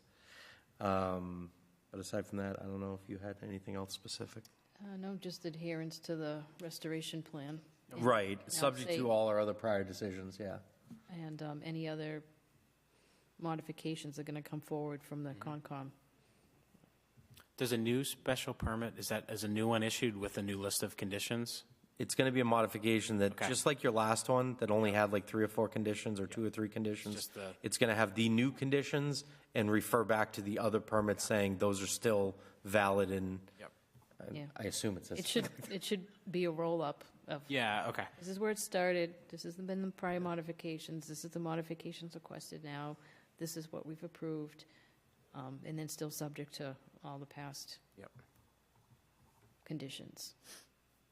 Just trying to Makes sense. track. And then filing the decision once it's done to be effective.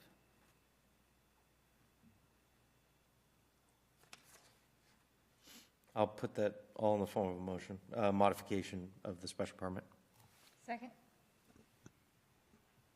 Motion's been made with a second. All those in favor say aye. All those opposed say opposed. Roll call vote. Amanda? Aye. Lynn? Aye. Alex? Aye. Paul? Aye. Peter? Aye. Tracy? Aye. Paula? Aye. I do have to say that I very much appreciate your professionalism and how you guys handled this situation. It's been difficult, so good job so far. Now the hard part, construction. Yep. Do it Yep. good. All right, thank you. Have a good night. Well, Thank you. Thank you, everyone. thank you. We have some other business this evening. One is seeking our project review and signature We have a very patient Dr. Baker that's been of an waiting this whole authorized meeting. member of the planning board for Oh, he's on. municipal planning board notification. I'm not sure if that has to do with the MVP. Good night. Good night. Good night. Are we doing the Nashua River right now? We can do that? Is that, Dr. is that, Baker's is that, on here. is that item number 2 as well? No, that's item number 1. Oh, okay. Got it. Yes, Dr. Baker. Okay. It is all yours when you are ready.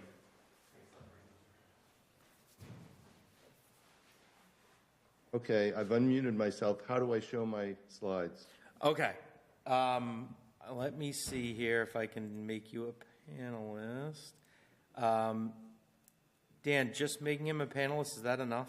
Is this, I'll just mention, are you seeking any outcome at the end of this, or just more of an FYI from the presentation? Is there any action you're seeking from the board?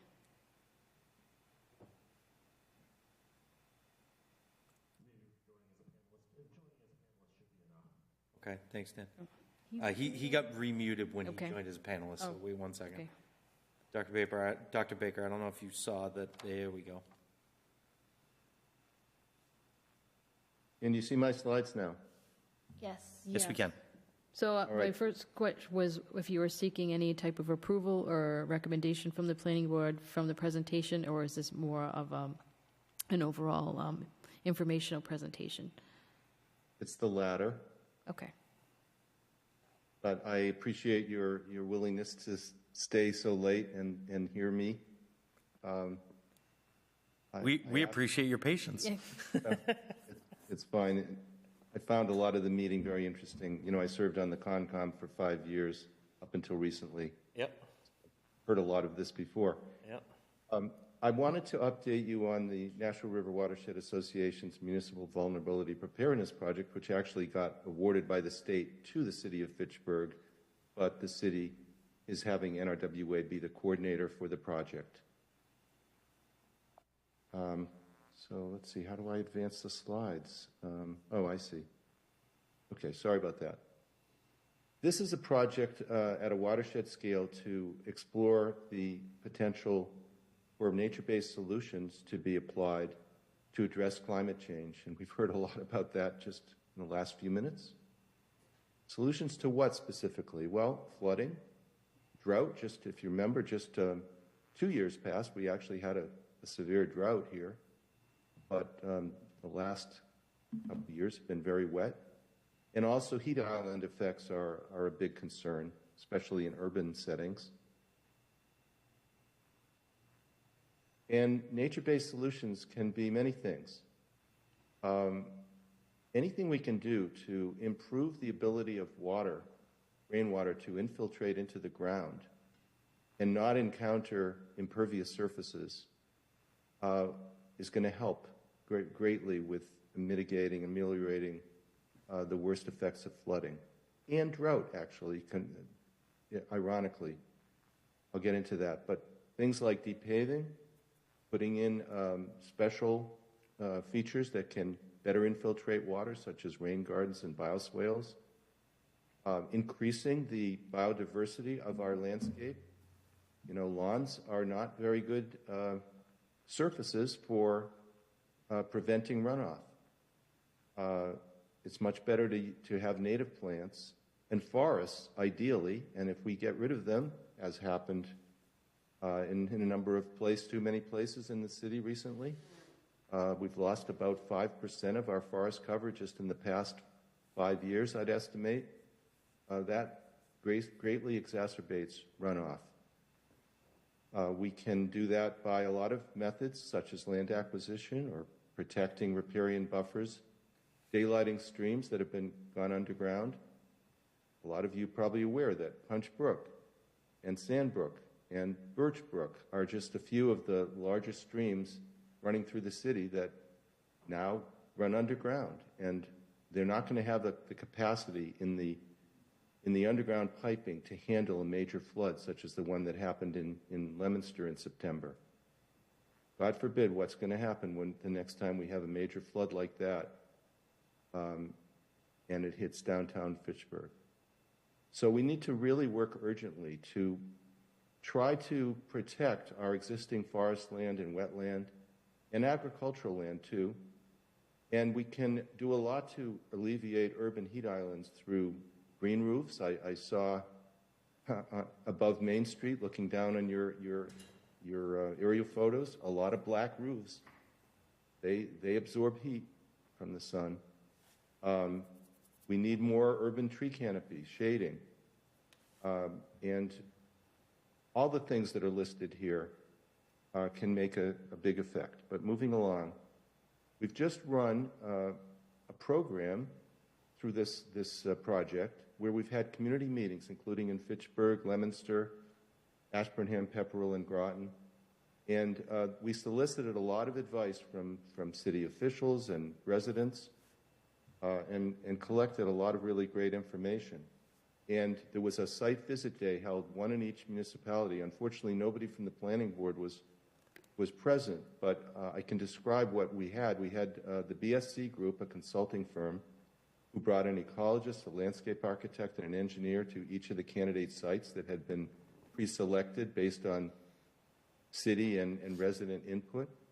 And they're going to produce a nature-based solutions toolkit, which is going to contain maps, data, and generic recommendations for what could follow in terms of design and implementation. And doing all this can greatly facilitate the ability for the city to get grant funding to pay for these. So some examples. We looked at Park Hill Park, which you can see in the center running from Memorial Middle School in the lower right up to the upper left through the park and the sports part of the park, but also the forested part of the park. Sand Brook actually does run above ground through this CCC era, 1930s era, stoned-in area with lots of little bridges and ponds, which is dilapidated and needs to be restored in some kind of a more ecological and hydrologically appropriate way. And I'm in the interest of time, I'm going to skip this next the picture on the right. Very interesting concept that, a lot of these nature-based solutions that I just described, folks, are small and won't have a really hugely consequential effect. But there are some things that we can do that will be consequential. And I brought to the attention of the group Greens Pond and Putnam's Pond, which are on that Falula Brook basin, which results in flooding downstream at John Fitch Highway. Those are municipally owned wetlands, quite large, and I proposed, and Nick Erickson and Liz Murphy were present, as well as others, and I proposed that rather than take these dams out, which are really not functioning in any of the original reasons that they were put in, we could replace them with leaky dams. And the benefit of that would be to increase the flood storage capacity in those wetlands significantly. And then after a major flood event, the water would be released slowly over a few weeks. And that could greatly mitigate downstream flooding in the John Fitch Highway area. And it's something to explore. It's not necessarily a planning board issue, but it's the kind of thing that I wanted to educate you guys a little bit about. We looked at Green Acres. Green Acres is the city's largest public housing project, as you probably know, and the city is thinking of taking down some of the buildings that are sick buildings, replacing them, but there's a possibility of doing more, and I don't know why the picture didn't show up. Maybe it'll show up if I click. There it goes. This is Emerson Green at Devens, which is a much more, I would say, community-friendly and ecologically viable kind of a cluster development, which they've built there, and maybe that's what the future holds for a place like Green Acres. This is in Leominster, Fournier Ballfield. Some of you may know about it. Big parking lot, very few catch basins, lots of runoff. While at Devens, they took similar sized parking lots, put in biotreatment swales, permeable pavement, and have greatly ameliorated the runoff problems at a cost that's less than conventional parking lot development. And they've been able, there at Devens, to really convince a lot of developers that this kind of thing is not only good business, but it saves money.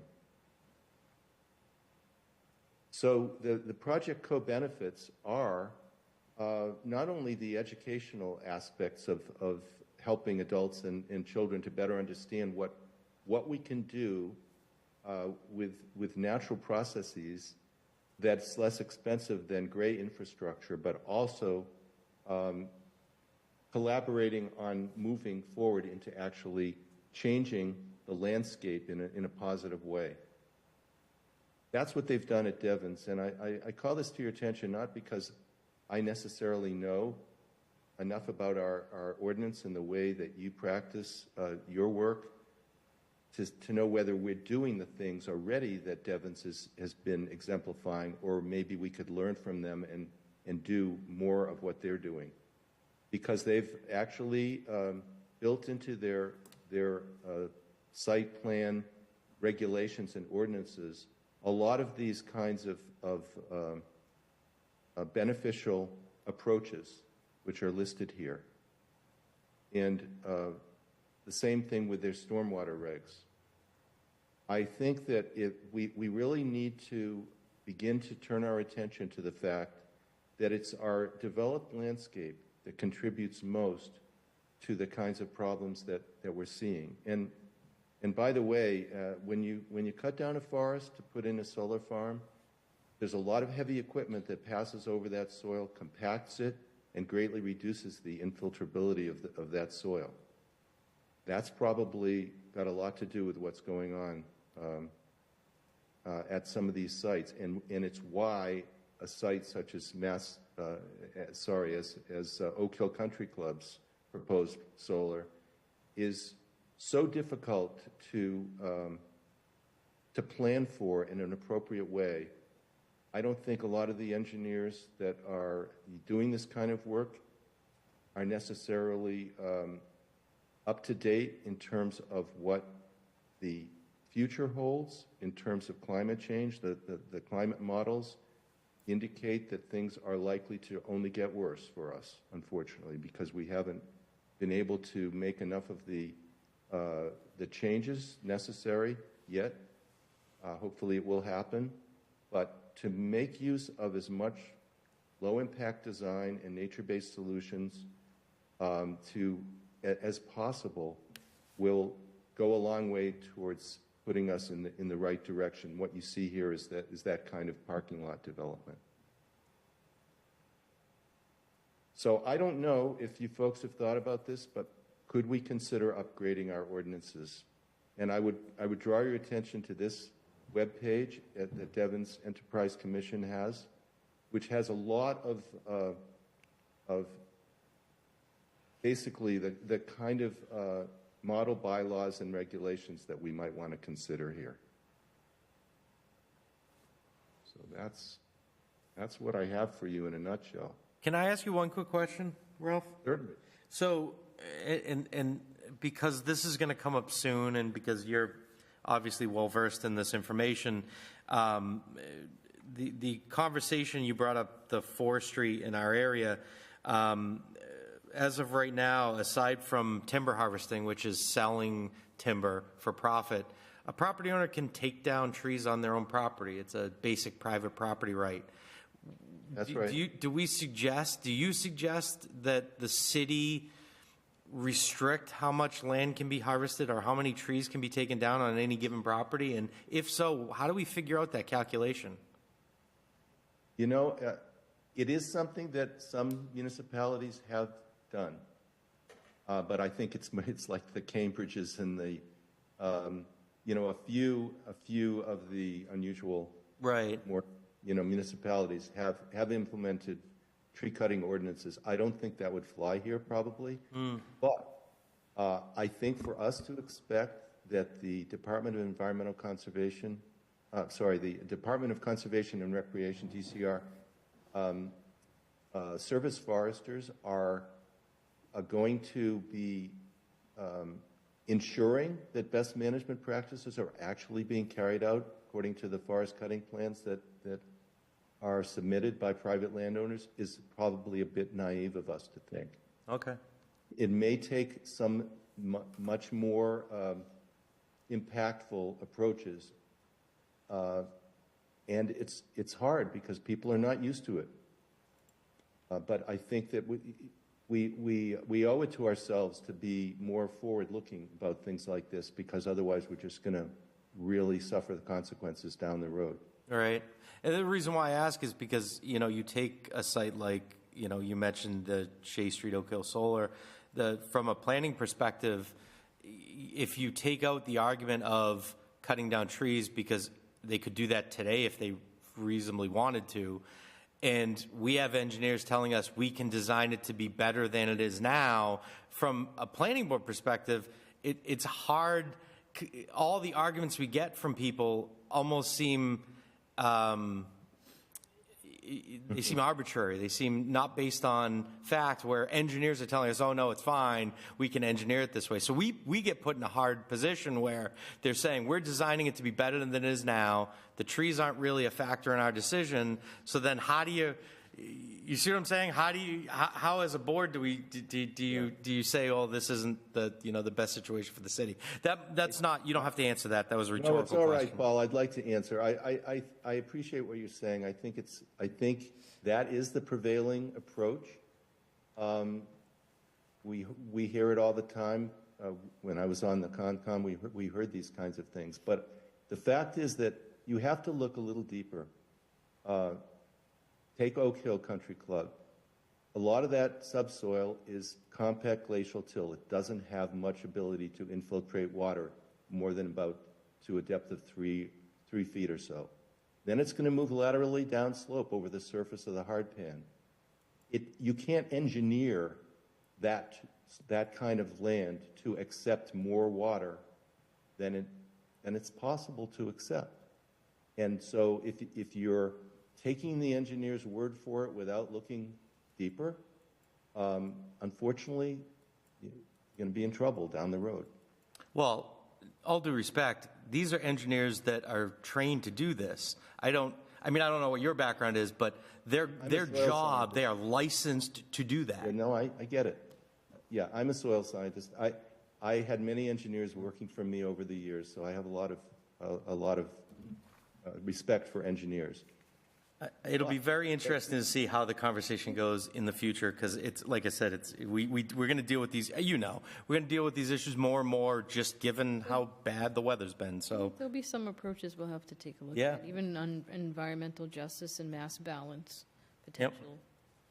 When is enough, in the worth of the trees and what that promotes to our environment and health of community.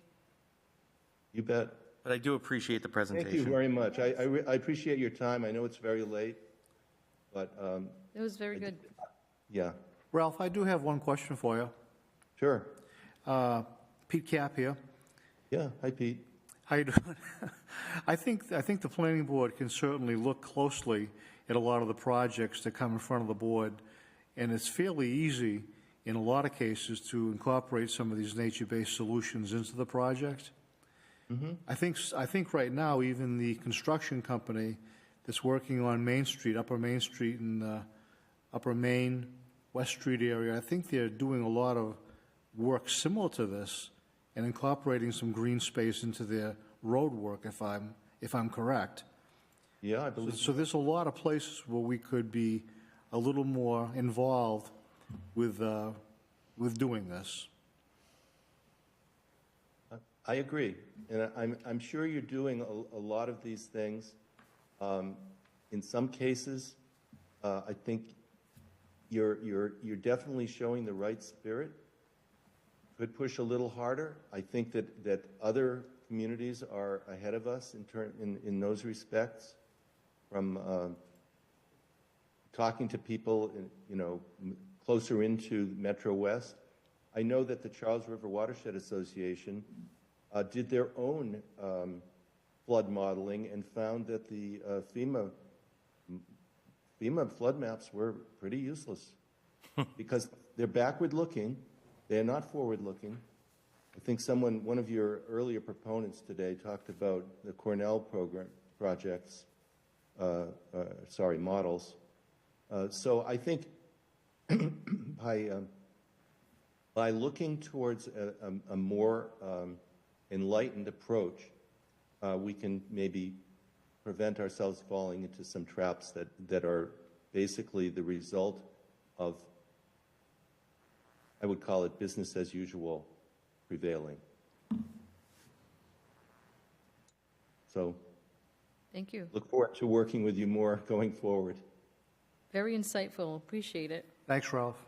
Okay, thank you, guys. Have a good night. You too. Thanks. We do have underneath other business, municipal planning board notification form. I think she handed. Is this the registry form, Chantel?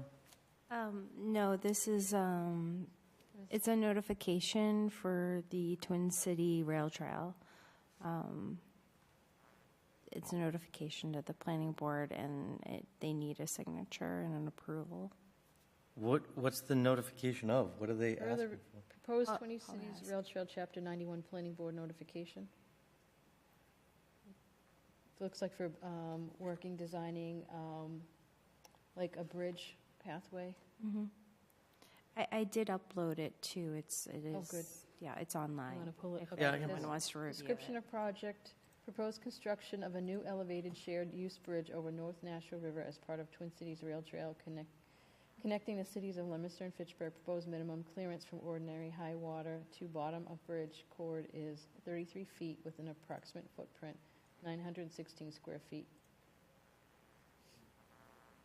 To be completed by the municipal planning board representative, and I hereby certify the project described above is in more fully detailed in the permittee's waterways license application, and plans have been submitted by the permittee to the municipal planning board. So seeking our recommendation, our approval.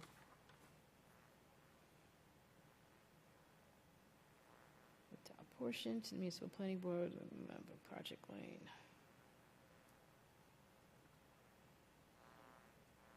Pretty much that we received notification.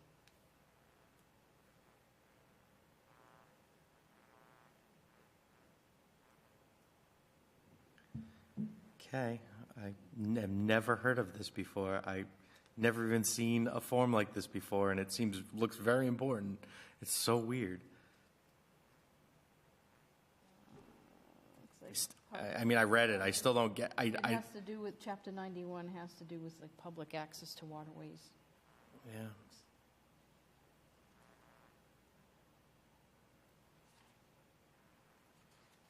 In filing for that. So the city is the applicant here. It says, so did they submit the plans? It says, we're certifying that they submitted the plans have been submitted by the permittee to the municipal planning board. Did they submit plans? These are this is the only thing I received, or these. So you're signing, Paul, it says, I hereby certify the project described above and more fully detailed in the permittee's waterway license application and plans have been submitted to the municipal planning board. By the permittee to the municipal planning board. So the city of Fitchburg has sent it to us. Yes. Well, they are specifically asking for us, but it's fine. I don't really care. They're telling you, you're certifying that you got the plans. That's what you're signing. You're certifying that you got their plans. Consolidation, this is plain, proof of signature. Whatever. Don't matter Has to to me. do waterway. If you want to take more time with this, this is to be signed by our representative, which in this case would be either you or Chantel. It could even be Chantel. It's the planning board representative. I don't even think, this doesn't even necessarily have to involve us. If you want Chantel to look into it, it says to be completed by the municipal planning board representative, which is, you always used to be Mike. It very easily could be Chantel. Well, I guess we would just authorize the person to sign. Right, but it's not even asking for that. It's not asking for a board anything. It's just the representative saying that, yes, we received the plans. I think that's all you have to do. It's like, plans get into the planning board office. This is, yes, we received the plans. That's what this is. But Did we receive the plans? apparently not. Question. Then we can't sign it. I mean, I can follow up on it. like I said, whatever you want to do, Paula, I don't think it involves a board vote, is my point. It doesn't ask for one. There's nothing on here that says it is FYI. one. It's saying the municipal planning board representative, which it says by definition, I think would be Chantel. I don't think it think matters. so, but I think it's just going to be a board member. But, yeah.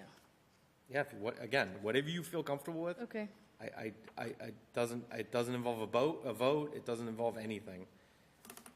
Can you guys hear me? Yes. This is Liz. Oh, Thank you, Liz. Didn't even know you were there. Hi. Yes, we have the plans in our office, Oh, that's and good. we can hopefully send them to you. They're very large files, so it might be a matter of having to upload to the web page. I think it was more technicality, Liz. As long as you have them, that's what We we're want to say that we're certifying. So, certifying we have them. Yeah. as long as you have them, I mean, obviously we'll see them eventually. We absolutely have the plans, and it's very exciting that the next year they'll be, next construction season, they'll be working on that bridge from about 2nd Street to the Mart Intermodal Center on Main Street. It'll be a 25-foot bridge. Perfect. Thank you, Liz. Can we come by and see them? Absolutely. Okay. Well, you know what? We have them electronically, so it might be good for us to print out a copy. Oh. You can always do, you can always do, IT can do a Dropbox link because there's no limit in size, and you can just send the link out to everyone. That's the way we used to do our Amy- meeting materials when they were too big. Yeah. Amy LeBlanc is our project manager for this. Yeah. So she can definitely answer any questions that you might have about the. All right. Oh, actually, instead of emailing them, you could just put them in our DocuSigner because there's no limit in size. Yeah, there. that's what I was thinking. We put it in the document. Yeah. Perfect. So it's signed. Okay. They're all good. Thank you.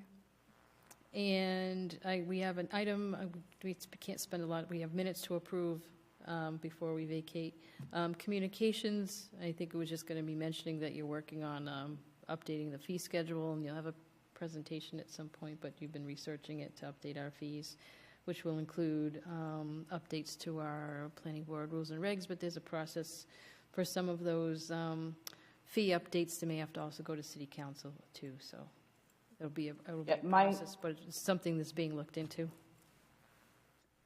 Do I have it? My understanding. Oh, I'm sorry. Go ahead, Liz. Go ahead. My understanding is I was looking through the ordinances, and there is some language about unless otherwise specified, city council has to approve all fees. I'm going to check with our city attorney, but I expect that city council will have to approve the fees. As I mentioned to Paula, the easiest way to do this anyway, since they're the controlling authority for special permit fees, we can draft a proposal between the community development office and the planning board and send the whole list to the council for approval. Yeah, I think it's a good idea. Because there'll be fees that, we've got smart growth zoning fees, different types of fees that we have to account, modification fees, things of different natures that we'll need to address. Make sure we have something. I've started, yes. Great. Yes, so hopefully we'll have something for you soon. Okay, so there's an update there. I did have one communication that I wanted to add. Well, I'm sure he doesn't want the accolades. Our own Peter Capadagli was just named a Boulder Award winner for the 27th Boulder Awards, which is outstanding contributions to civic life through the use of public communications and civic engagement. Well, thank you for noticing. Good job. Good job. Very proud of you. Thank you. Good work. That's awesome, Pete. Thanks. It's a privilege. You want to do minutes? Yes. Oh, we can't just punt these. What's that? Amanda said we can't just punt these. I don't disagree, but Paul and I spent some time. But we'll go over them quick. We don't even need to go over the changes unless anyone has any changes. I for will. September of 2023 minutes, are there any changes? And Tracy's name is spelled right, and the word principal is spelled right. Make a motion to approve September 19th meeting minutes as amended, or just as on the screen. They're not. Yeah, not amended. Yep. No. Just approve them. Okay. Motion made to approve September 2023 minutes. And Amanda seconded it. And with the second, all those in favor say aye. All those opposed say opposed. Roll call. Amanda? Aye. Lynn? Aye. Alex? Aye. Paul? Aye. Peter? Aye. Tracy? Aye. Paula? Aye. And then we have. We have March 26th. Last month's meeting minutes. Yeah. Make a motion to approve the minutes from Tuesday, March 26th. All right. Second. Motion's made with the second. All those in favor say aye. All those opposed say opposed. Roll call vote. Amanda? Aye. Lynn? Aye. Alex? Aye. Paul? Aye. Peter? Aye. Tracy? Aye. Paula? Aye. Minutes, September 2023, March 2024. See, we're doing the last month's and then a back one till we get caught up. Good job. One or two, so yes, we'll get close. Awesome. And so is there a motion to adjourn? Motion to adjourn. Motion to adjourn. Second. Second. With a second, all those in favor say aye. Aye. Aye. Aye. All those opposed, there's no roll call vote on this one. Never once heard anyone opposed to that. All right.